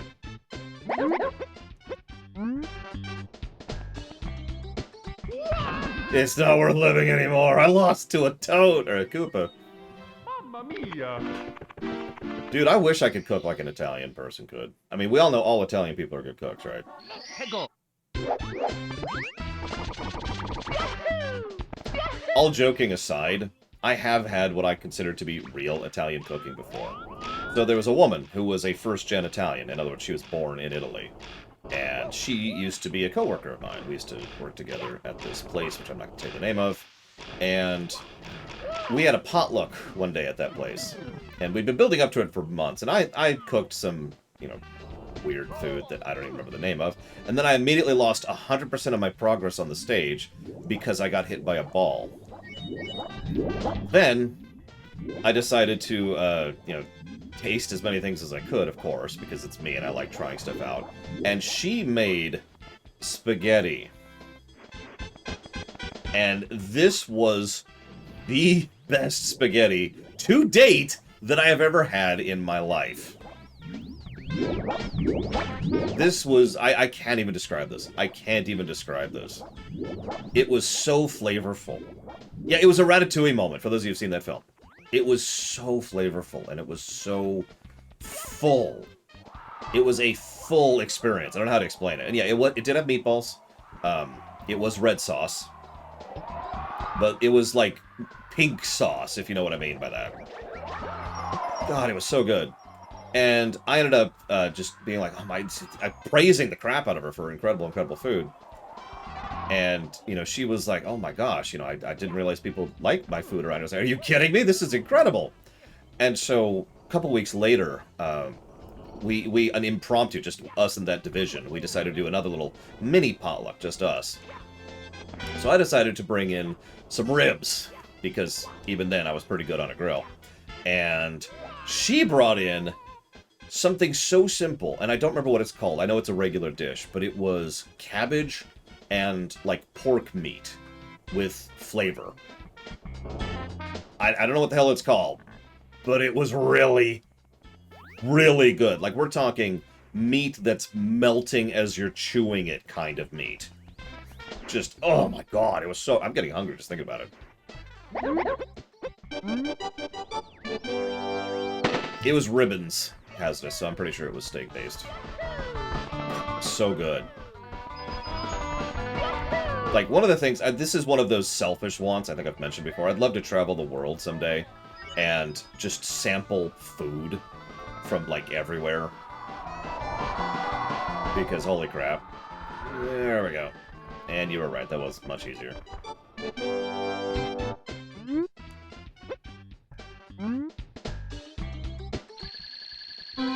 See, I'm the opposite on that, Dakota. I really don't like dry meat.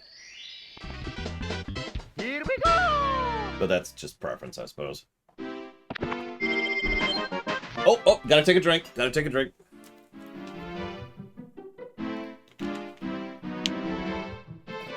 Alright.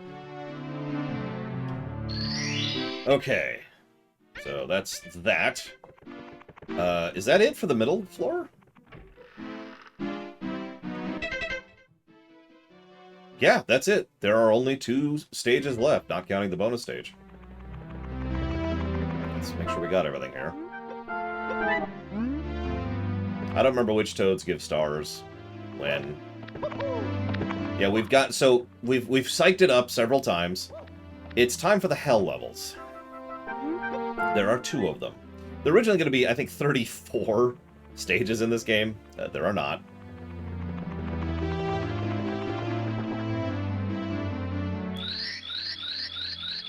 There's actually 3 hell levels. One of them's a bonus, though. Which we're going to do first, because I remember it the worst.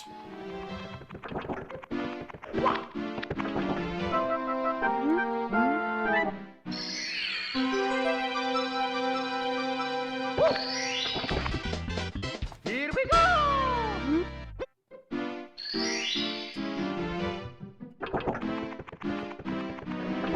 Okay.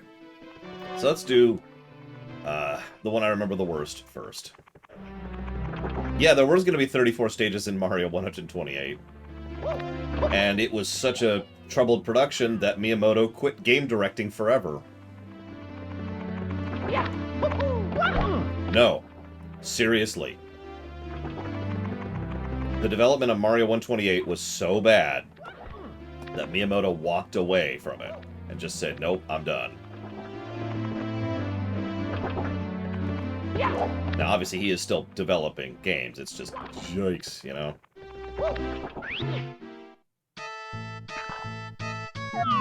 Mario 128 was exactly what it sounds like. It was just a sequel to this. It was on the N64. And, I can't summarize. There's so much that went wrong with that. Just so much that went wrong with the development of that game. Pretty much everything went wrong with the development of that game.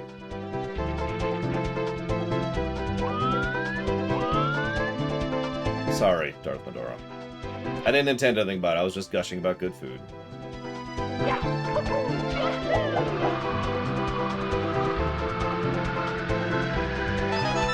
Well, that's death. You know why this stage sucks? This is why. Right here. This is the reason I want to give that stage a negative. I'd love to say I did that on purpose, but I didn't. It's a rare stage that deserves a negative for such a brief thing, but that can go to hell.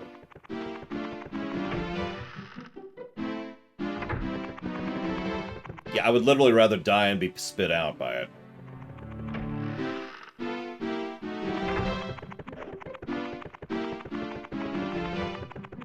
Nah, I was way too late on it there. How's this?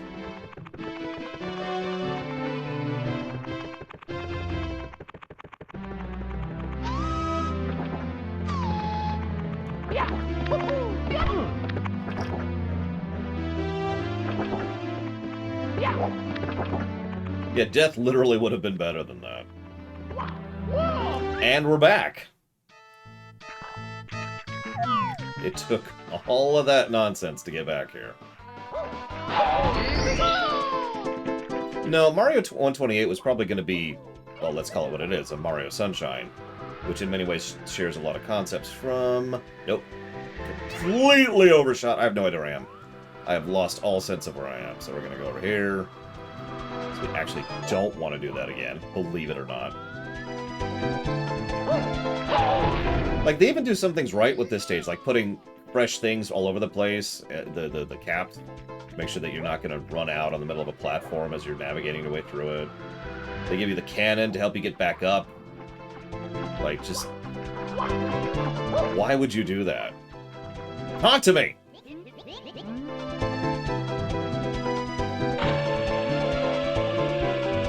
Yeah, the rainbows help with navigation. Like, they do a lot right with this stage. And then, if you fall, you go outside. Like, I'm honestly in shock about that.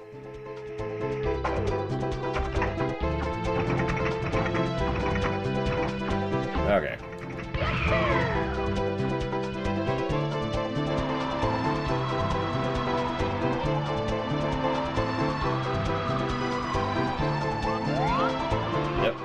No, and we're done.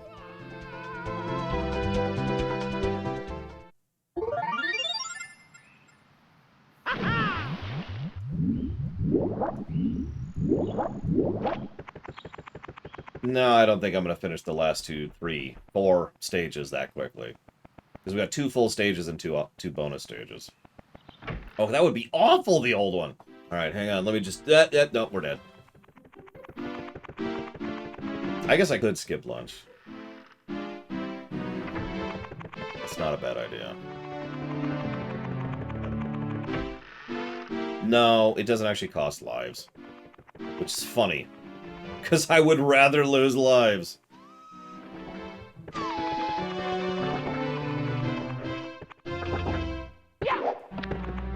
See you around, Warcraft Code. Do have a good one. Ah!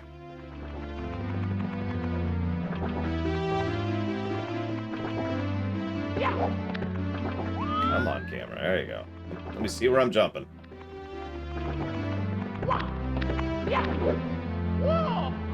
Mario really doesn't want to go back into the stage. He's like, no! No, I don't want to go back. Don't make me go back, please. At least we've unlocked the cannon now.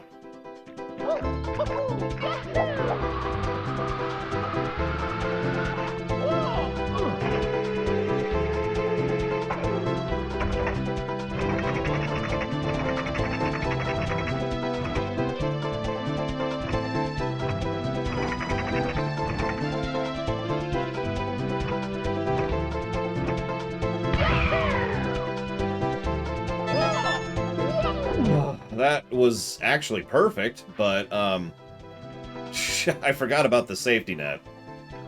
I've only seen 6-axis be good once ever. And that would be on Flower. A surprisingly good game, actually. Nope.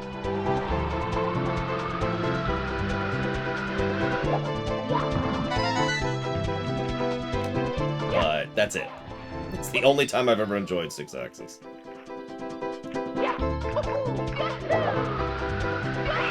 Ah! So, there is one other thing that kind of sucks about this stage. So one of the things they deliberately did when they designed this game is they went out of the way to make you have an artificial shadow to help you tell where you are. So that's cool. You don't have a shadow on the clouds. So you can't see where you are. So there's a little bit of a guesswork kind of a thing going on. Alright, so we need to get the one way up, and I think that's it actually. So let's go this way. And hope that we're where we think we are. Yep, we are. We want to be exactly here.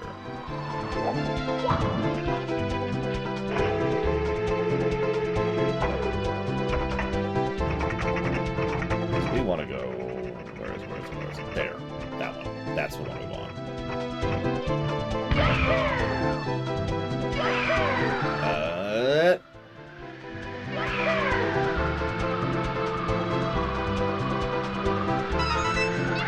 Can't believe that worked. So now we need to get the very top one. We need a refresh on our cap is what we need.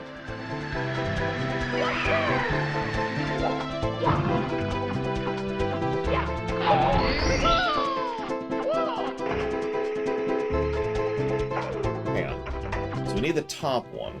Oh, I can't pause.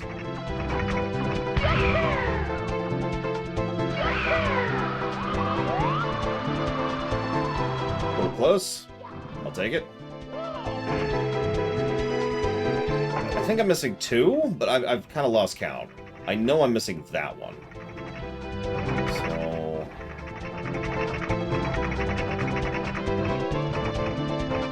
that's all the way up.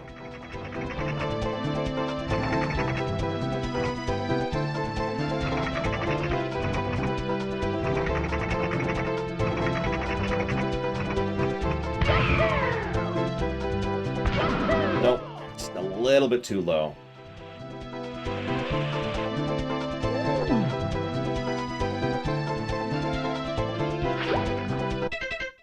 Yep, we are missing 2, you were right. I don't actually remember where the other one is. So...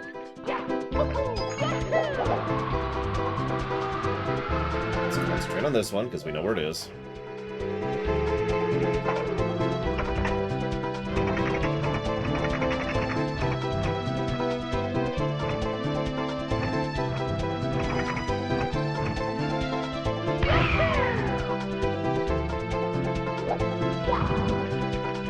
Okay. Oh, that's an insult to injury. Oh, it's just right here. Oh. Okay. Sure. I'm not going to argue that. Whoa! Whoa! Whoa! Whoa! Whoa! Whoa! Whoa! Whoa!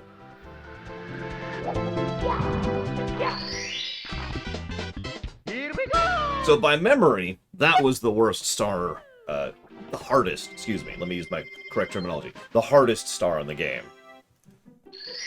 I had so much trouble getting that back in the day, just, oh my god. I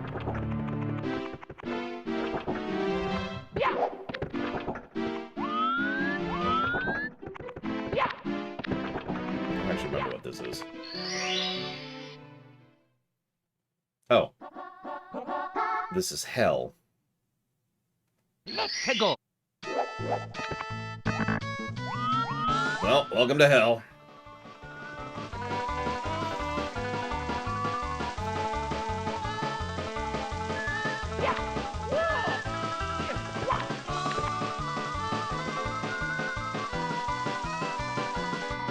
Oh my god, we have to get 100 coins on this stage.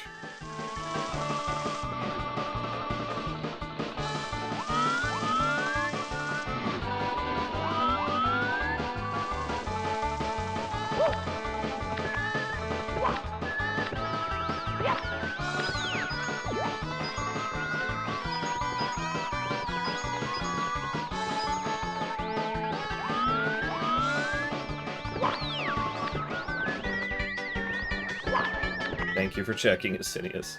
I don't remember where any of the coins are, but, you know. Yeah, no, you know me. I prefer to just rip off the Band-Aid and get on with it. And, yeah, this is freaking stage.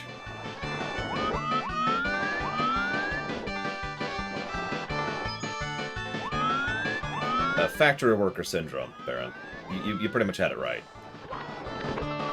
Working the assembly line.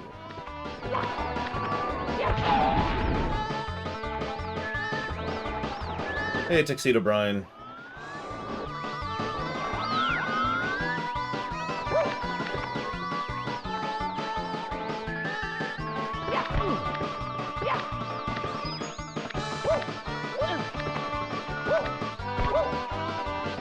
Well, that's a thing that happened.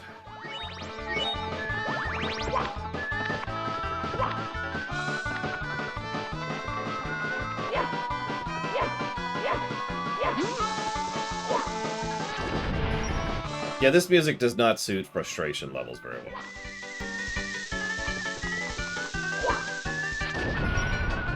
Well, we're in the hell levels, Tuxedo Brian, so...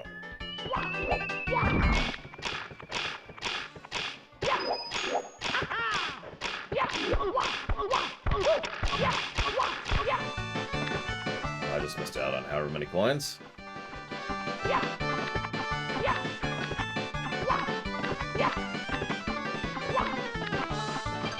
I mean, while we're here. Yeah, that's a lot of coins lost. We might as well go for the reds. We're right here.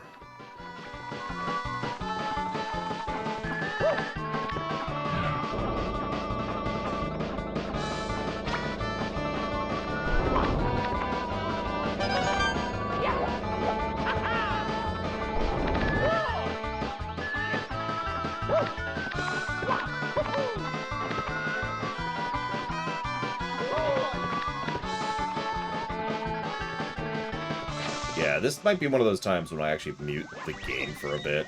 To just kind of nope out of that.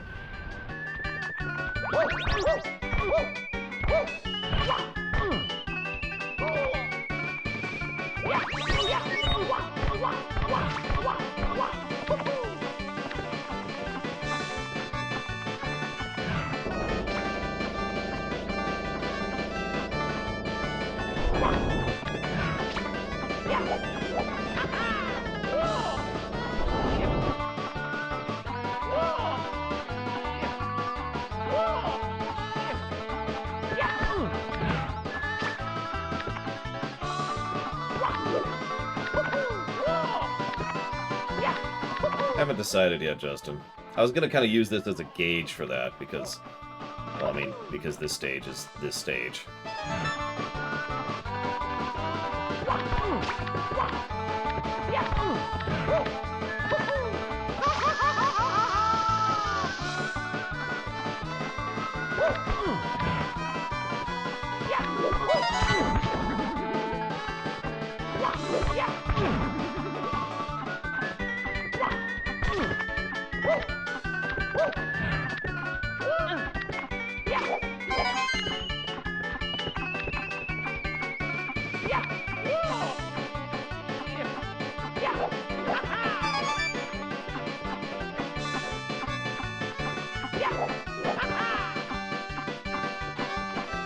You know, honestly, me too, in Oceans.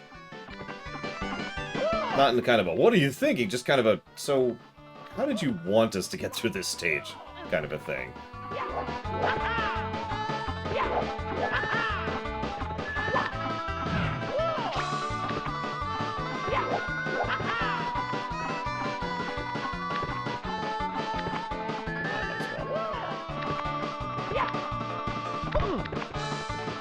The ninja rope. I mean...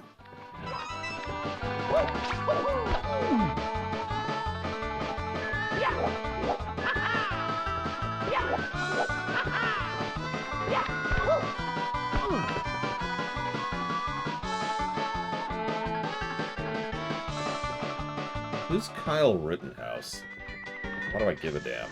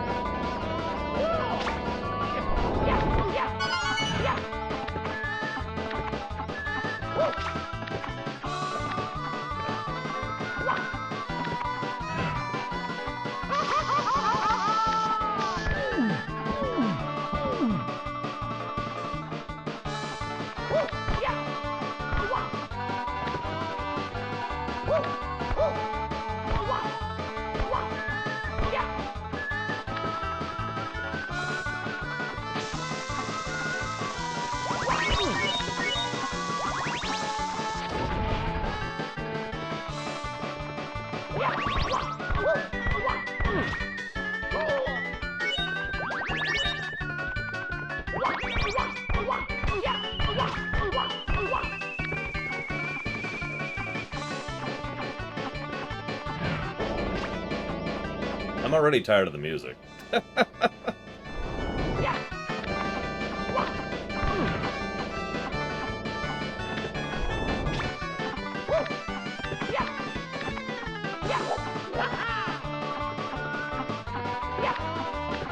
Like, it's way too energetic and way too short of a loop for what this stage is.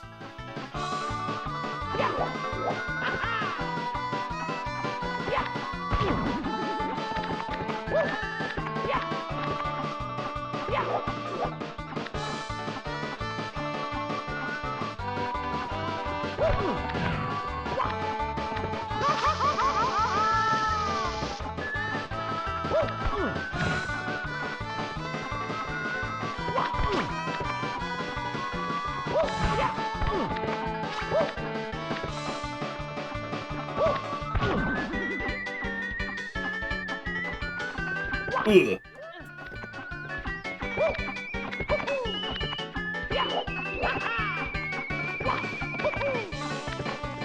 There. Jesus. Okay. Gotta die. Here we go! Yeah. Ugh. Ugh.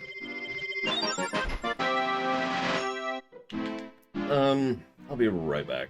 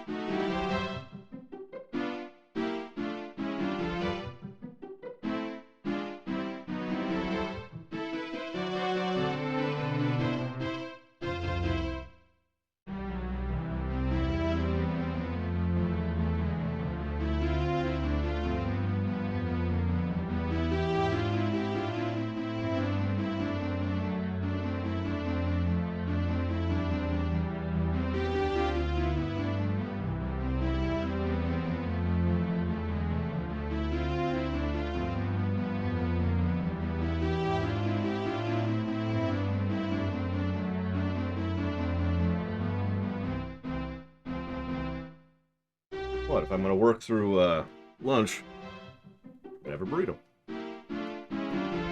Alright.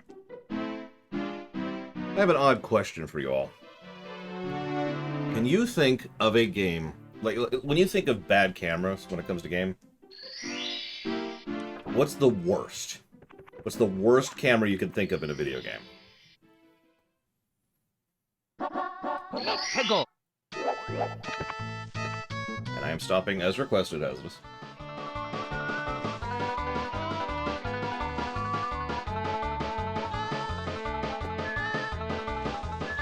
Devil May Cry 1? Yeah, that was pretty bad.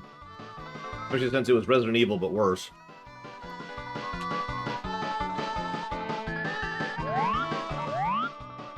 Yeah, shovelware would probably qualify.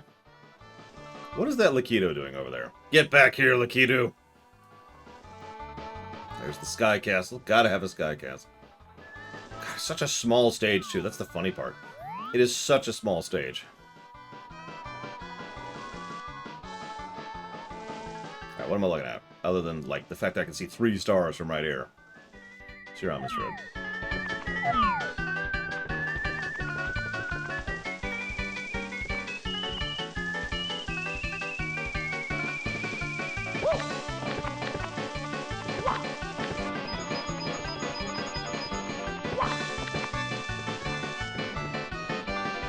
I have not, Rex, unfortunately. Castlevania 64, yep, that qualifies. That's definitely a terrible camera. I'm not sure if I agree with Resident Evil 1, personally, but... that's admittedly not a statement I can make with validity.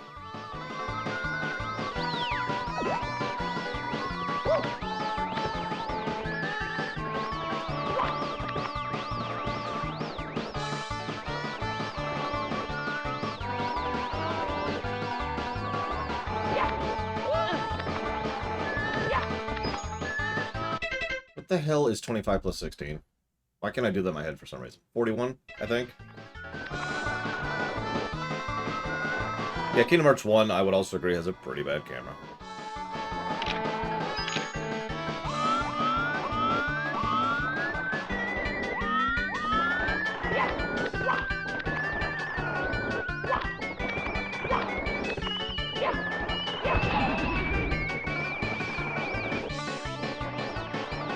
I don't actually like Kingdom Hearts 1 all that much, which I know puts me kind of in the minority on that. I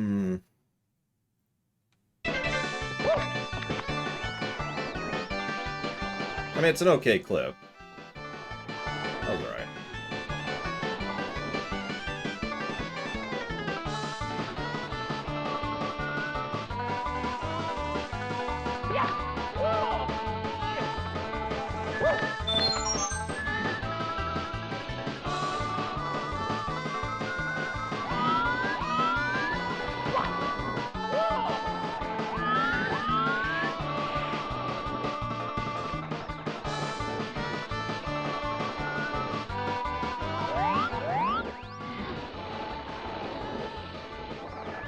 I mean, I did. I even mentioned it earlier today, Zactaft.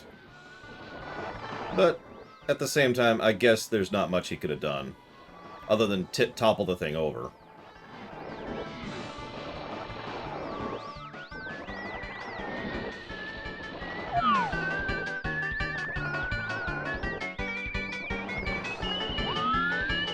Something back here.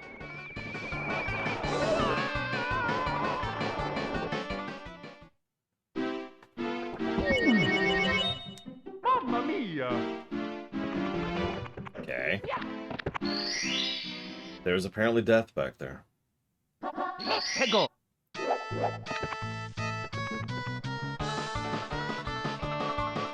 I mean, yeah, sure, I could long jump over there, but then I'm stuck over there. And I can. I'm gonna not long jump. I've decided rather than long jumping. Hear me out.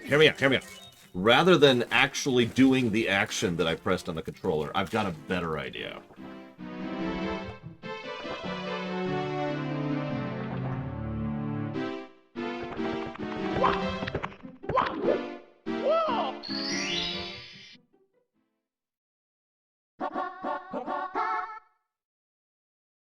해고.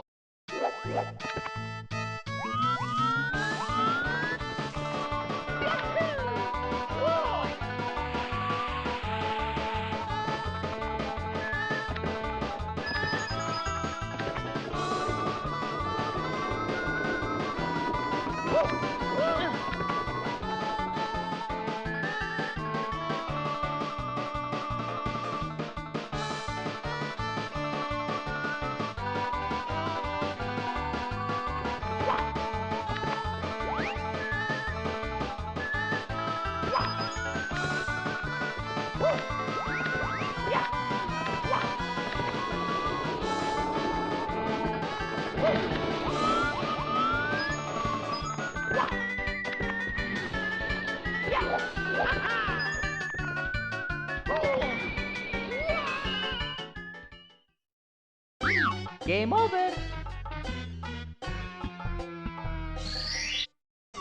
Okie dokie.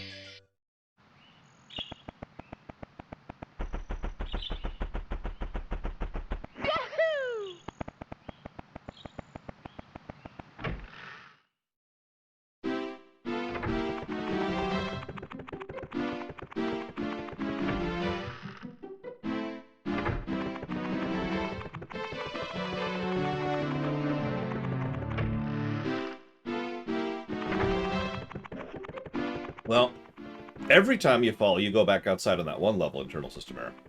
But when you game over, that only happens when you run out of lives.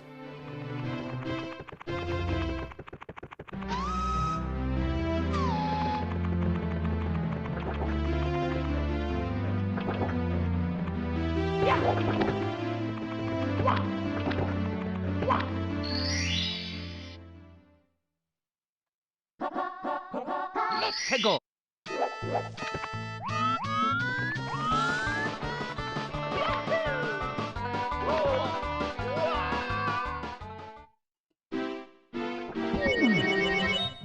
Mamma mia.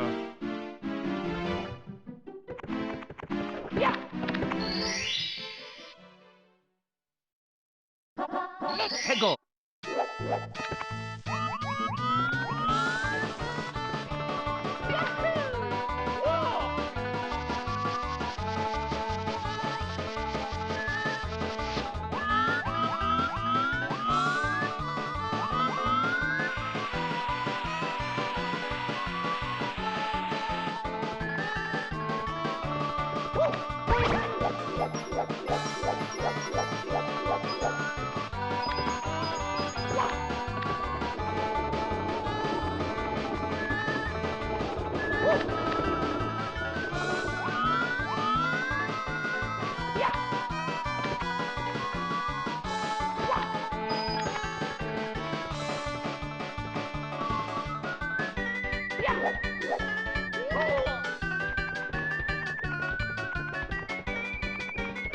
So, I know that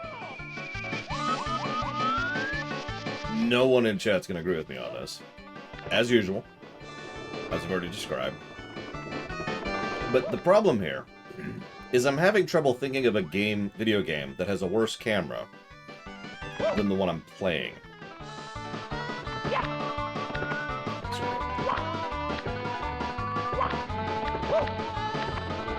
Now, if you know our review system, you know why that's significant.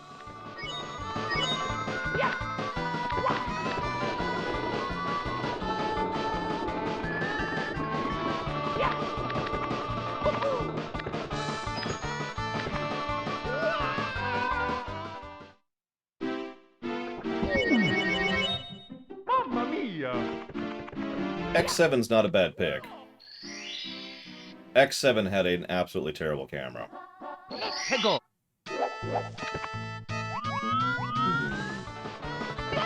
I honestly don't remember Xenogears', but then again, I'm not exactly a expert at Xenogears.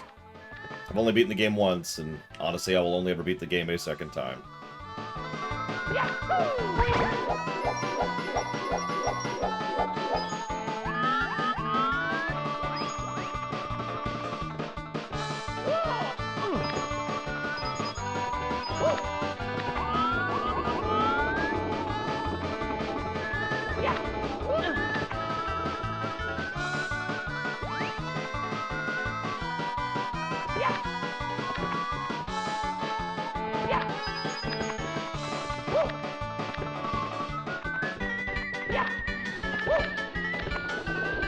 I remember Sonic 06 is having a few issues, too.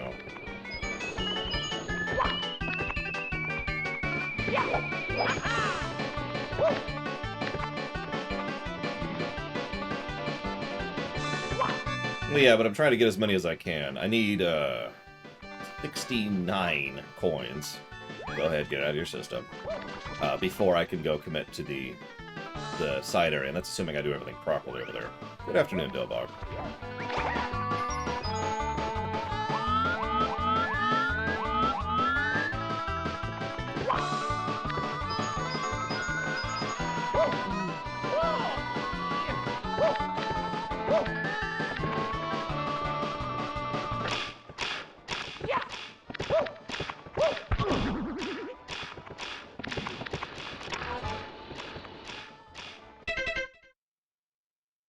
Okay, there's no coins up here, there's just the star.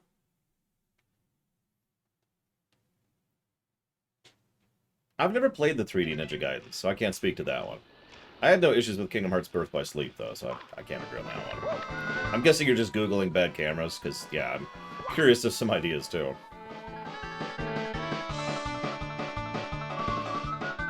I could be argued down to 2 negatives for camera, pretty easily. Because several people are mentioning cameras that I hadn't thought about that are much worse than this.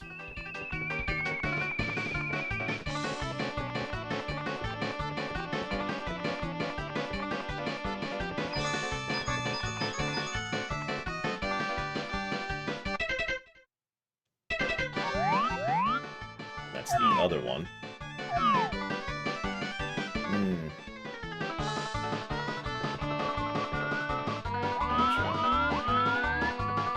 Who wants to watch me die? Well, tough. I'll die to something much stupider than that. Just for you. I was gonna die right there.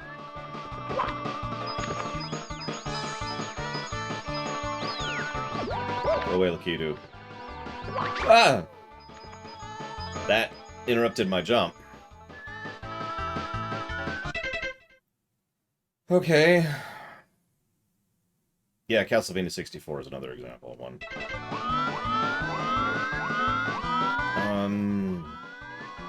It's this way.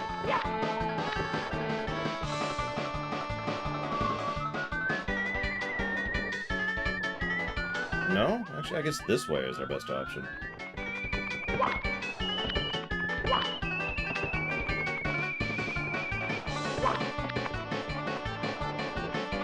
Oh my god, why would you play Kane and Lynch 2?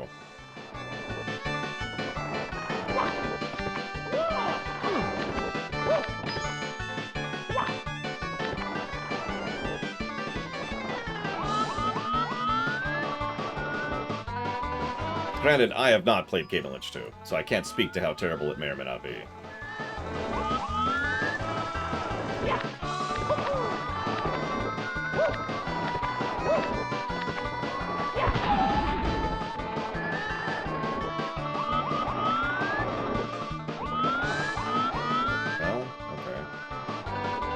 Now I have a decision to make. I don't remember there being many coins to the right.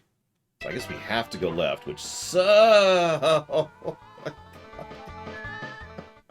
Yeah, anyways, 2 negatives to camera, like I was saying. Where are we at on that?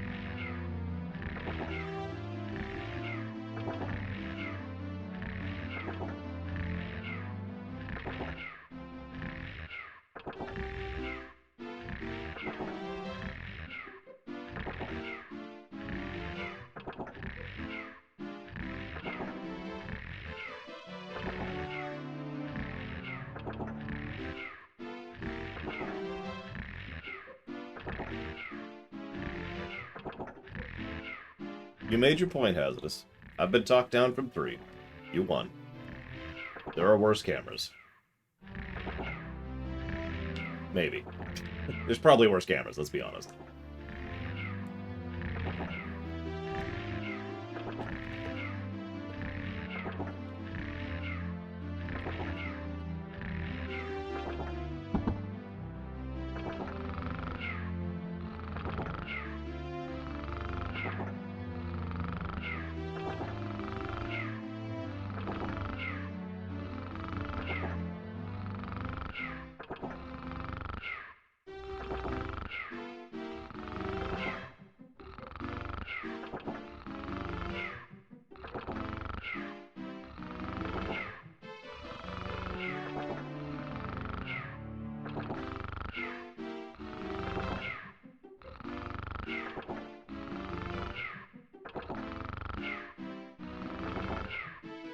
I'm codifying a few things here.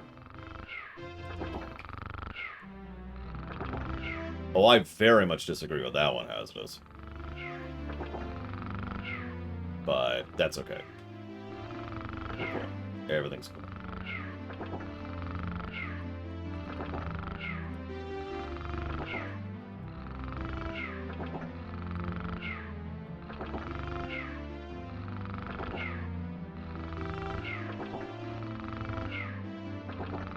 Although...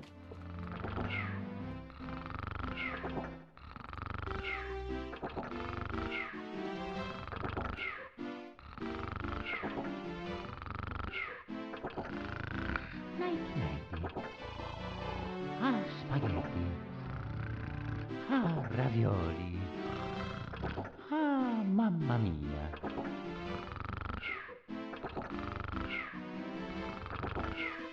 Yeah, that just sounds like back pain to me, Mr. Treeman.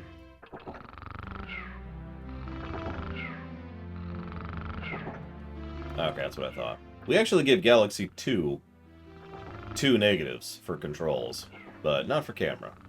I was just double checking. That's true, Drakengard 1 had a pretty bad camera.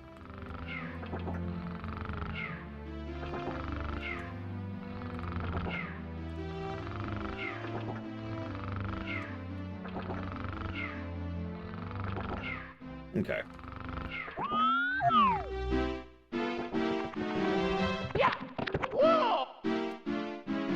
So.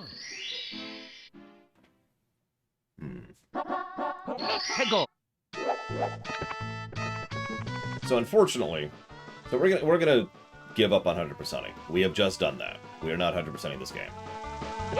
Cool. Now, we still need to judge these levels.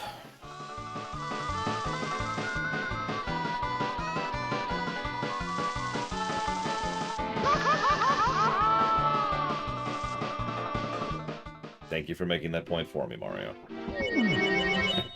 Mamma mia!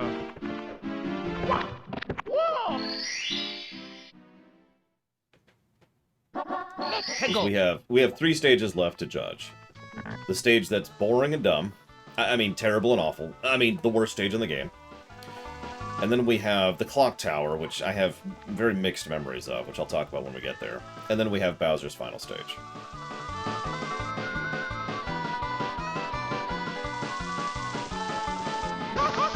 The timing is literally indifferent. Oh, that's weird. Okay, whatever. Hi. Game over. Okie dokie. No lunch break. We're just finishing up. We've given up on 100%ing, so we're gonna finish this game in like 10 minutes, not counting Bowser in the Sky. We'll go get dinner, Hazardous. And then we can give all the negatives without you.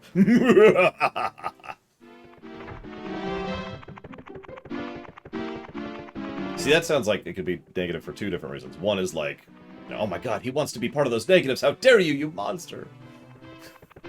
You deprive him of his negativity. I love it. I give up on 100%ing, and then I can't even do the basic freaking star. Okay. Tego. Hey, MLP Vermin. So let's see. The carpet rides. I think that's already down, Hazardous. Let me double check here for a second. Yep, it is. We're probably gonna do that one, Hazardous. No, and Diddy. I still have to do a video on this. I might decide not to. I haven't 100% on that one yet. The timing's different than it was earlier. That is so weird.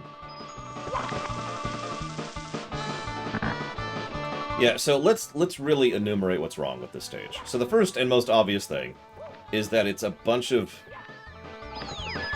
irritating platforming. And I'm going to call it that. In a game where the camera or the controls were better, this probably wouldn't be as irritating. I like a good challenging stage as much as the next person. In fact, probably a lot more than the next person does. But yeah, that sucks. But then we've got these sections, which are nice, long, slow, boring sections that are very easy to screw up and lose all your progress on. This kind of ties into that checkpoint problem we mentioned earlier. But I agree with what several people have said. Shikor just said it, people said it earlier. This stage feels like it was actually designed to be a 2D stage. And it probably would be a lot of fun in 2D, to be completely honest.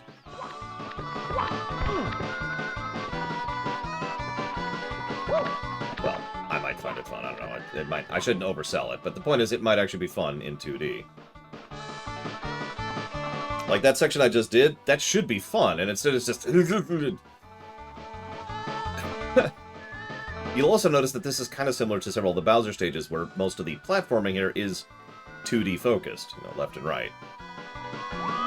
But yeah, this right here, we already talked about this. This is Factory Worker Syndrome. This is exactly what it sounds like. It's just... this. And again, any screw-up at almost any step completely forces you to do the entire stage over again.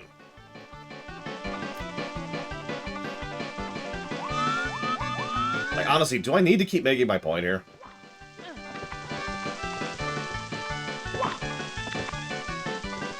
Oh yeah, did you notice that little thing? In case you didn't notice it, if you stay off the platform for too long, it goes away. If the platform goes away and you're up here, you are dead. There is no recovery. Start all over from scratch.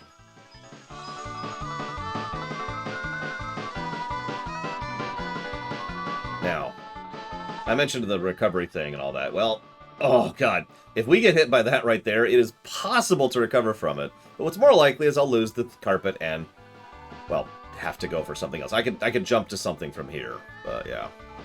Rainbow Ride sucks. Just get that. Here we go. Point made. Moving on.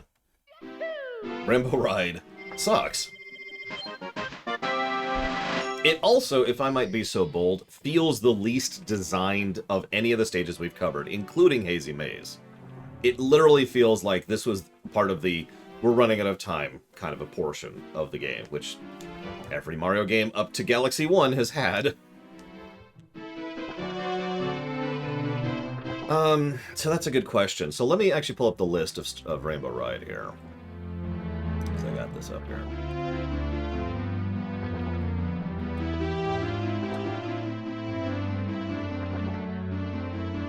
It's also astonishingly visually boring, which is never something you want your player to be thinking when they're playing through your game. Okay, here we go. Rainbow Ride. So we've got... dramatic pause. So there's the one I just got. Actually, no, there isn't. Sorry. The one I just got was the second one. There's the one to go the other way, so that's the one on the ship. There's nothing really special about that. That's the same problem with the one we just did. There's the red coin one, which we actually have done. There's the two off by the coins. Where the long jump lead to. And there's the shoot from the cannon one. And that's it, actually. So I'm not feeling a plus on any of those, especially for the aforementioned issues. I don't think any of those are uniquely negative worthy. So we're going to go ahead and just call that 1 negative for the stage. Now let's look at TikTok clock, because we're not 100%ing. We're going to go into TikTok clock. We have to at least play it. I still need to be able to form an opinion.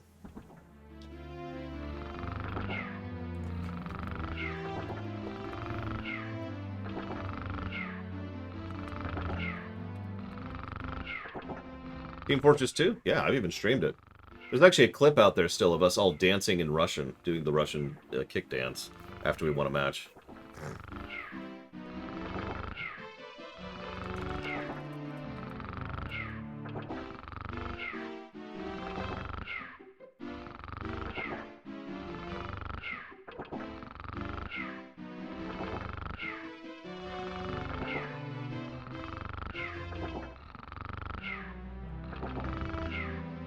No, we're skipping lunch today.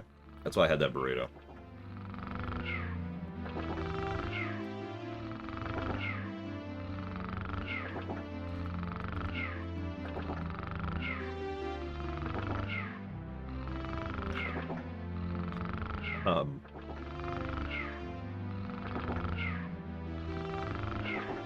So here's the question.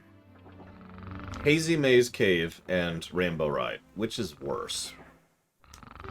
Now, let's ignore immediacy bias, or whatever that's called, for a moment. Let's be clear about this. Hazy Maze Cave sucks. It is not a good stage, by any measure of the word. Getting 100 coins there sucks. And it's very easy to lose progress in irritating ways in there. Most of those stars are, alright, let's go do this. Whoops, nope. Both have the same general problems. They are not very designed. There's just, okay, here's a maze with tight corridors, which don't work well for the controls or the camera. Boring visuals. Right? Like, it's just, ugh. So that's my question to you, is as we compare the two side by side. Why is this red? It shouldn't be red. Let's make it purple. There we go.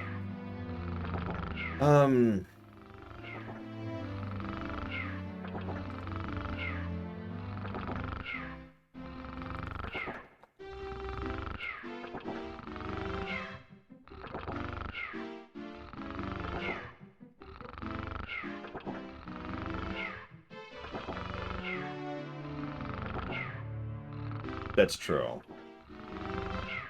The linearity and the one mistake and you lose all progress things, I do think push Rainbow Ride to be worse than Hazy Maze Cave. That's a good point.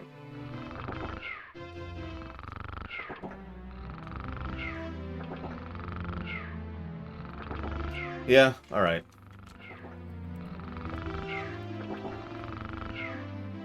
Now, I've jotted down your ideas for positives, Hez. I'm gonna kind of... Yeah, that's a fair point. I quit 100%ing on Rainbow Ride. That's all I feel like I really need to say there. What do I think is the worst thing about the cave? Mamma mia. The red coins, that stupid platform and the jank of it. The fact that it's so... it's such small corridors and doesn't work with the camera.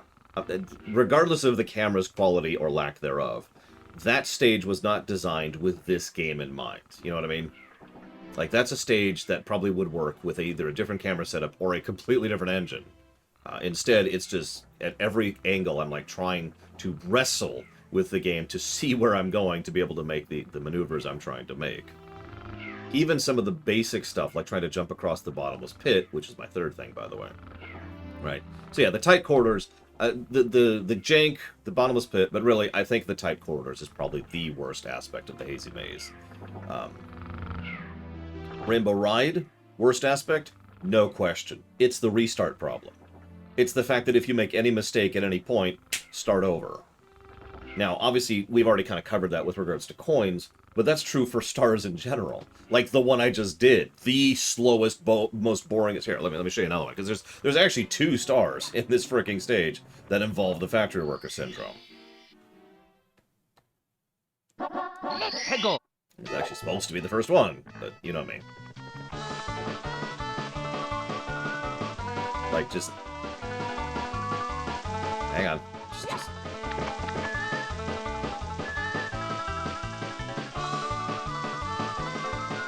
That's true, Hazardous. That is a valid point. Here. Let's get hit anyways, because what are hurt boxes anyways? Yeah, no, I think we officially think that Rainbow Ride is the worst stage in this game. I admit I wasn't thinking that was going to be a thing, and now I'm going to go ahead and explain why. So this is kind of related to the clock stage as well, but when I played through this on the DS, see you around, Dakota, one of the biggest things I was worrying about was the hell levels, because of course I was. I didn't have any issues with them. So, what was bouncing around in my head, and has been since we first added Mario 64 to the list, like 3 days ago, and since I picked up the game, was maybe they're not that bad. Maybe, you know, they're nowhere near as bad as I remember, and it's just, you know, I was young, and I was a kid, and I had issues with it, right? Especially after Hazy Maze Cave, which, as we've already demonstrated, is a pretty badly designed stage. I'm not sure, Rax. The problem is, the last time I played 64DS was not that long ago. It was about 6 years ago at this point. Thank you, Tazara. Hang on, let me do a proper bow here. Thank you, Tazara.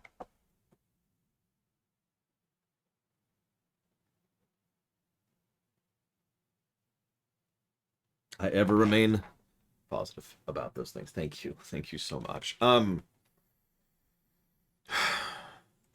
The problem is, and I mentioned this earlier, I don't know if you heard this, but when I was doing that... But yeah, exactly, Hasness. That's a really good point. When I was doing the 64DS thing, it was on an airport trip. I was going to visit my family in Vegas. And like it or not, that changes the mentality. When you've got nothing else to do, you tend to put up with more. I actually know this, but not just in general and just with basic logic, but because there's another game I actually 90%ed during an airplane trip, Final Fantasy II on the GBA. Well, Jundland Banshee, I'm afraid that only one person can answer your cries.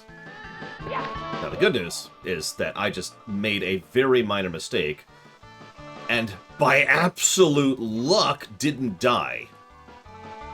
I'm a little blown away by that, to be completely honest. Let's be clear, that was luck. I'd love to claim I did that on purpose. I did not.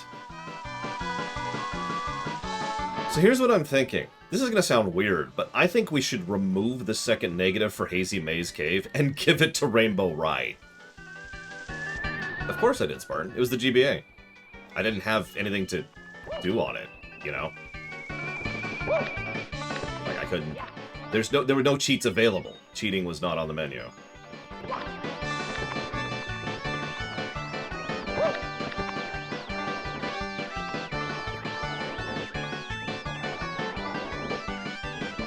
Very slowly, Spartan. You ever been on an airplane ride? Takes a while. Well, I don't remember, and I'm kind of busy right now, but give me a minute, let me die again, and I'll tell you what the negatives say. Because, yeah, I like to write up my specific reasoning for this kind of stuff whenever I can, so I can check back and check my thoughts out of the moment.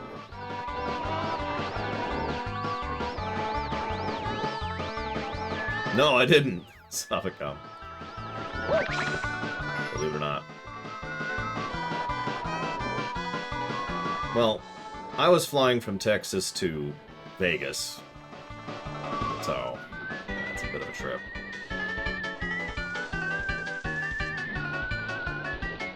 I wouldn't call it stupid. In fact, if you remember, I dinged the game for it, because they let you do it on accident. I know you were doing it on purpose, but my point remains.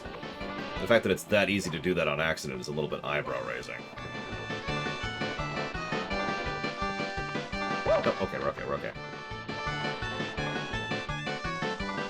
Miyamoto often plays the games he's developing. This is actually a regular thing he does. But I'm pretty sure he doesn't 100% anything. Regardless of whether he worked on it or not. Now the fun one.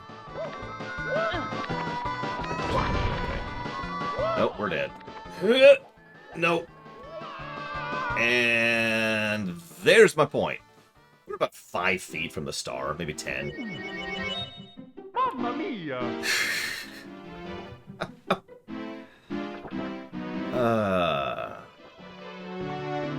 Anyways, hang on, let's poke at something here. Because we have other things we can poke at here. Just to really show this off. Oh, right, details. Hazy maze. Visually disinteresting. Small corridors. Camera controls literally don't work in some of the areas. That's part of the small corridors problem. Bad initial stage direction. Near total lack of visual continuity. Jank of the arrow platform. Those are the things we listed for the negatives for that, and I stand by all of those.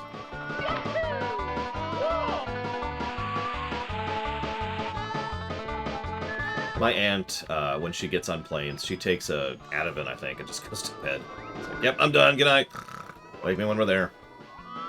By contrast, I cannot do that at all. I have never been able to sleep on a plane. That's madness to me. It just sounds like neck pain.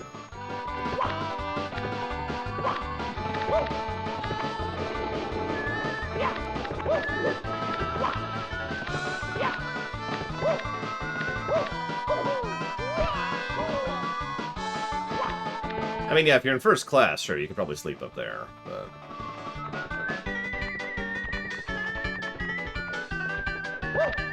I mean, last time I flew on a flight, I literally started having panic attacks because of how squished I was in there, because of the new seating arrangements, so... I've actually told my family I'm not visiting them again unless I'm doing it first class. And they're like, well, you can pay for it, and so I haven't visited my family again.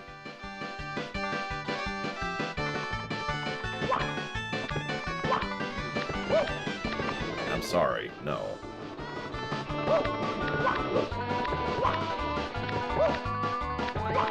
Apparently this is a moving platform.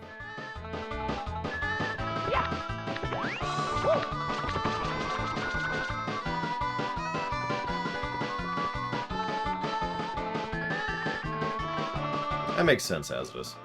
Part of the reasoning, too, was the severity of it, but as we've already very well demonstrated, there's a much worse stage. We're staring at it.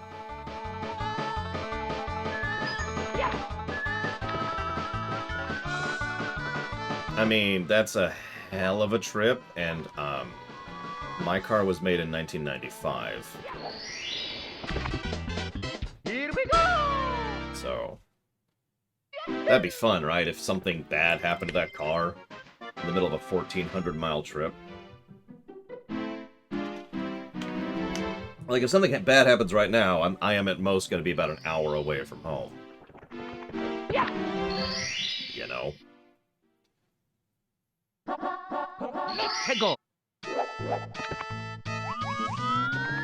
Taking the bus? Well, taking the bus sucks so badly I've actually sworn to never do it again. Way back in the day. I guess it's not that long ago. Like 2004, I went to visit my girlfriend who lived in Pennsylvania at the time, while I lived in Kansas. And I swore I would never take the bus again after that.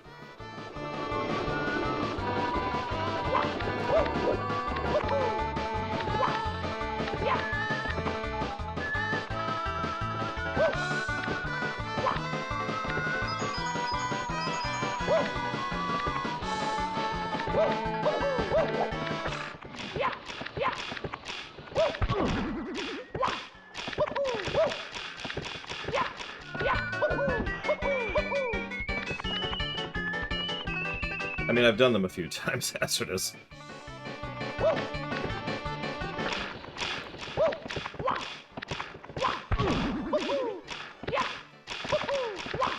Nah, way too slow.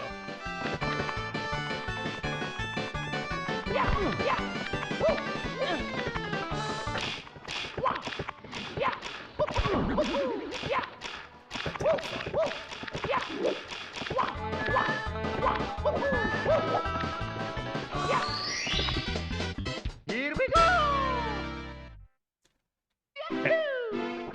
Taking a grab. Okay, so What have we got left in this stage? What do we have left in this? Oh, cannon, right. Does anyone remember where the cannon is? Because I actually don't remember where the cannon is. And thank you, by the way. It's on the ship. Of course it's on the ship! Of course there would be 3 stars that involve doing this.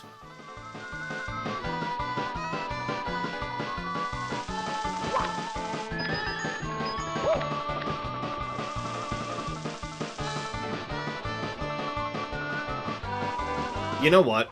I think that's the I mean, we already were decided on 2 negatives. But if I ever needed to reinforce that, I think the fact that no less than 3 stars in this level require this is all I need to say to really justify that. To have earned that negative.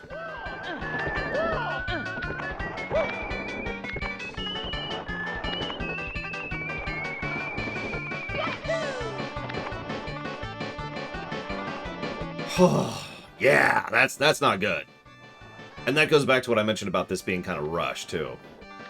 I mean, even for N64, I'm sorry to bash this stage even more, but even for the N64 and for Mario 64,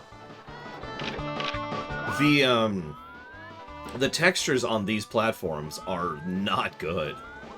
Like, it goes back to what Rax was saying about this place being visually disinteresting and just geometry in the sky. Look at this. This game knows how to be visually interesting. I mean, I don't want to overpraise it, but my point is, this game knows how to look like something other than gray boxes. You know? Look at that. Now, the best part is I'm pretty sure that the reason these are all gray boxes is because of that castle up there. And they're all just that texture repeated. That's why that's that texture, because that's the floor texture of the castle. What do you want to bet? What am I bet?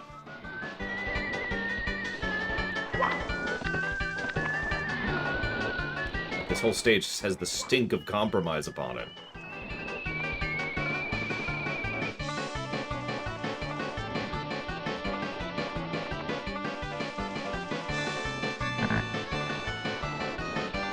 Gotta die at the last minute, as usual. That's very on brand for me. Even on games I'm actually good at.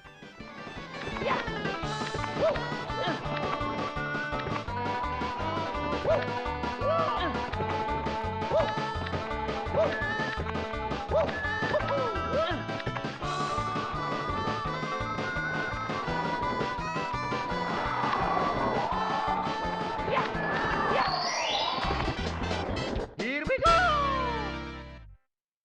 Yeah, no. I agree with you, Hazardous. Let's do it.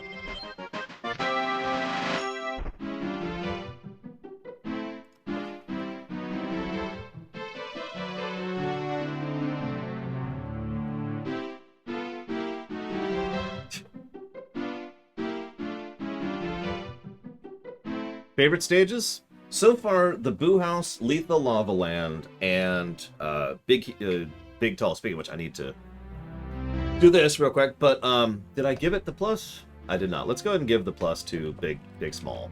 I don't think it's quite as good as the other ones, but I do still think between the gimmick and just the visual interesting, the visual distinction, the visual continuity, it does still qualify as a positive. Hang on, Complos. I have an answer for you, but I don't remember the name of it, so I got to look it up. Tiny Huge, Big Huge. What's the name of that stupid stage? Tiny Huge. I actually put Tall Mountain in as an aggregate because, well, because I think it's worth it, but at least I think I did. I swear I did. Maybe I didn't. Holy crap. I thought I had.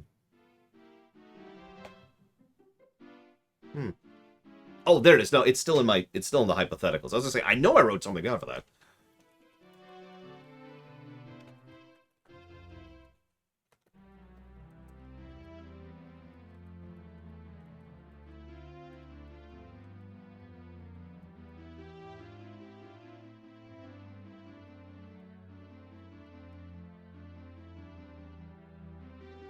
Tall Mountain.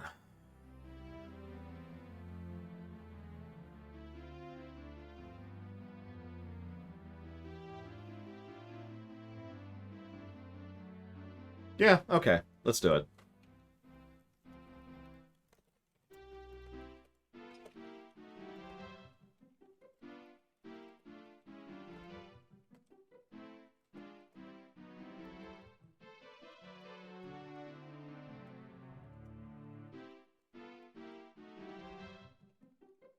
There. Telltale Mountain. Plus. Done. See, I don't have to justify positives. You see what I mean? Hang on, guys. I want to give this game 15 more positives. See? No objections.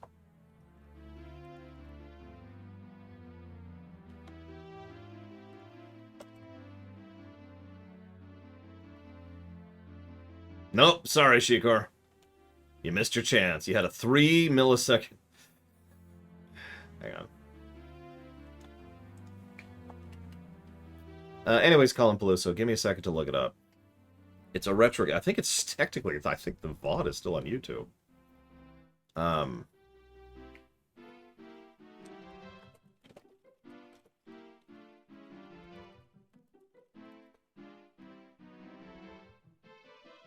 What's the video game where you kind of, like, you start off in a Game Boy game, and then you advance to a NES game, and then you advance to a SNES game, and then you advance to PS1 game, and you end up in a PS2 game, and that's when you finish up the game?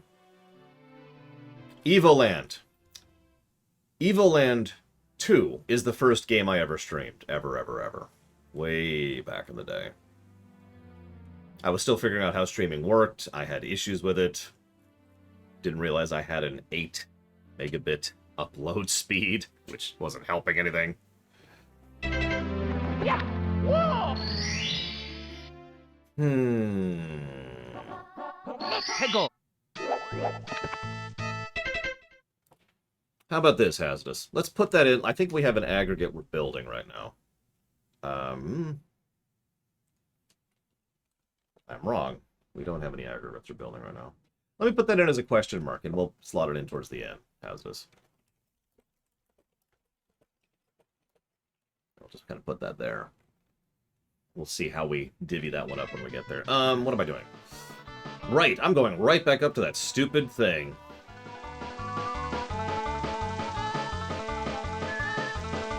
Ladies and gentlemen, you too can someday make games as amazing as this one. All it takes is 5 minutes and a whole lot of cocaine. But you too...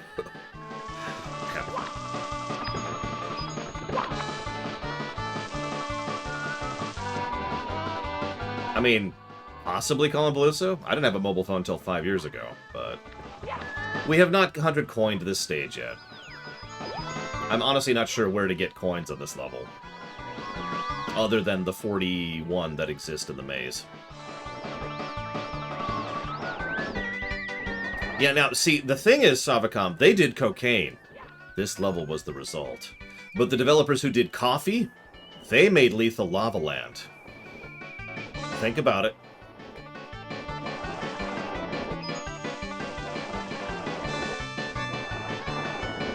Yeah, I distinctly remember we were actually doing tests, streaming tests with Batman Arkham Asylum. How many of you remember those streams? And we were using that and World of Warcraft to try and get it into streamable format.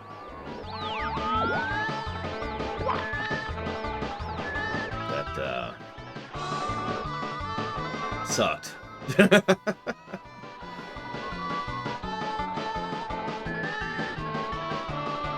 Reminds me, one time I had this thing called Comcast Business Internet, where I got to spend several $100s every month just to have internet that wasn't garbage. So there I was, having my garbage internet, and I had to renew because I had a yearly subscription because business internet. So I'm talking to the guy. I get the guy on the phone, and he goes silent. Doesn't consult me. Doesn't say anything. He's just, you know, typity, typity, typity. Typity, typity, typity, typity. Typity, typity. Okay, I've upgraded your account. Now, I'm not an idiot. So I immediately, all the red flags go up immediately, like, okay, what'd you do? So I ask him, and how did you upgrade it exactly? Well, it turns out you only had, I forget the number right now, X number of download speed. and, X number of upload speed. I think it was 100 down and 50 up, something like that. So we've upgraded you to 200 down and 8 up. Hegel. So in the nicest tone I could manage, I say, sir, I stream and upload to YouTube for a living. I need upload speed. That's why I had that plan. Long pause. Oh. Okay. Let me fix that. Thank you.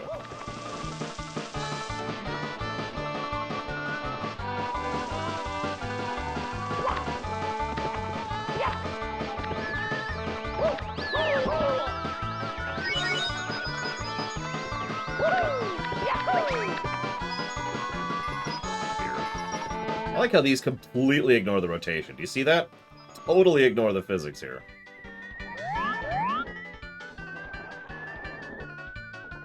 Okay, just checking something.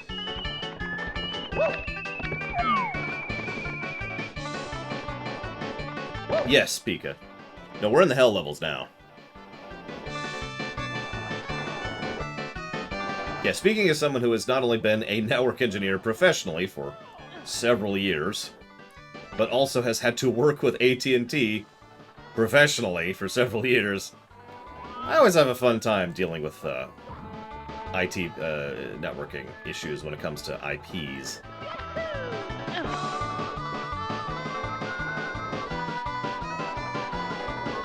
I mean, a little bit color-inclusive, but not really. It wasn't as bad as I remembered. Yeah, the thing is, I always try to be understanding, because I know these people deal with people who do not have brains. Or are not using their brains, one of the two. I understand exactly what kind of nonsense they go through. I do. I get it. I really do. It still irritates me, because anybody who is worth their salt will recognize when they're dealing with someone who has a brain, and someone who doesn't. The moment I say hi, I'd like to renew my business internet thing. Same plan, please. 1-year contract, please. That should really be all they need to hear. They shouldn't be on script for me, you know? I don't remember anymore. I've said this before, but back when I had to deal with AT&T, we actually had a freaking code phrase. I'm not making that up. Where, it would be like, hey, I'm actually a network engineer, was effectively the code phrase.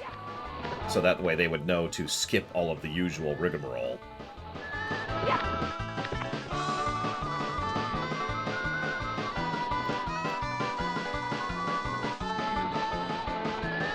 Depends on the company, Computer Kid. There are some companies that do penalize for going off script. Like insurance companies. I've mentioned this one recently. My sister, had someone ram into her. Completely not her fault. Completely the other person's fault. 100% provable. Cut and dry, right? Just as cut and dry as it possibly can be. Including a police report and everything, right? And, so, she calls up. She's like, hey, I'm here to summarize this. He's like, okay, yeah, I can help you with this incident that is that our client is to blame for. Short pause. So why is it you feel that you are not to blame for this incident?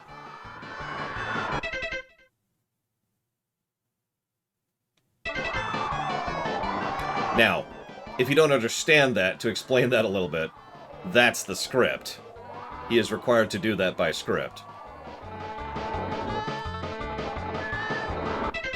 Now, what ended up happening is there was a moment pause, and then the guy was like, never mind. Because he caught it. He caught the fact that he was back on script. And she was like, I get it. Can we skip ahead a little bit, please? Yeah, sure. Working IT is actually wonderful, except when it's terrible. I actually enjoy troubleshooting as a concept, really trying to work my way through and divest and understand. Like, you can't...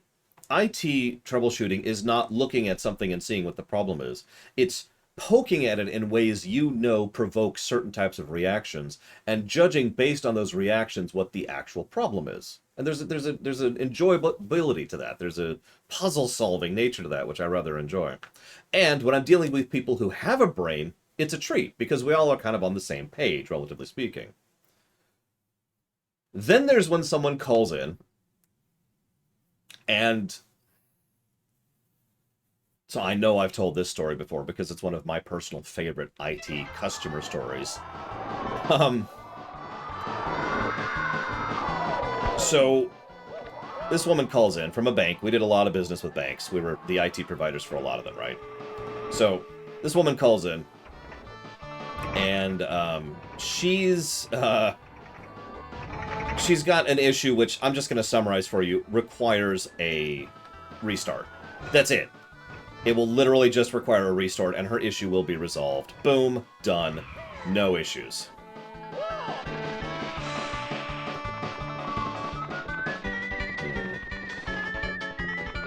So I'm like, all right, ma'am, we're going to go ahead and get you to restart, and that'll fix it. You can go and stay on the phone with me to make sure everything's going cool.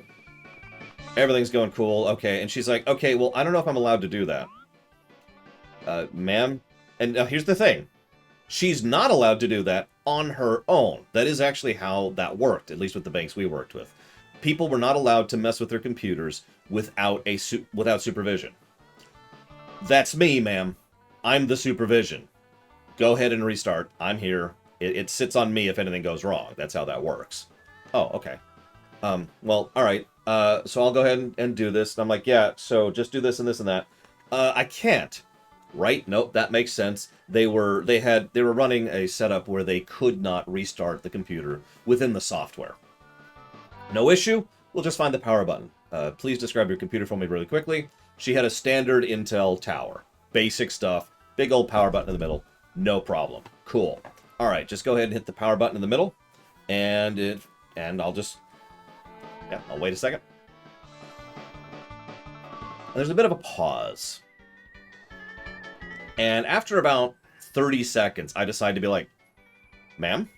She's like, well, I've hit the button several times now. First red flag. I'm like, okay, hang on. There's no need to hit the button more than once. Just hitting it once will be sufficient. That sets it into the thing. Oh, okay, well, it's going to turn off the computer, right? Because it hasn't turned it off yet. It might be taking a moment to go ahead and finish closing down whatever is going on. No. Okay, I don't understand. The disk tray keeps opening and closing, though.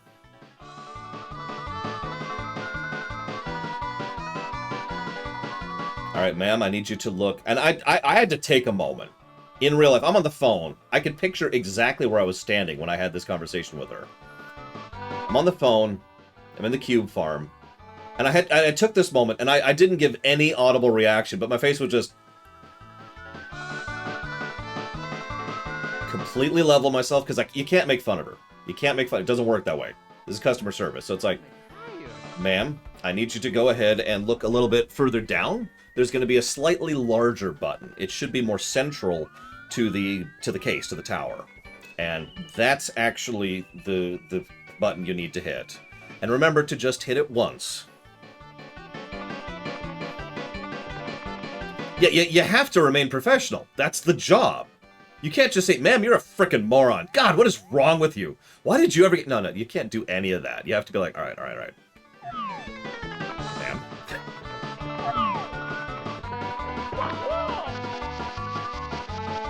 Just checking something. I'm debating. Do you think I should even try for the coins? Real question. Because if I do, well, I need to decide basically now. Wish I could save state.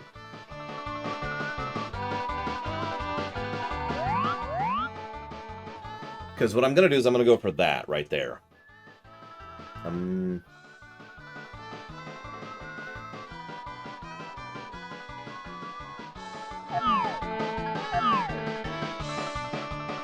going to miss this jump, and it's going to be stupid, and then we're going to leave the level and go onto the clock, but...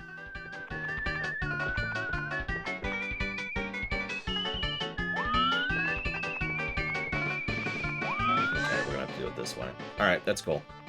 We're not going to do a long jump, because we want to be able to ground pound.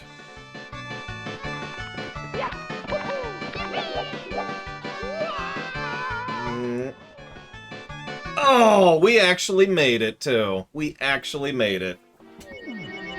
Hi, hello, Fidelio. So anyways, that was that stupid, terrible stage.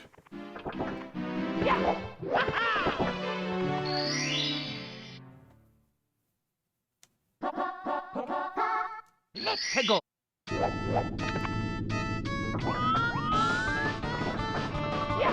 Same song, because they were getting rushed. As we've already discussed. So this stage... This is this stage. It's also quite short here, relatively speaking. I want you to imagine doing this. Just picture getting those red coins. Can you picture that for a second? Can you put that into your mind, getting those red coins?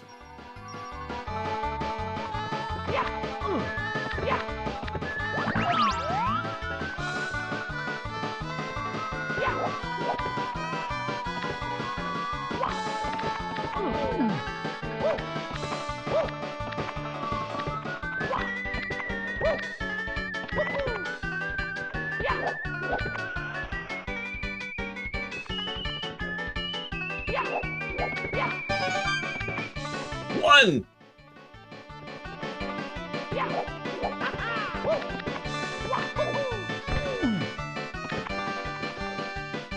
Oh, there's a bottomless pit. It's just we have a grate between us right now. That's the bottomless pit right there. Of course not hazardous. How would I know that on my first time playing this? So yeah, anyways, we're gonna stop doing that.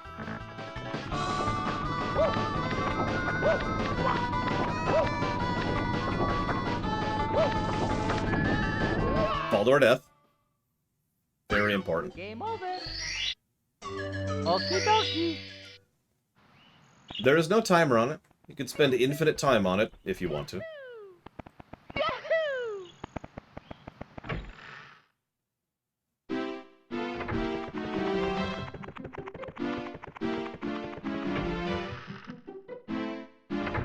I mean, that's very probable in Oceans. I think Toad tells you, actually, now that I'm saying that. Hang on, let's go find that out.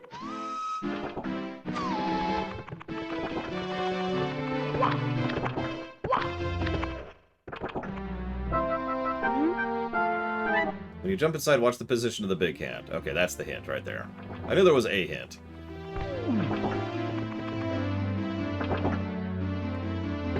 Of which one specifically, Valerian? RS64? Like, all of them. Let's go. Listen, we all know that the undead are awesome, okay? I think we can all agree.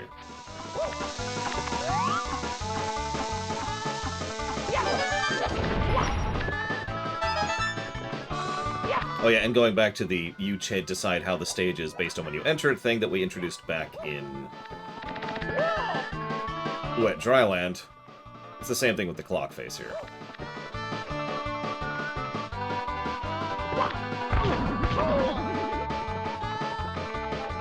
I'm not actually sure what that was. So, I recommend the DS version when it comes to the versions of Mario 64. But let's be clear, not counting fan hacks, which I know nothing about, there are only two options.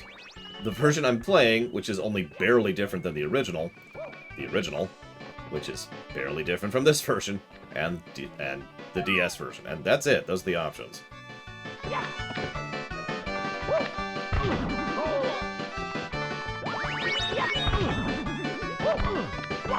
That's a good point. If pixelated graphics bother you, like they bother Hazardous, do not pick up the DS version.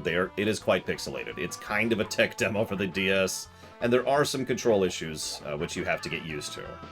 Now, I mean, in my opinion, both the DS version and the original have control issues. It's just they're different issues. My God, Mario, turn to the right.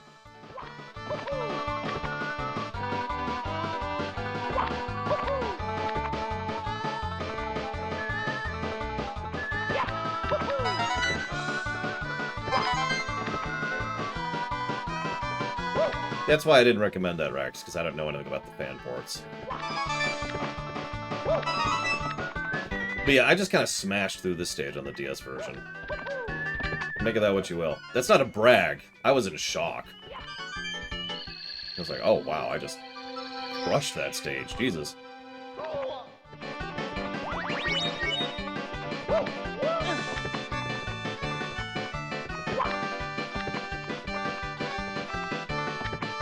my god. Turn around, Mario!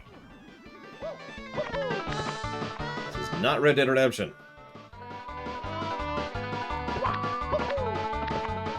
Face to the left. Face to the right.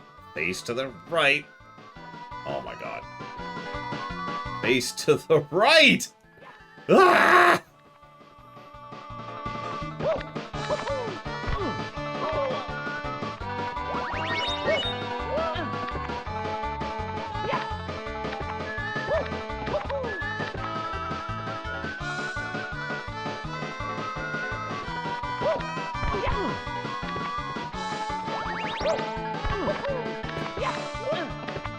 Not for a Jedi, Ginga Man. Sorry, I gotta say that right. Not for a Jedi.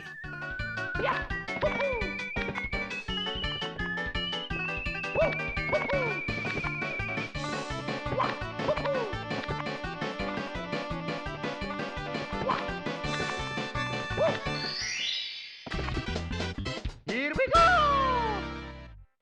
Ugh. Now, just to show it off. Hang on, so...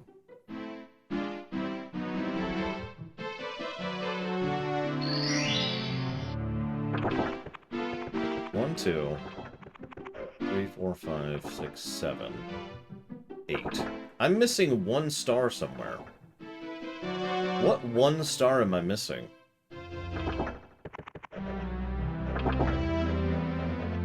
Oh, Mario. I mean, I probably do, Baron, but I don't know. Yeah, it's probably a toad somewhere. Does anyone remember where all the toads are? Let's go. I think I did, Rax. Anyway, so here's double speed. Sadists, like Baron.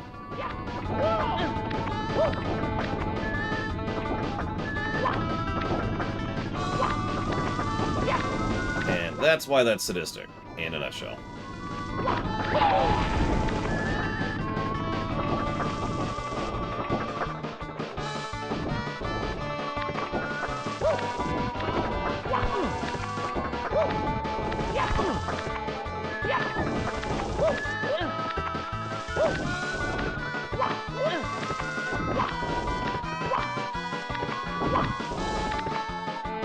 Exactly as planned.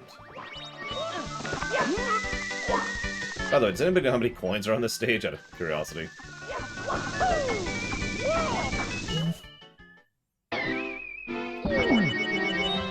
Mamma mia! So I'm pretty sure I got this. Pretty sure. Where's the other one? There's another one. There's no other one. Okay, whatever.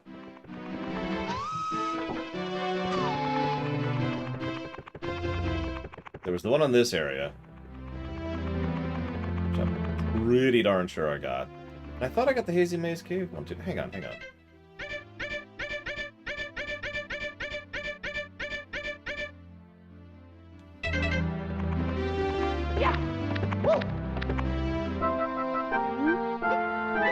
What am I missing?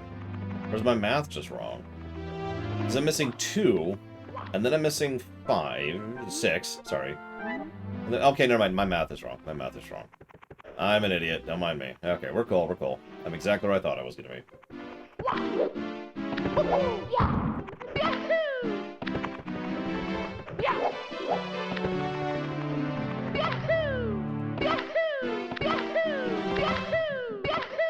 I have no idea how to do that trick, by the way. No, I knew about the Bowser one, my math was wrong, because apparently I can add 31 and 96 right off the top of my head, but I can't add 6, 2, and 1, apparently. Anyways, yeah, we're not 100%ing. We've given up on life in general. Death to life.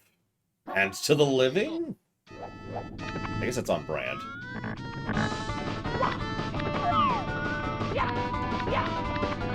Anyways, the reason there's so much fog in this stage is specifically because of the fact that they were having trouble rendering all this stuff.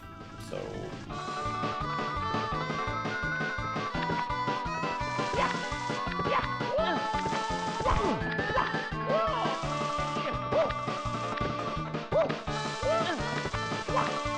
I like to think it's really dusty, you know?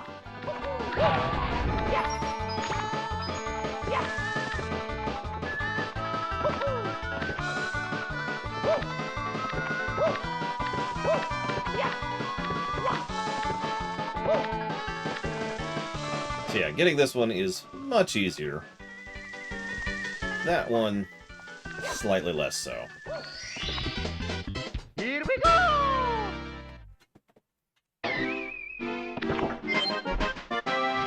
You're supposed to get that one with the clock hand.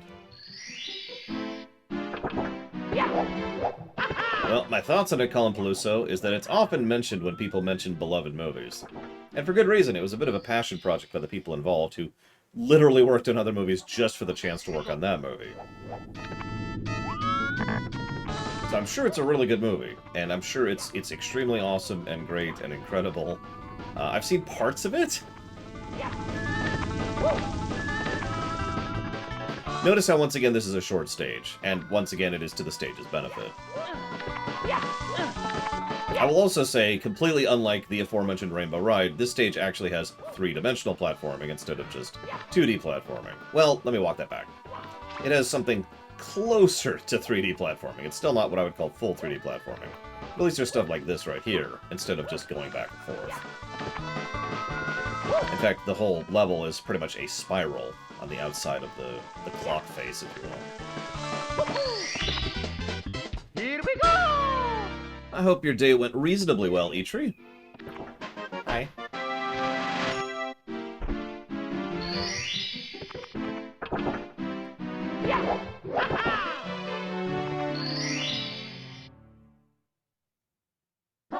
Let's go! Is there a slow version? I actually don't remember. I know there's a stop, and I know there's a fast.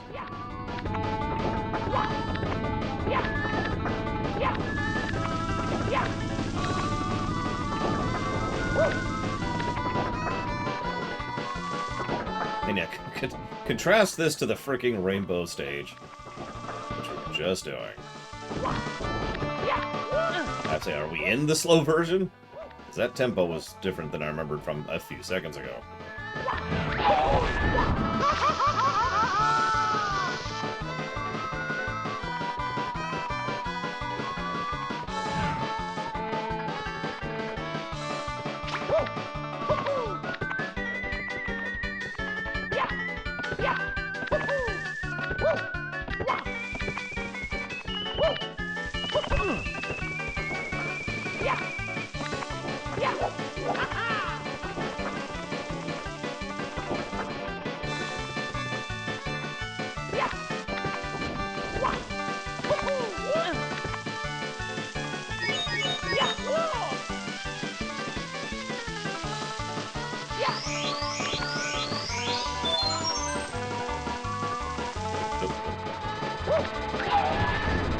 Nope. Nope. Nope. Nope.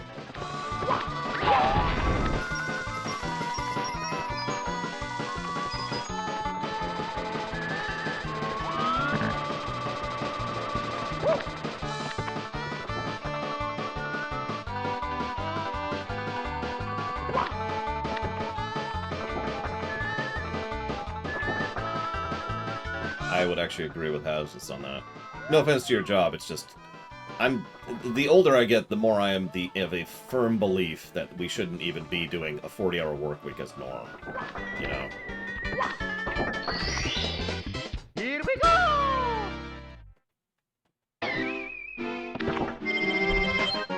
I know why it's the norm. No, really, I do. It's just... I don't agree with it.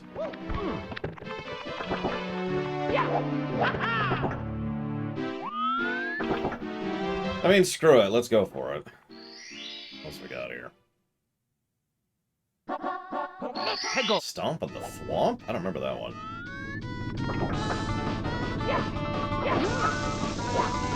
We'll be streaming Sunshine tomorrow. In the afternoon, specifically. Speaking of which, this is a good time as any to plug that the Final Fantasy IX Theater premiere, the opposite of premiere, the finale, will be tomorrow at 11 a.m. Eastern Standard Time, which I highly encourage everyone to be a part of and to see and watch and go check out because it's awesome and amazing. Chapter 12 was really, really, really, really good. I'm really happy with how Chapter 12 turned out. So, Chapter 13, even better. It's rare I praise my own work, but holy crap. Yeah, Random earned that role.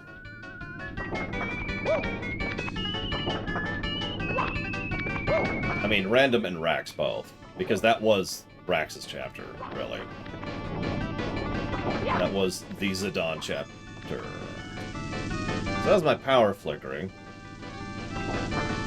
So we're just going to talk for a moment, see if our internet went out along with that, or if that was just a power test.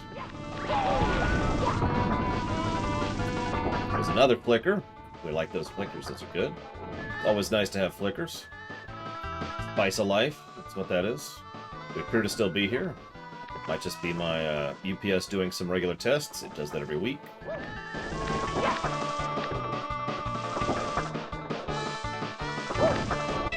think there's a storm out, but, you know, I don't look out my door all that often, I'll be honest. There is no storm. There's nothing. Cold. I mean, I wouldn't call that cold. I'd call that comfortable, but what the hell do I know?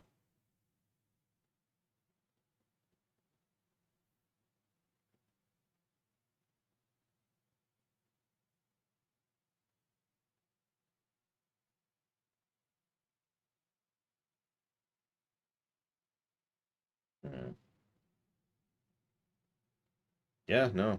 Hey, Back for Blood is already on sale. That's not a good sign. Sorry.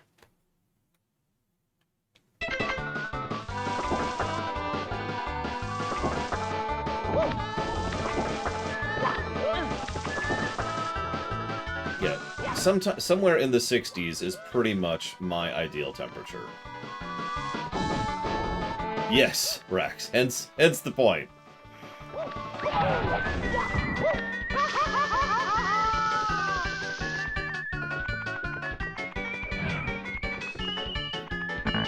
Either way, sorry, so let's get back on topic really quick here. So I think we all agree Rainbow Ride sucks. And this is so important. It needs to be stated. Rainbow Ride does not suck because it is difficult. Rainbow Ride sucks because it sucks. By contrast, this stage is actually pretty fun. I'm actually enjoying myself so far. Now, I say that. Watch me screw up horribly here, but... Okay, yeah, that's what I thought. Making sure. Again, this was the stage that surprised me the most when I was playing through the DS version a couple years ago. I was like, wow, this is fun.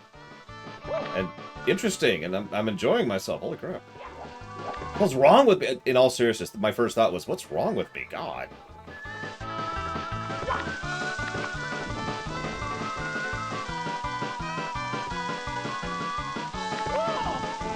Mario, I hate you.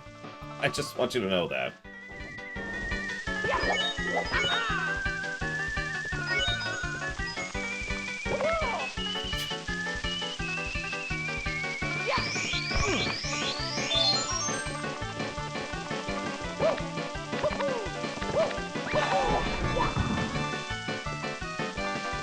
And by the way, I don't know what the 60s is in European measurement, sorry.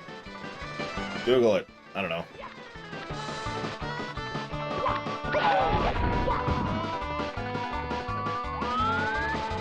Celsius, God. I can't think of the word. Just sitting here like, centigrade? No, that's wrong. Kelvin? No, that's wrong too. What the hell's the term for it?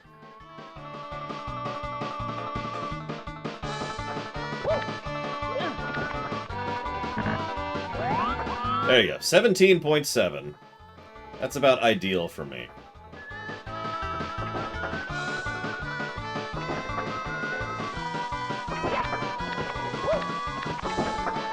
Come around, Mario. Oh, God. Okay. Urine? Is that a real thing, Shikor? Okay. So, I don't remember how to get further up from here.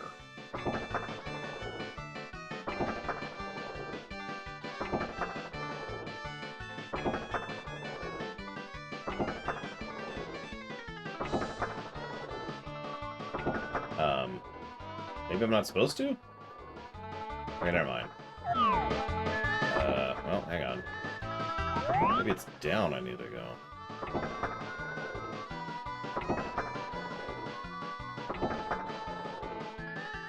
Okay, well, I can do that. Suck. Hey, Vigilant.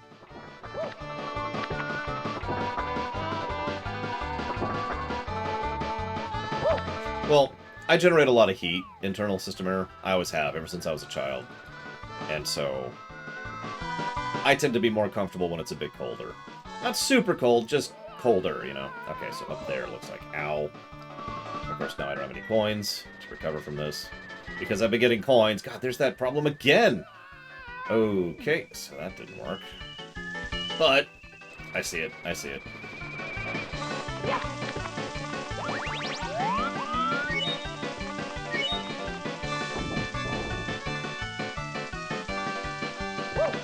Most of my girlfriends across my life have all been very cuddly. Not because they like me or because they like cuddling, but because I generate heat. So let me just say, I know exactly what it's like for a woman to only want you for your body. I shouldn't joke about that. I actually have had a girlfriend who literally only wanted me for my body. In fact, I've had 3.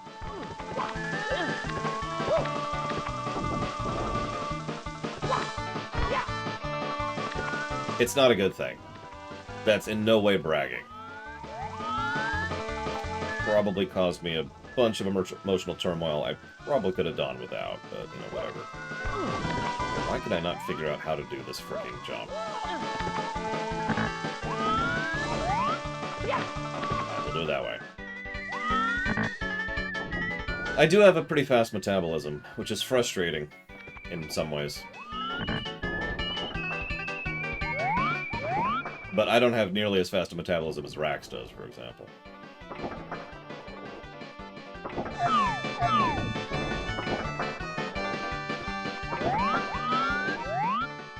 What's over there?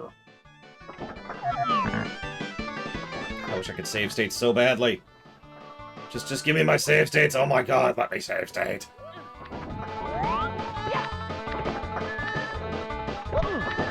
Hey, NTC. We're gonna trip at the finish line, but, you know, whatever.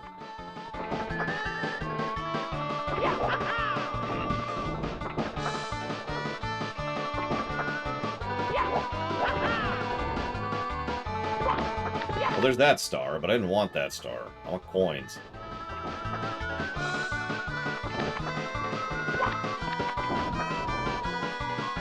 Yep, admittedly, I don't eat that much, although I do eat a lot of protein and vegetables and fruit. I wasn't joking earlier about the budget, because I have to budget my food, because I like buying, you know, produce and meat. And, for those of you unaware, there's nothing really more expensive than produce and meat.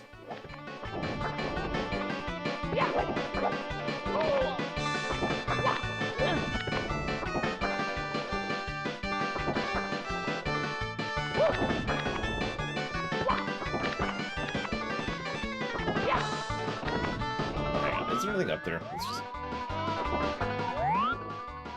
stew. Looks like no.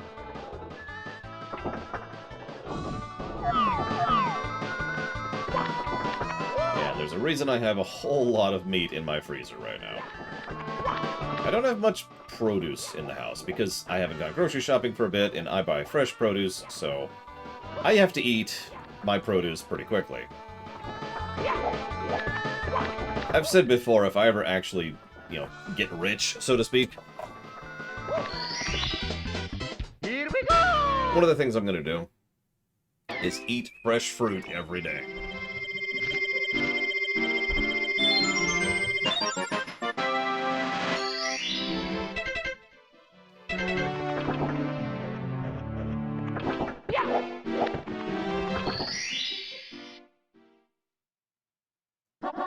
Let's go!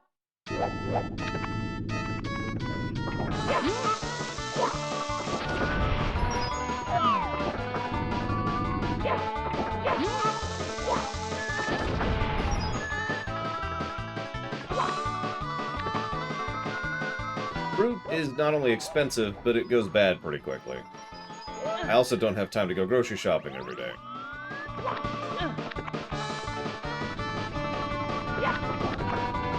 I mean, I've done the math.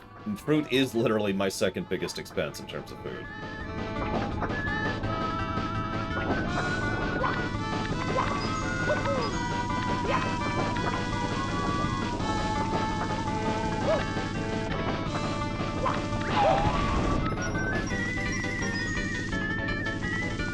I don't actually like apples all that much.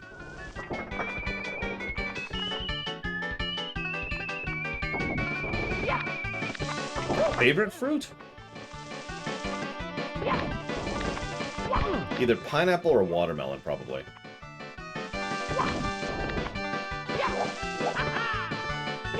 I am extremely minorly allergic to bananas, but that's not why I don't get them.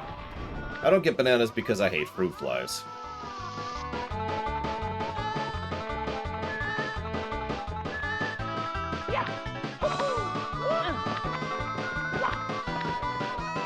I hate fruit flies so much.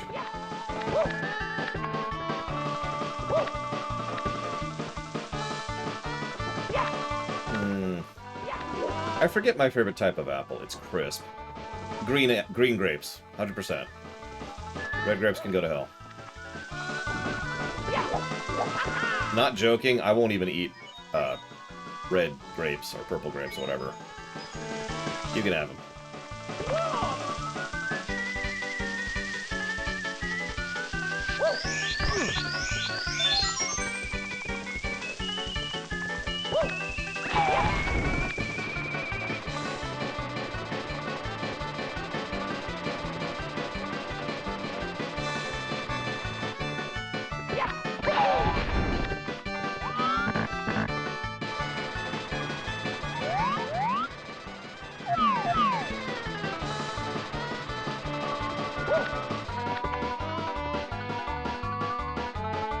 I also really like grapefruit.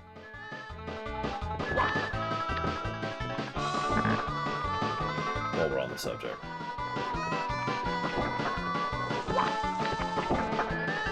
And oranges. And tangerines. And Asian pears. Oh my god, Mario, turn the frell around! Oh my god! I love kiwi. If I could get fresh kiwi every day, that would be awesome, too. Mango, while we're on the subject. Love mango.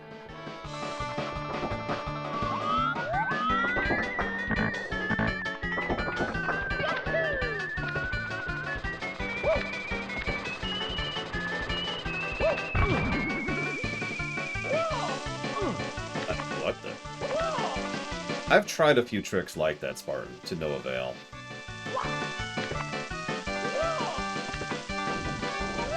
I love avocados.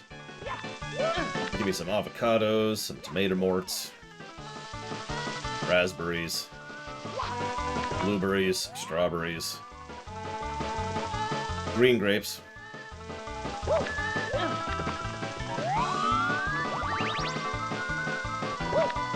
Oranges, grapefruit, pears. I love pears. Asian pears and regular both.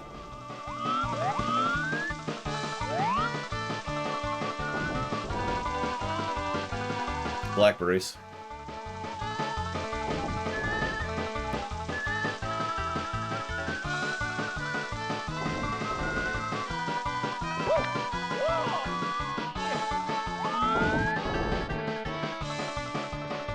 What is over there?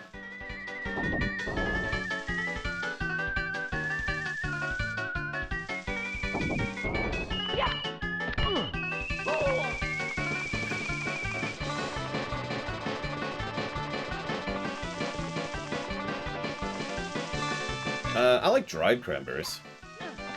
Good little snack. Hurts my throat though, so I can only have so many at a time.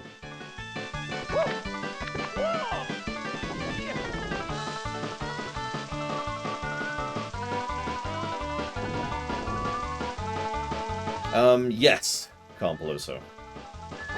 Unlike most, categories of food, I'm not sure there's Italian food I don't like, with one very big exception. I'm one of those people for whom, lentils or whatever it is, doesn't work. Not lentils, what do you call that? The thing that's in black licorice, the thing that makes me vomit. I can't think of what it's called.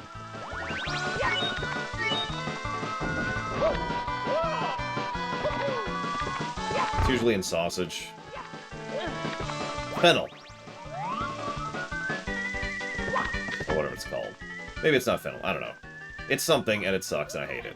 But other than that, I love all the Italian food. Just don't put any of whatever that is in it, and we're good. That's it? This is... Okay. That's true, Rex. I have fallen several times and been able to recover.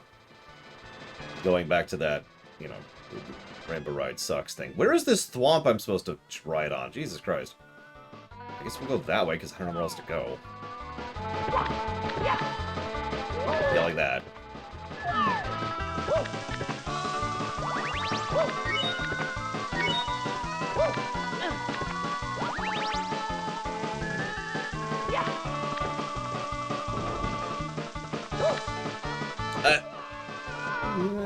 Nope. Didn't recover it.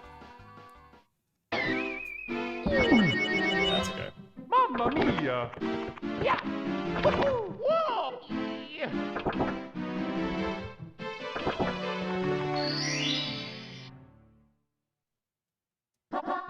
Go. Apparently we're in 9.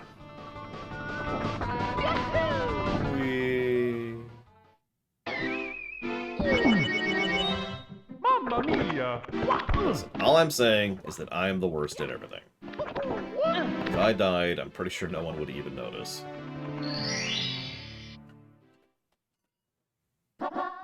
Go.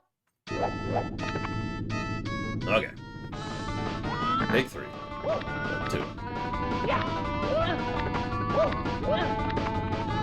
Actually. What the?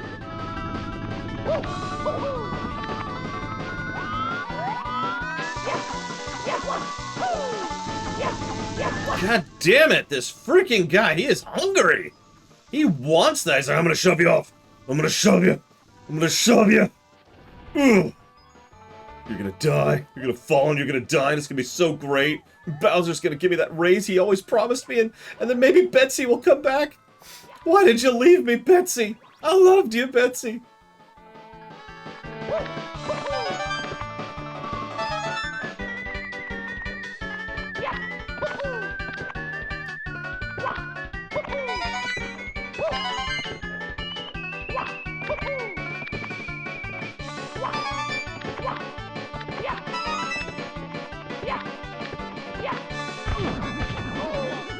Perfect fall.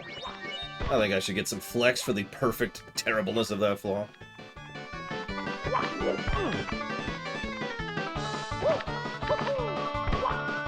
You can tell Compaloso hasn't been watching for a while because he hasn't been seeing us stab. We've even been drabbing today.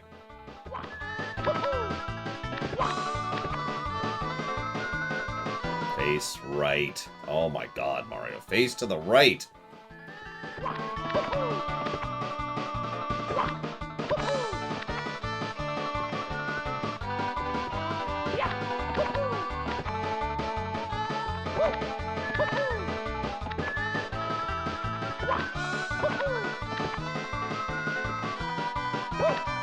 knew it, Colin Peluso.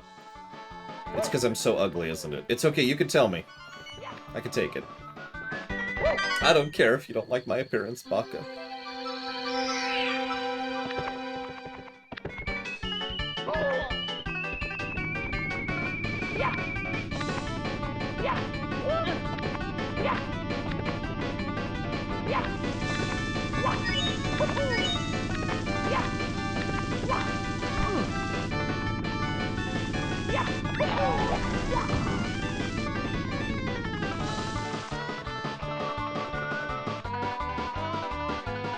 That's true, I was strabbing. Blech.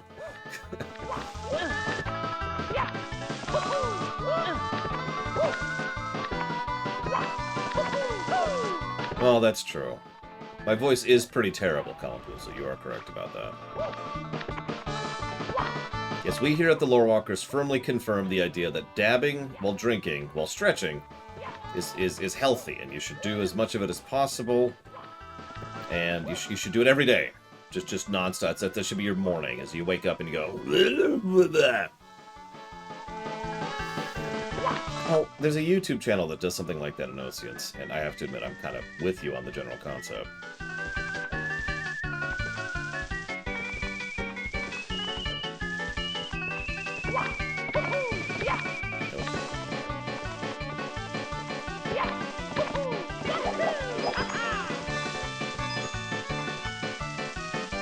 Boundary break, that's it. Yeah, they show some cool stuff there. I don't know if he's done a Mario 64 thing, but if he hasn't, he totes should. Yes, totes. It's like Totally, but cooler.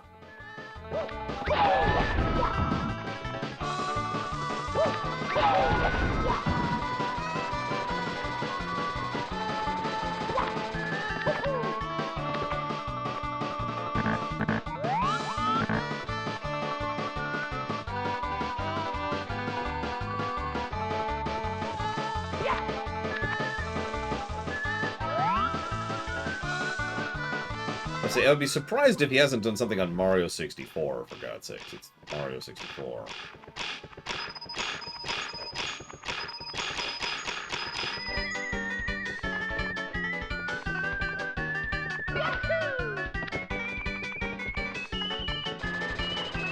Not the hard part.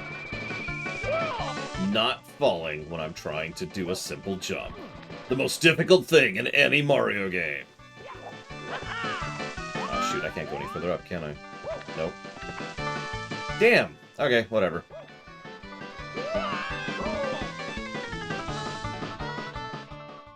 I just wanted the pain on the way down. Mamma mia!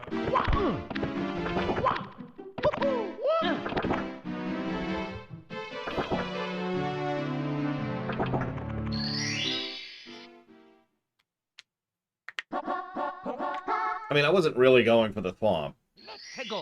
I was going for the coins, but whatever.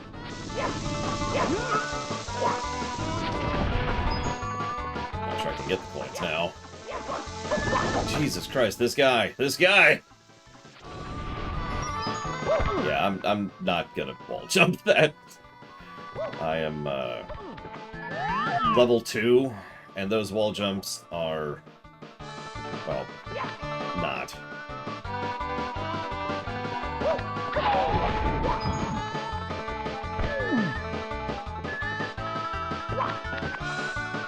Really? Really? You know, Mario, I want you to know that I hate you personally. I'm gonna hunt you down, Mario. I'm gonna find where you live. I'm gonna kidnap Princess Peach. And what are you gonna do then, huh?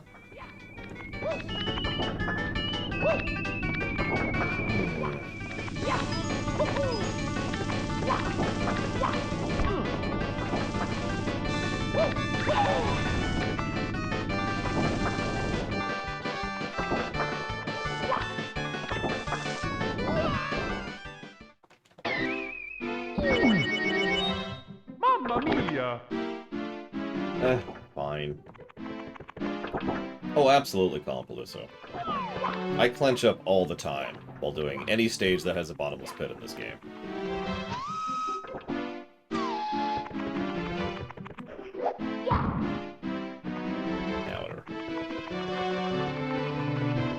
Oh yeah, I forgot to actually show this off, because we had so many stars before we ever came up here. Whatever. Last stage.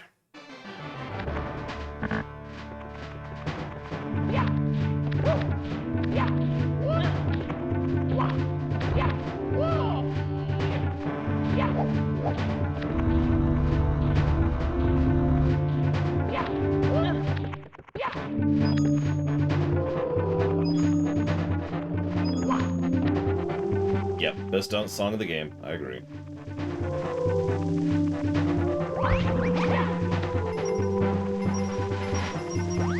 Did they really, Rax? Wow, I didn't know that.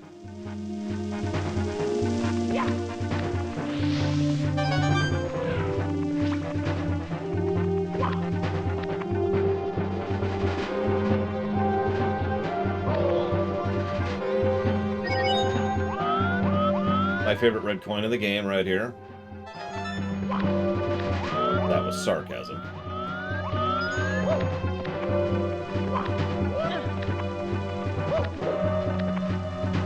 Wait, I did miss one? Where?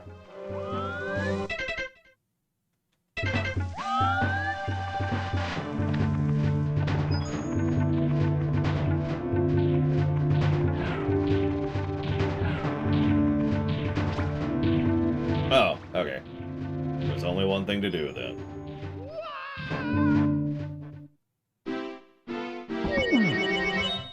Mamma mia!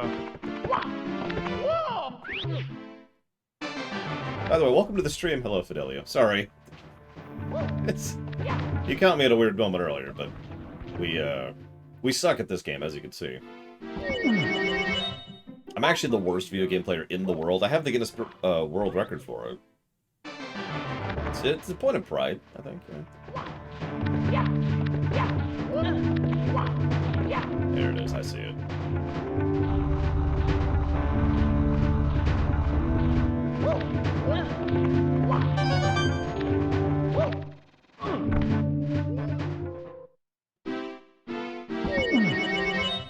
Mamma mia!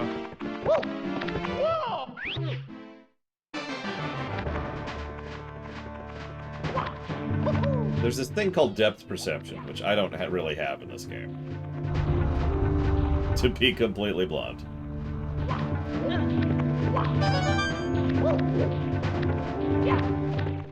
That was what I was trying to do, to get across what I'm at. But I wasn't enough to the right.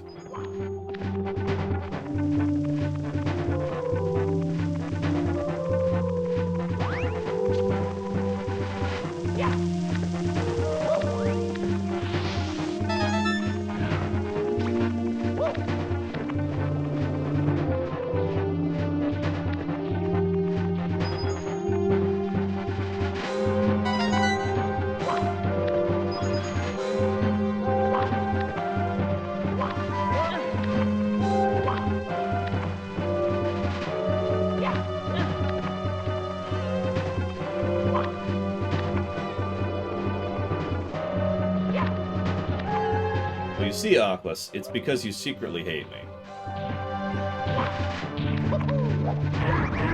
Not that I blame you. Most people hate me. Secretly. Not openly. Nobody likes to openly hate someone. That's just terrible.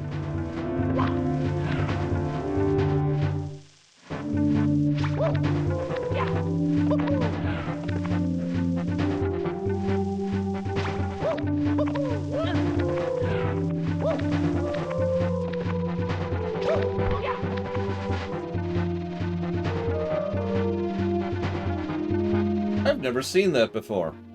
The Goomba face and the Koopa shell and the side of the platform. Do you see that?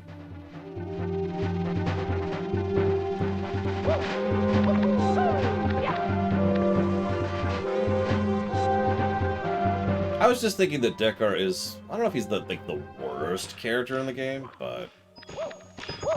Actually, I think Deckard might be the worst character in that game.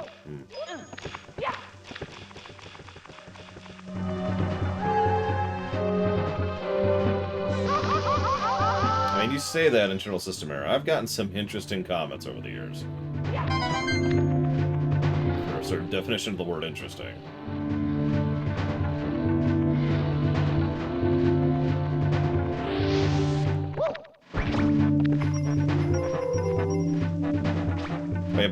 This is what this stage looks like. Notice how, just like all the other Bowser stages, it is pretty much a left to right, aka a 2D platformer. I really wonder, and I don't want to say this in a negative way, but I really do wonder if they were just so unused to the idea of 3D platforming as a concept. Nope. That they just said, screw it, and just designed certain stages from a 2D perspective, you know?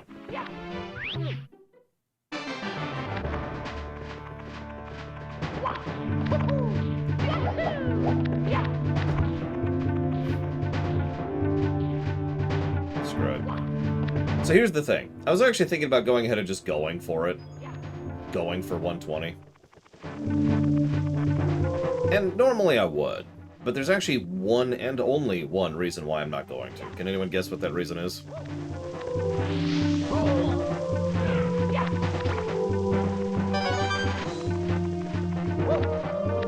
No, it's not Rainbow Ride.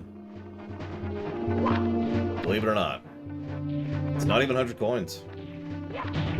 It's definitely not lack of giving a damn. I'm pretty sure I care more about this than most people do.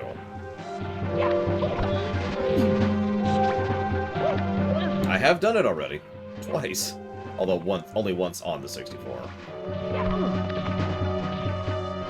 Oh yeah, Warcraft is absolutely filled with lore. There's a reason I spent 4 months building a YouTube series discussing the lore of Warcraft in a summary format.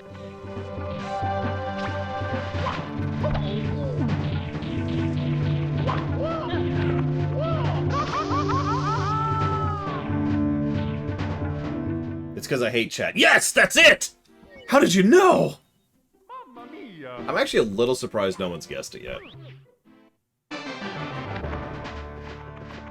No. The reason is I have better things to do with my time. I'm going to try to push through this as quickly as I can. And then I'm going to try to push through the rumination as quickly as I can. Then, I have theater work to work on. I could be spending this time finishing up the Chapter 4 and Chapter 3 in the Undertale Theater. And getting that ready to go. That is a substantially better use of my time than this nonsense. What am I doing?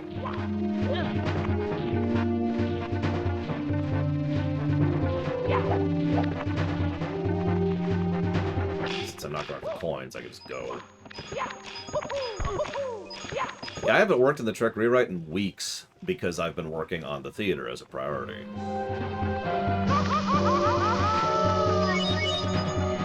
That's been taking up all of my spare time. And theater work, rewrite work has to sit in spare time because I can't allocate any time for it. So. Whoa, did not want.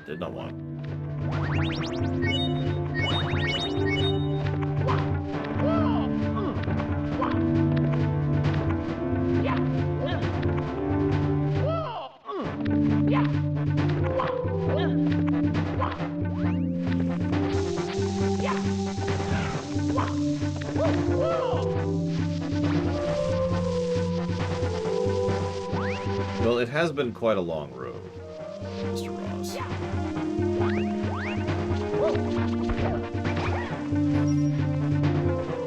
Maybe diligent? I plead the fifth?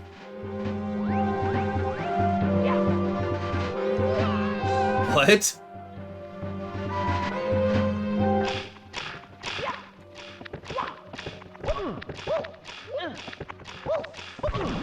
Okay, my timing is just really off for some reason.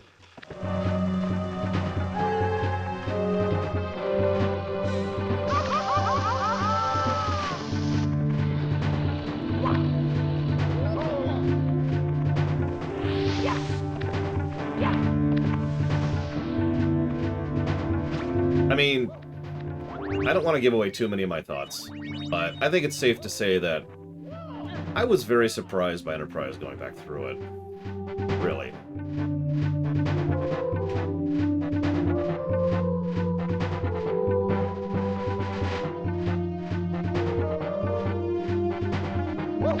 Season 1 and 2 were not as bad as I remember. Let me walk that back. Season 1 wasn't as bad as I remembered. Season 2 wasn't as remembered as I remembered it. Season 3 wasn't as good as I remembered. Season 4 was much better than I remember. Every single season I had a different opinion on when it came to Enterprise.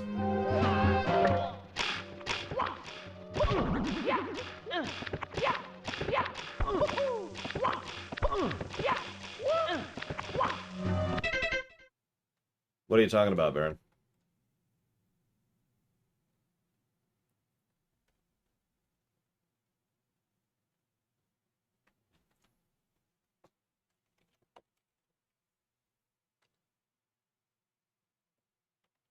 I don't understand what you're bringing up, Baron. Explain.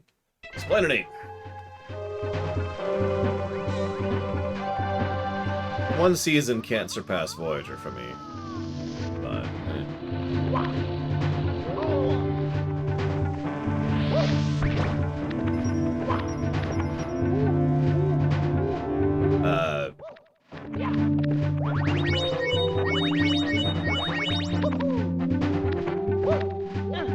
hang on, Baron. Hang on. Because I think you're pointing to the second negative for Whatcha-Fig, which absolutely should be there.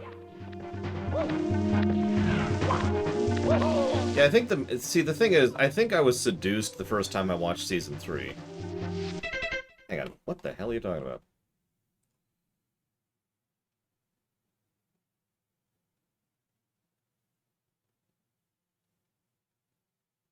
No, yeah, I don't see the issue here. Rainbow Ride is easily one of the least designed stages in the game. It's random geometry in a boring skybox with clearly made for 2D platforming on top of relying on a long, slow, boring carpet ride, which is easy to screw up and lose all your progress on for no less than 3 separate stars. Well, I guess I could add the word which, but which leads to a second negative for this awful, awful stage. Oh, apparently we already wrote it down. Okay. You're right. That's strange. There we go. Okay, we're good. You kept pointing to -10, and I'm like, -10 is exactly what it should be. -11 isn't. But, you know.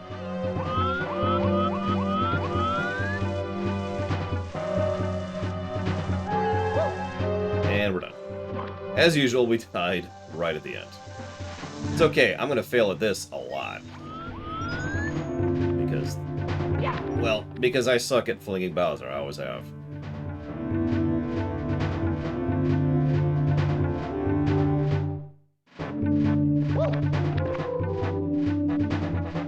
My favorite little screw you in this stage is the wind right here.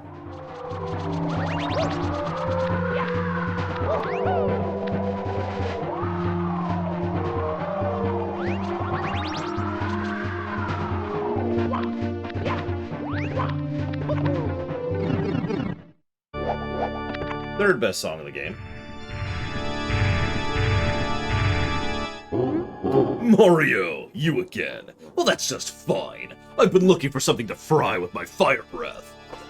Your star power is useless against me. Your friends are all trapped in the walls, and you'll never see the princess again.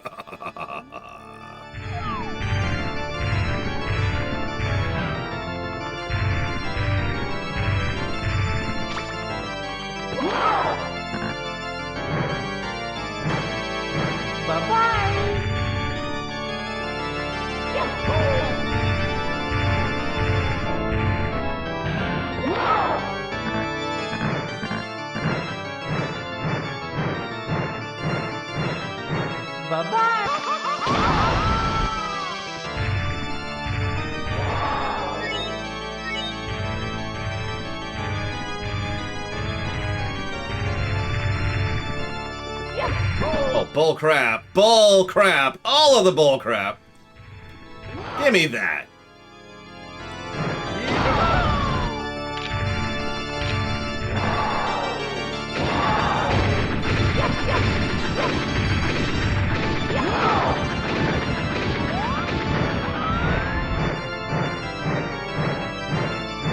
Bye-bye.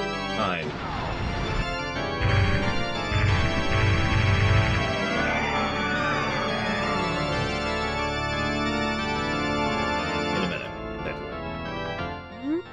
No, it can't be. really beaten me, Mario. Gave those troops power, but now it's fading away. Oh, I can see peace returning to the world. I can't stand it. It's not over yet. Come on, troops. Let's watch the ending together.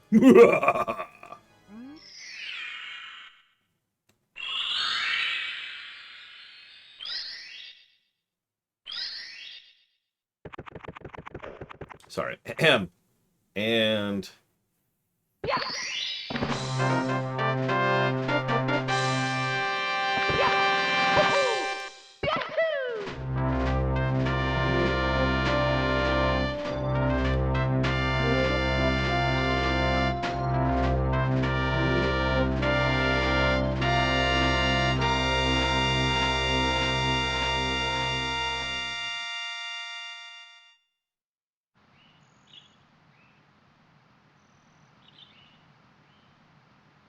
I like this ending. Plus to ending. See, I don't have to argue that. I could just say that, and everyone just agrees with me. It's cool.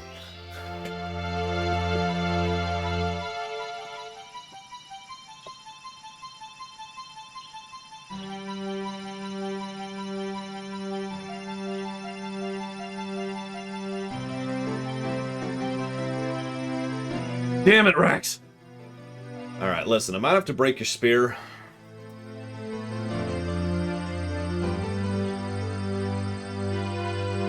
We actually gave a plus to Mario 2 and Mario 3 and Mario World's endings, so yes, absolutely.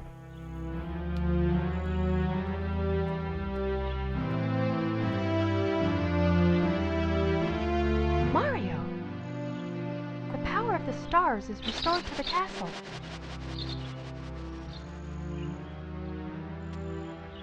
And it's all thanks to you. Thank you, Mario. We have to do something special for you.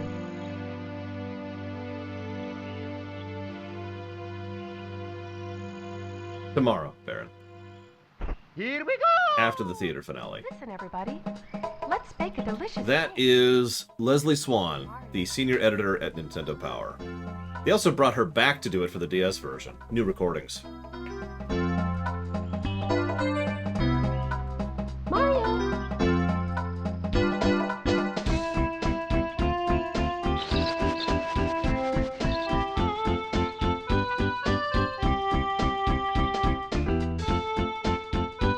Three pluses to story. All told.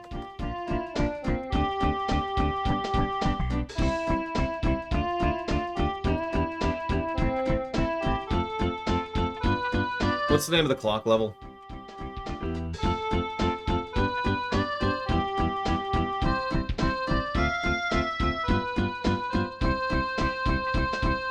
TikTok, thank you.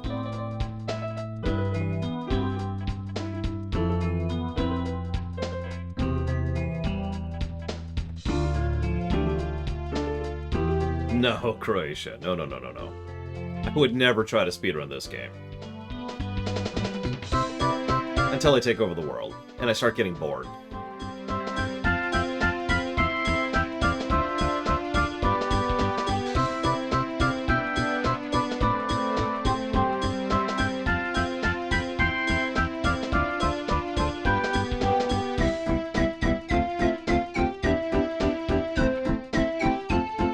Okay.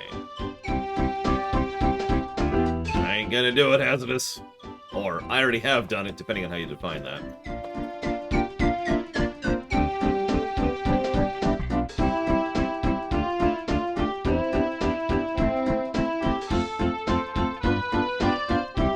Yeah, but then I'll have time, Ross. And infinite power, you know? No, I'm a Washington. I don't want to win speedrunning. When I speedrun, there's only one person I'm competing against. That's a good question, MLP Berman. I'm not sure.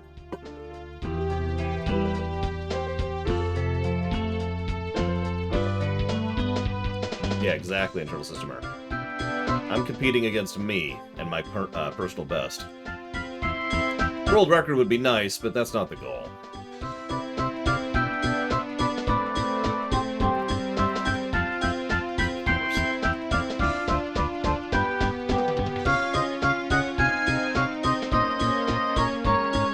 Hey, Eleazar. Yes, welcome to the ending.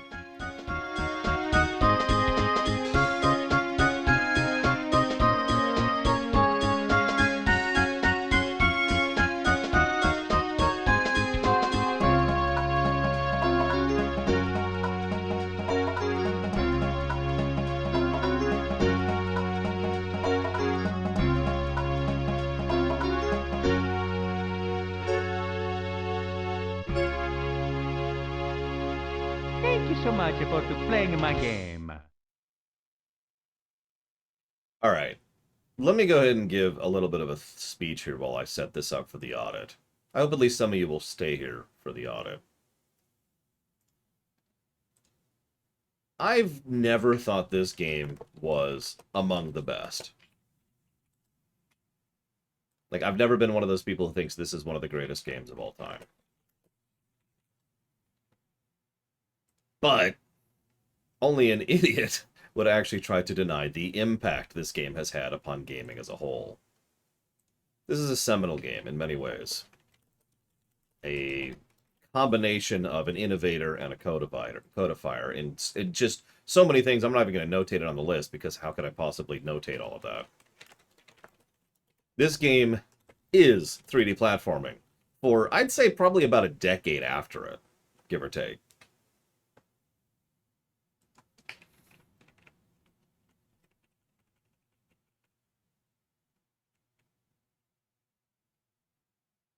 Yeah, this game literally set the standard for what a 3D platformer would be. And every other game spent years upon years upon years either emulating it directly, emulating it badly, or failing to understand what they did right and making a worse version thereof.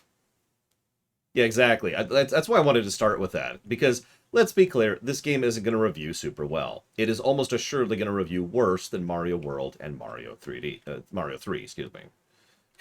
Mario 3D. But I wanted to get that out there first, because, I mean, duh, right? So I'm looking at the story axis. I don't really see anything else that jumps out at me story-wise. Iconic is a good word. Mario 64 is absolutely iconic. I know you're referring to Spyro the Dragon, but this game is very iconic. I never actually played the PS1 version of Spyro. I played the remaster. Nope, nope. I'm good. So, +3 to story is where we're going to sit on that one. Gameplay.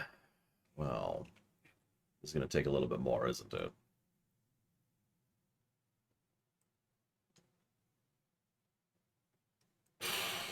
So.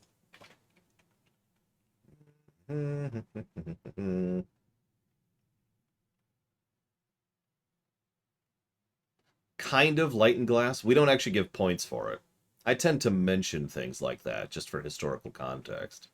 But I don't actually give it any positives or negatives, regardless of you know, innovation, codifying, significance, etc. We actually came up with that concept with Super Mario Brothers, which was an innovator and a codifier about several things.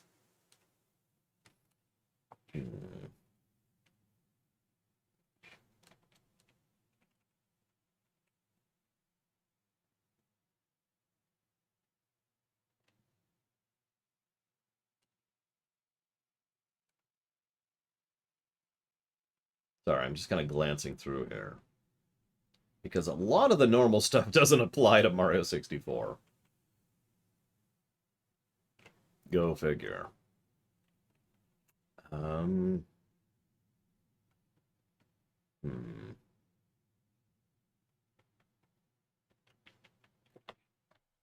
I gave a plus for that, didn't I? I did.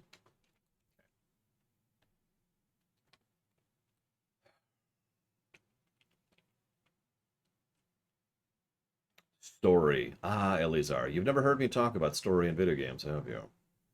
Most people, when they say the word story, what they mean is the word plot. What is the plot of Super Mario 64? Bowser kidnapped Peach, we go save her. What is the story of Mario 64? The story is everything else. The story is the visuals, the music, the sound effects, the specific NPCs going through the desert land and fighting the whirlwinds and the monster buried deep within and the toads who are hiding out in the castle trying to stay hidden. That's why they're kind of partially invisible as you're going through. All of that stuff, all of that stuff is story. That's why I call it the story axis. Because a huge amount of stuff tilts on the story axis. And it's something that's important to me and something I've been championing, especially within the last couple of years, because a lot of people will say something like, say, let's use a specific example. Super Mario Bros. 3 has no story. And that is extremely wrong. And it's easy to explain. I want you to do me a favor and picture a Mario's or a Mega Man or whatever stage. Just picture it in your head, something you know well enough to be able to see that stage right now and figure out exactly how it moves and how it works and et cetera, et cetera, et cetera. Now, divorce all context from it. Get rid of the backdrop. Make it like a just plain gray. Get rid of all the sprites. Get rid of all the design of the platforming. So all of the enemies are just cubes, and you're a circle, and all of the platforms are just these kind of dark gray things you're moving on a plain gray background. And when you do that exercise, and when you compare those things side by side like that, you can see what I mean when it comes to context, because that is what a story is in a nutshell. The context of what you're doing. Being able to actually tell all that stuff helps tell the story of why we're doing things. And in my opinion, it is a critically important aspect of games that otherwise have no real strong plot emphasis, like Mario's and Mega Man's, as we've been discussing for the last few weeks at this point. We'll be talking about story a lot when it comes to Mario Sunshine, but that's tomorrow. Music, obviously. There's no itemization thing, there's no... We did give it Intro Plus, because the intro's legit in this game. Yes, a surprising number of Mario games have tiny tidbits of continuity between them. Tiny little snippets.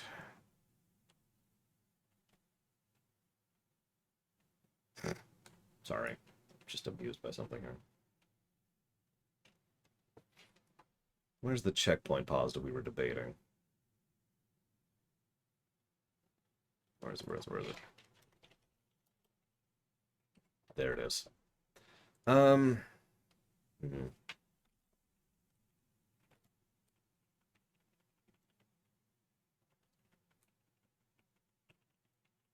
Music was a plus.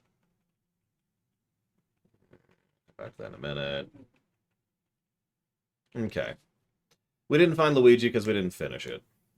What counts as a checkpoint? Well, like, for example, let's say you enter into the pyramid, and it saves the fact that you're in the pyramid. You know, that kind of a thing is a checkpoint.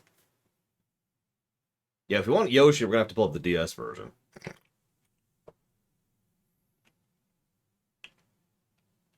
Neither, Ross, or both, if you prefer. All right, so let's run through this. Animations, no. Audio spam, not an issue. Auto battle, no. Alternate leveling mechanics doesn't exist. Backtracking,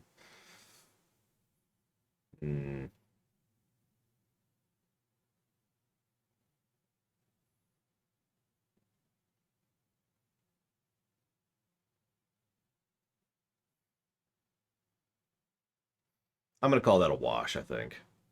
It's not really backtracking in any sense of the word, so that doesn't really apply. So let's move on from that. No bestiary, no bosses of any real note, no bugs per se, no builds, no built-in cheats, the camera we've already talked about, no choices, no co-op, controls we've already talked about, no cosmetics, no crashes, difficulty curve.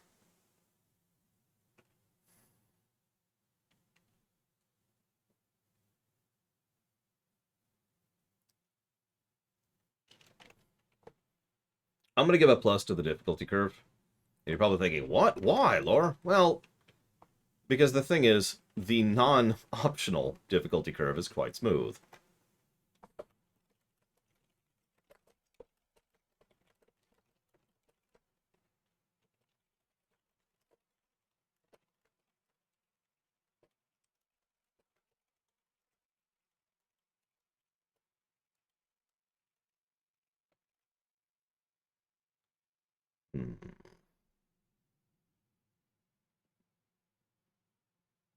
Yeah, I think we'll just do that. So, okay.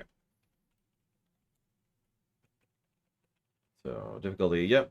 Yeah, Rainbow Ride is an exception, and honestly, we gave Rainbow Ride negatives by itself, and so Rainbow Ride kind of is already covered. Enemy variety, no. Fast travel doesn't exist. Graphics, we've already said no on that one. Guidance and flow of exploration, we did give a positive to that one. That's the pop-ups. HUD, yeah, doesn't really apply. Interface, no. Intro, yes. Itemization, no. Kit, so we absolutely gave a kit for the move set. Yes, definitely. Levels, we gave bunches of stuff too. Lighting, log, map, checkpointing, we already talked about that. Minigame, mod support, I wish! Music, yep, we give a plus there. No new game plus, no options to speak of. Outro. Despite the fact that I died a few times, I do actually like Bowser in the Sky. In fact, I would say Bowser in the Sky is probably the best of the Bowser levels. And the final Bowser fight is pretty legit and pretty cool, so yeah, no, I'm comfortable giving an outro positive.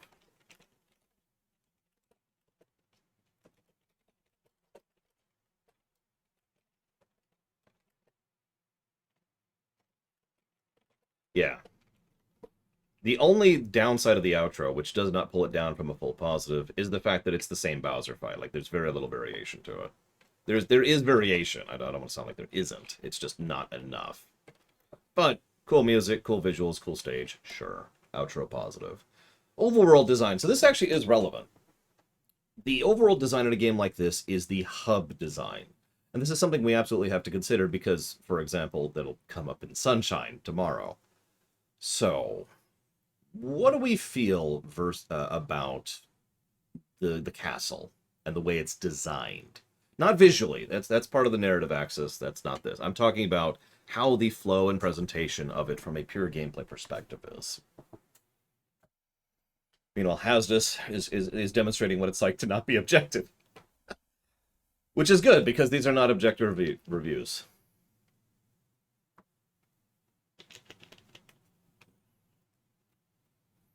I don't know what argy means, Elizar, but probably. Let me think about this for a second. Hang on. Can I do anything here? Am I locked in?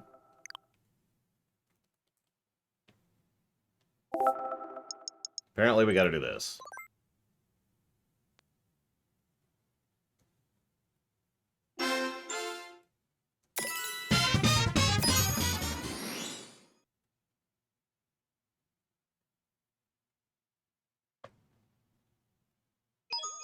It's me, Mario! Hello! Okie dokie! That's gonna bug the piss out of me. 115. That is gonna bug the piss out of me. So, like I said, I've got more important things I could be working on. So we've already talked about this area. This area is awesome. This area got its separate positives. Let's just ignore that for a second. So, hub. So, we restart here whenever we restart. Camera always faces this particular angle. We can see the door we can enter pretty much automatically. The camera inclines it towards that immediately. We've got these doors. This one's a little bit hard to see, but that's whatever. We've got the other side. I hate the painted texture on this walls, but that's neither here nor there. Oh, for God's sakes. No, Elizar. I might do it off camera someday when I have time, which I don't right now because I have 2 separate projects which I am behind on. Oh, sorry, I'm an idiot. I'm an idiot. I'm an idiot. There we go. So, we go down. We kind of showed this off already, but we can go down immediately. We're inclined to go this way. That leads to the back area. There's the ghost house. We can automatically see the way down. It's not that far. Loading time is very short. Probably because we're on a cartridge. Who would use a CD anyways, honestly? This is probably the quote-unquote worst part of the hub, right here. Not that it's bad, it's just not good. There's nothing interesting about it. It's just got these drab, sewer-level kind of thing going on. And for some reason, and for reasons I've never figured this out, they decided to put the shifting sand land in the wall without an actual portrait, for near as I can tell, no reason. Nevertheless, you know, it's a basement. Pretty basic. Okay, cool. Next. We go up here. We see Mr. Shreeman, who has been... thank you, Mr. Shreeman. I do appreciate it. You can't do some of the glitches. Apparently, they did specifically fix long backwards jump, or whatever it's called. So we got this. This is another weird one, but I get why they did it. They did it because they wanted you to do the sub before Bowser, so okay, I'm with that.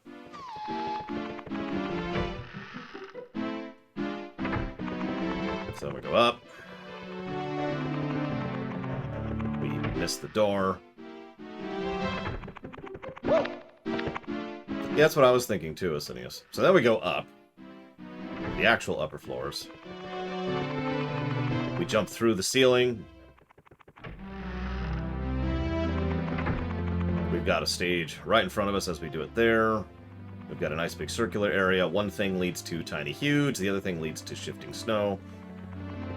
This place looks a little bit nicer overall than the first floor.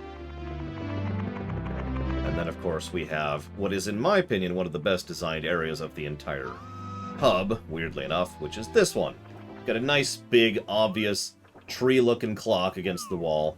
We've got the nighttime thing to give the visual distinction of slowly going up into the air. We've got the 2 levels under the sides. And we've got the final staircase going to the very, very top. And of course we have Princess Peach, so we know this is where we're going. And then we hear no, I'm just kidding, obviously we have to see here, but you get the point. So I don't think I'm going to give this 2 positives. I don't think it does anything to warrant a second positive. But I agree, this is a well-designed hub. It is a reasonably well-designed hub. I'm actually curious of something.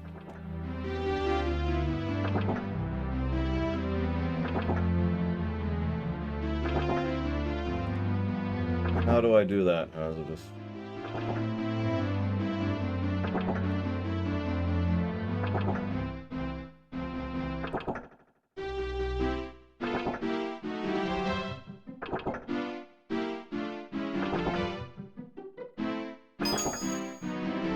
I'm just curious of something. This will not take me long. Hey, Mario!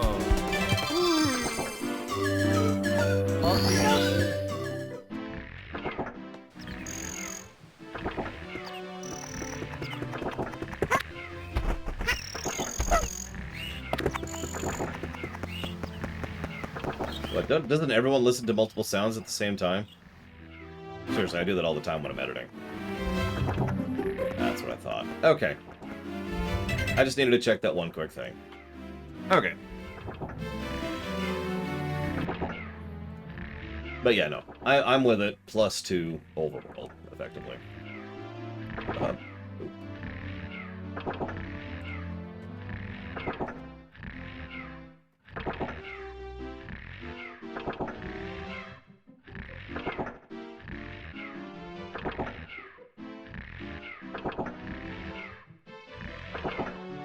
I want everyone in chat to do me a weird favor. I want you to think about your favorite star to get in this game.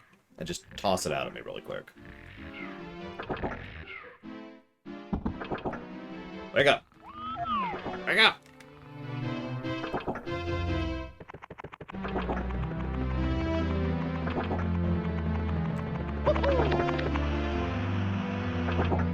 There you go, just for you.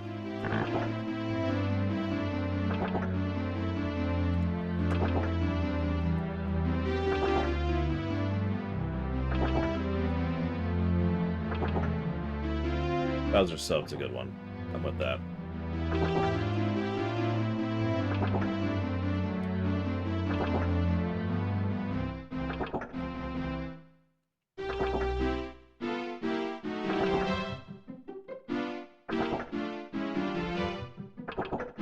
I'm tired.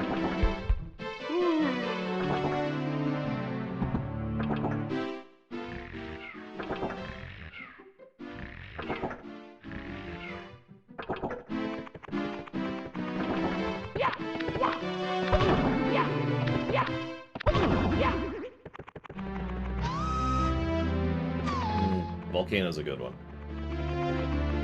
I actually already put Tall Mountain Slide, I think. Oh, I didn't. Yeah. Thought I did.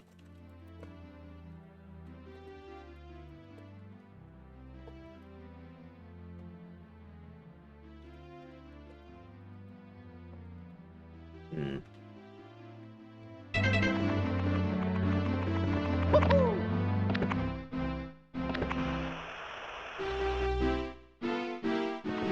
No, Baron.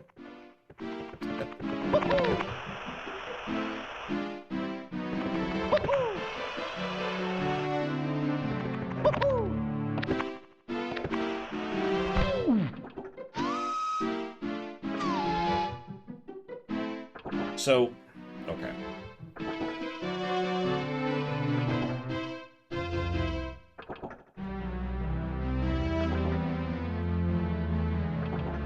think it's everything. With one extremely important exception.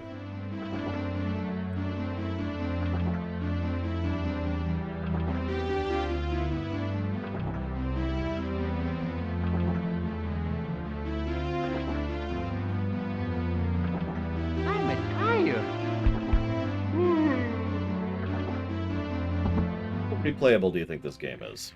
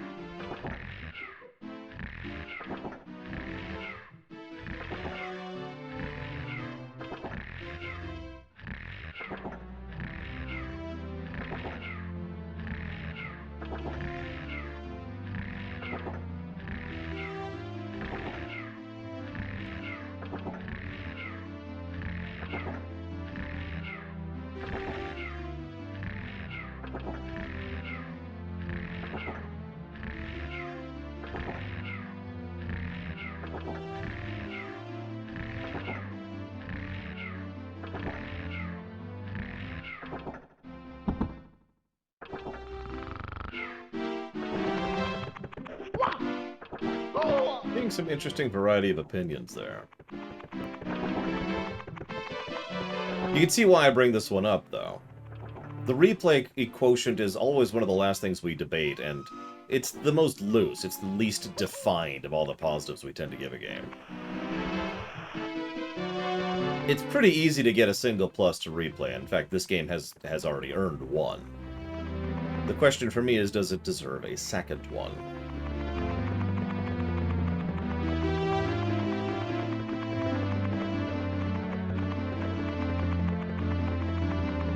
Now, the thing is, you're probably going to make fun of me for this, especially since I'm the one who's been having to fight for negatives. But let's put this into context, because we like to case law this, right? So, how replayable is this game when placed directly alongside Super Mario World? Compare and contrast the two directly. Let's go.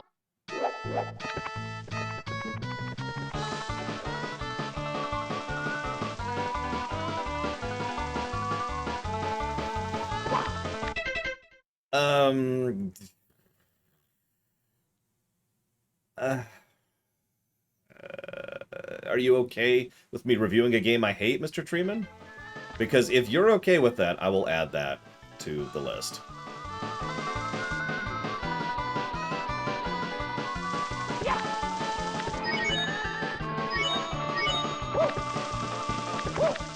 This is much harder to do when playing from the preview pane. Wah!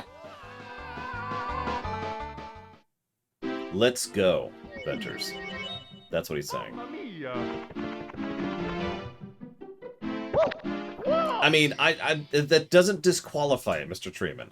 I want to be nice and honest about that. Are you okay with me reviewing a game that I don't like? Several people specifically want me to review games I don't like. That's fine. I just want to make sure you're aware of that when we walk into it.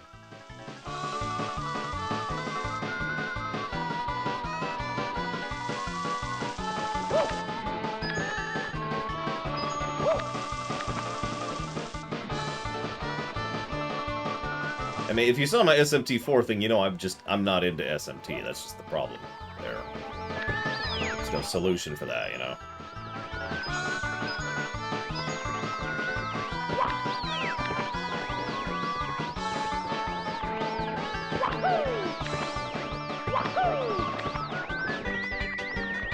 Do note that I'm not saying SMT is bad. Let's be very clear about the distinction there.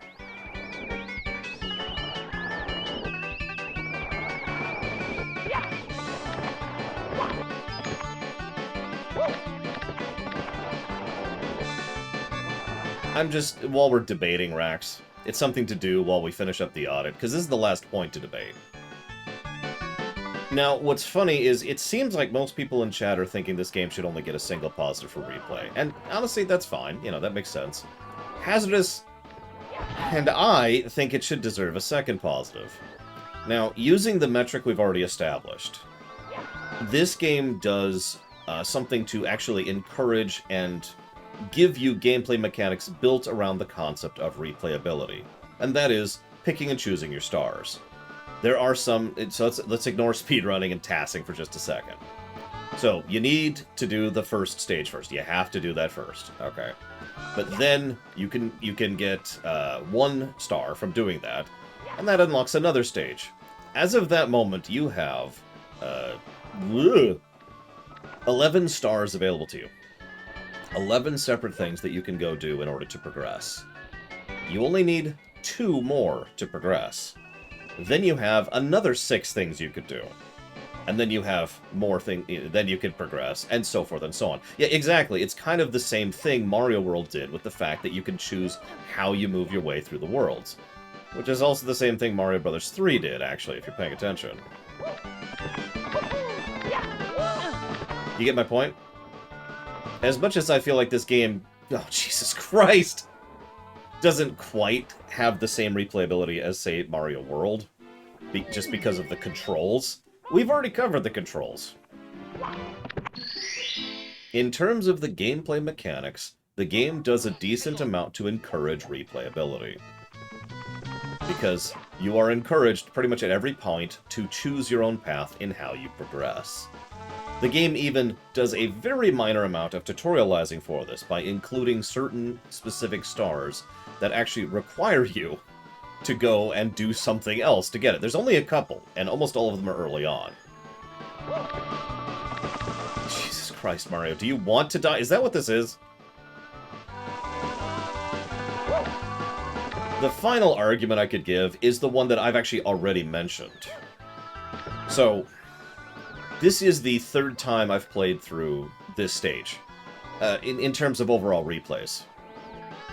In case you're missing the significance of that, I have replayed Mario 64 many times. Back in the day, obviously. And I've replayed the DS version a few times. And I'm... But I was able to completely skip Rainbow Ride because this stage sucks, because I can do that. Like, you get my point? It's the routing that's important here.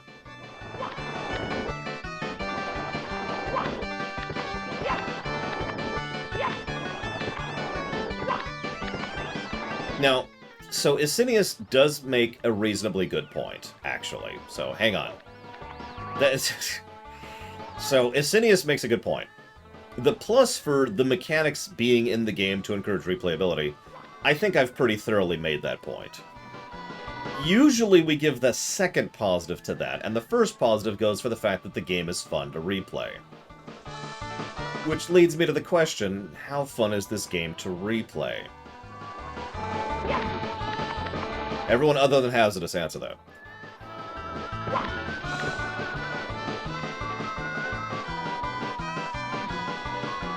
Actually, I'm gonna stop doing this. It's actually hurting my neck. I'll just stare. My second monitor's over here, and that's where I'm playing off of the preview pane right now.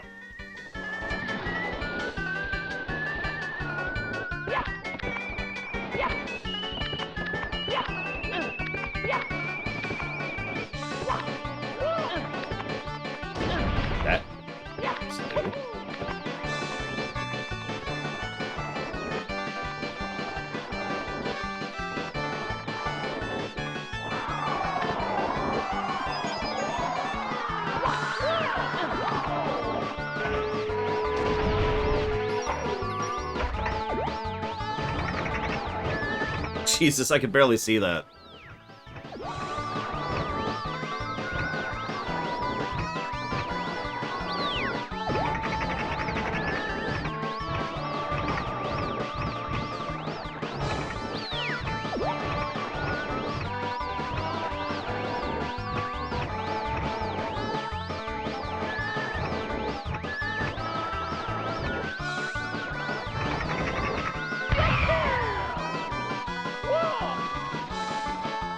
I needed to be aligned this way, Grumpy.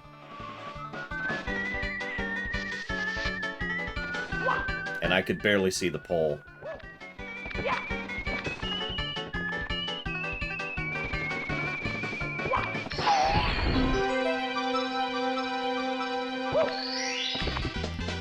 Here we go! And that's probably the last one we're getting, so enjoy that.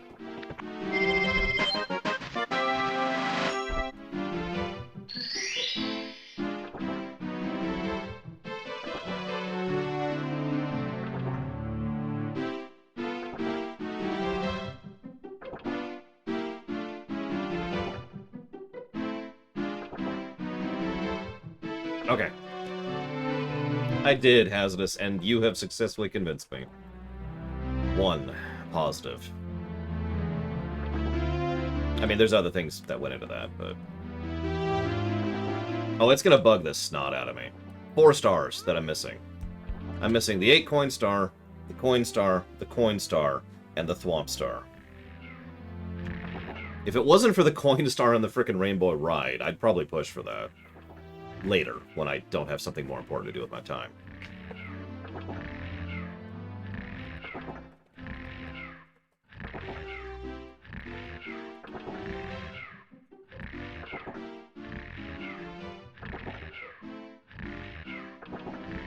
Yeah, literally half of those are coin stars.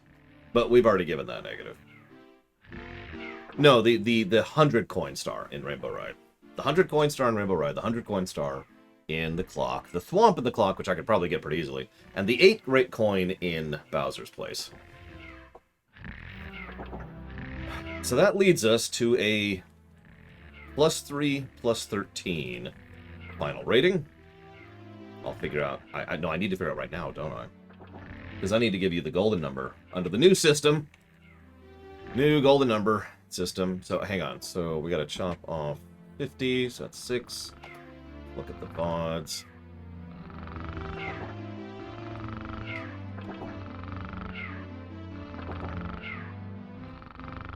Okay, I'm going to be 100% real. That score is already higher than I thought it would be. Make of that what you will.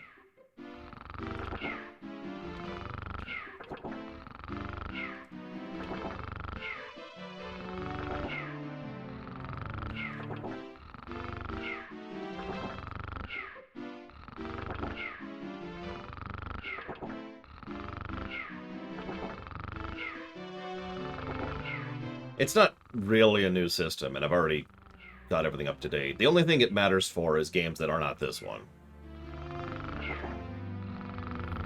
Yeah, let me check HOM 5 really quick.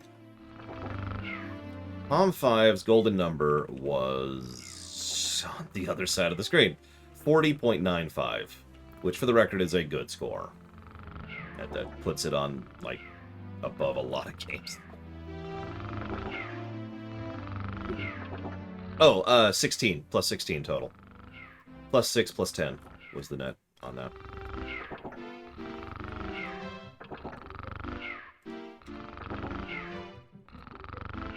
Oh, right, yeah, I got you. Night, night. Ah, spaghetti. Ah, ravioli. Ah, mamma mia. Of course, but then we get it a second time without even trying. 636. 36? That doesn't make no sense. Nope, that's right, 36.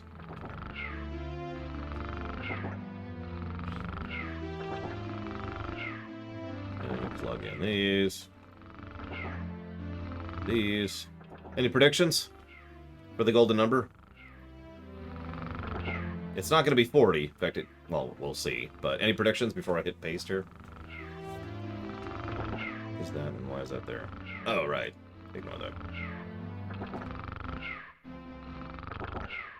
I mean, it makes sense as it is.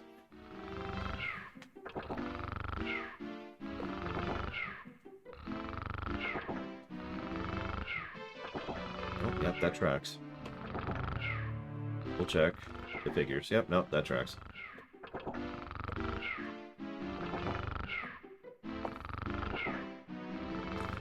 I'm scared to admit it, but this final golden number score is 18.01. So Dream Whisperer was extremely close. Now, you're probably wondering, why are you scared to admit that? That is a below average score. That's not a super great score. It is a good score. Any score above 0 is good. Some people tend to forget that, so I keep repeating this over and over and over again. Anything above 0 is good. And you're right, that is just below Banjo-Tooie. And that tracks, if we're being honest with ourselves. And as usual, I like to run through and see my feelings on this and feel exactly how much that feels.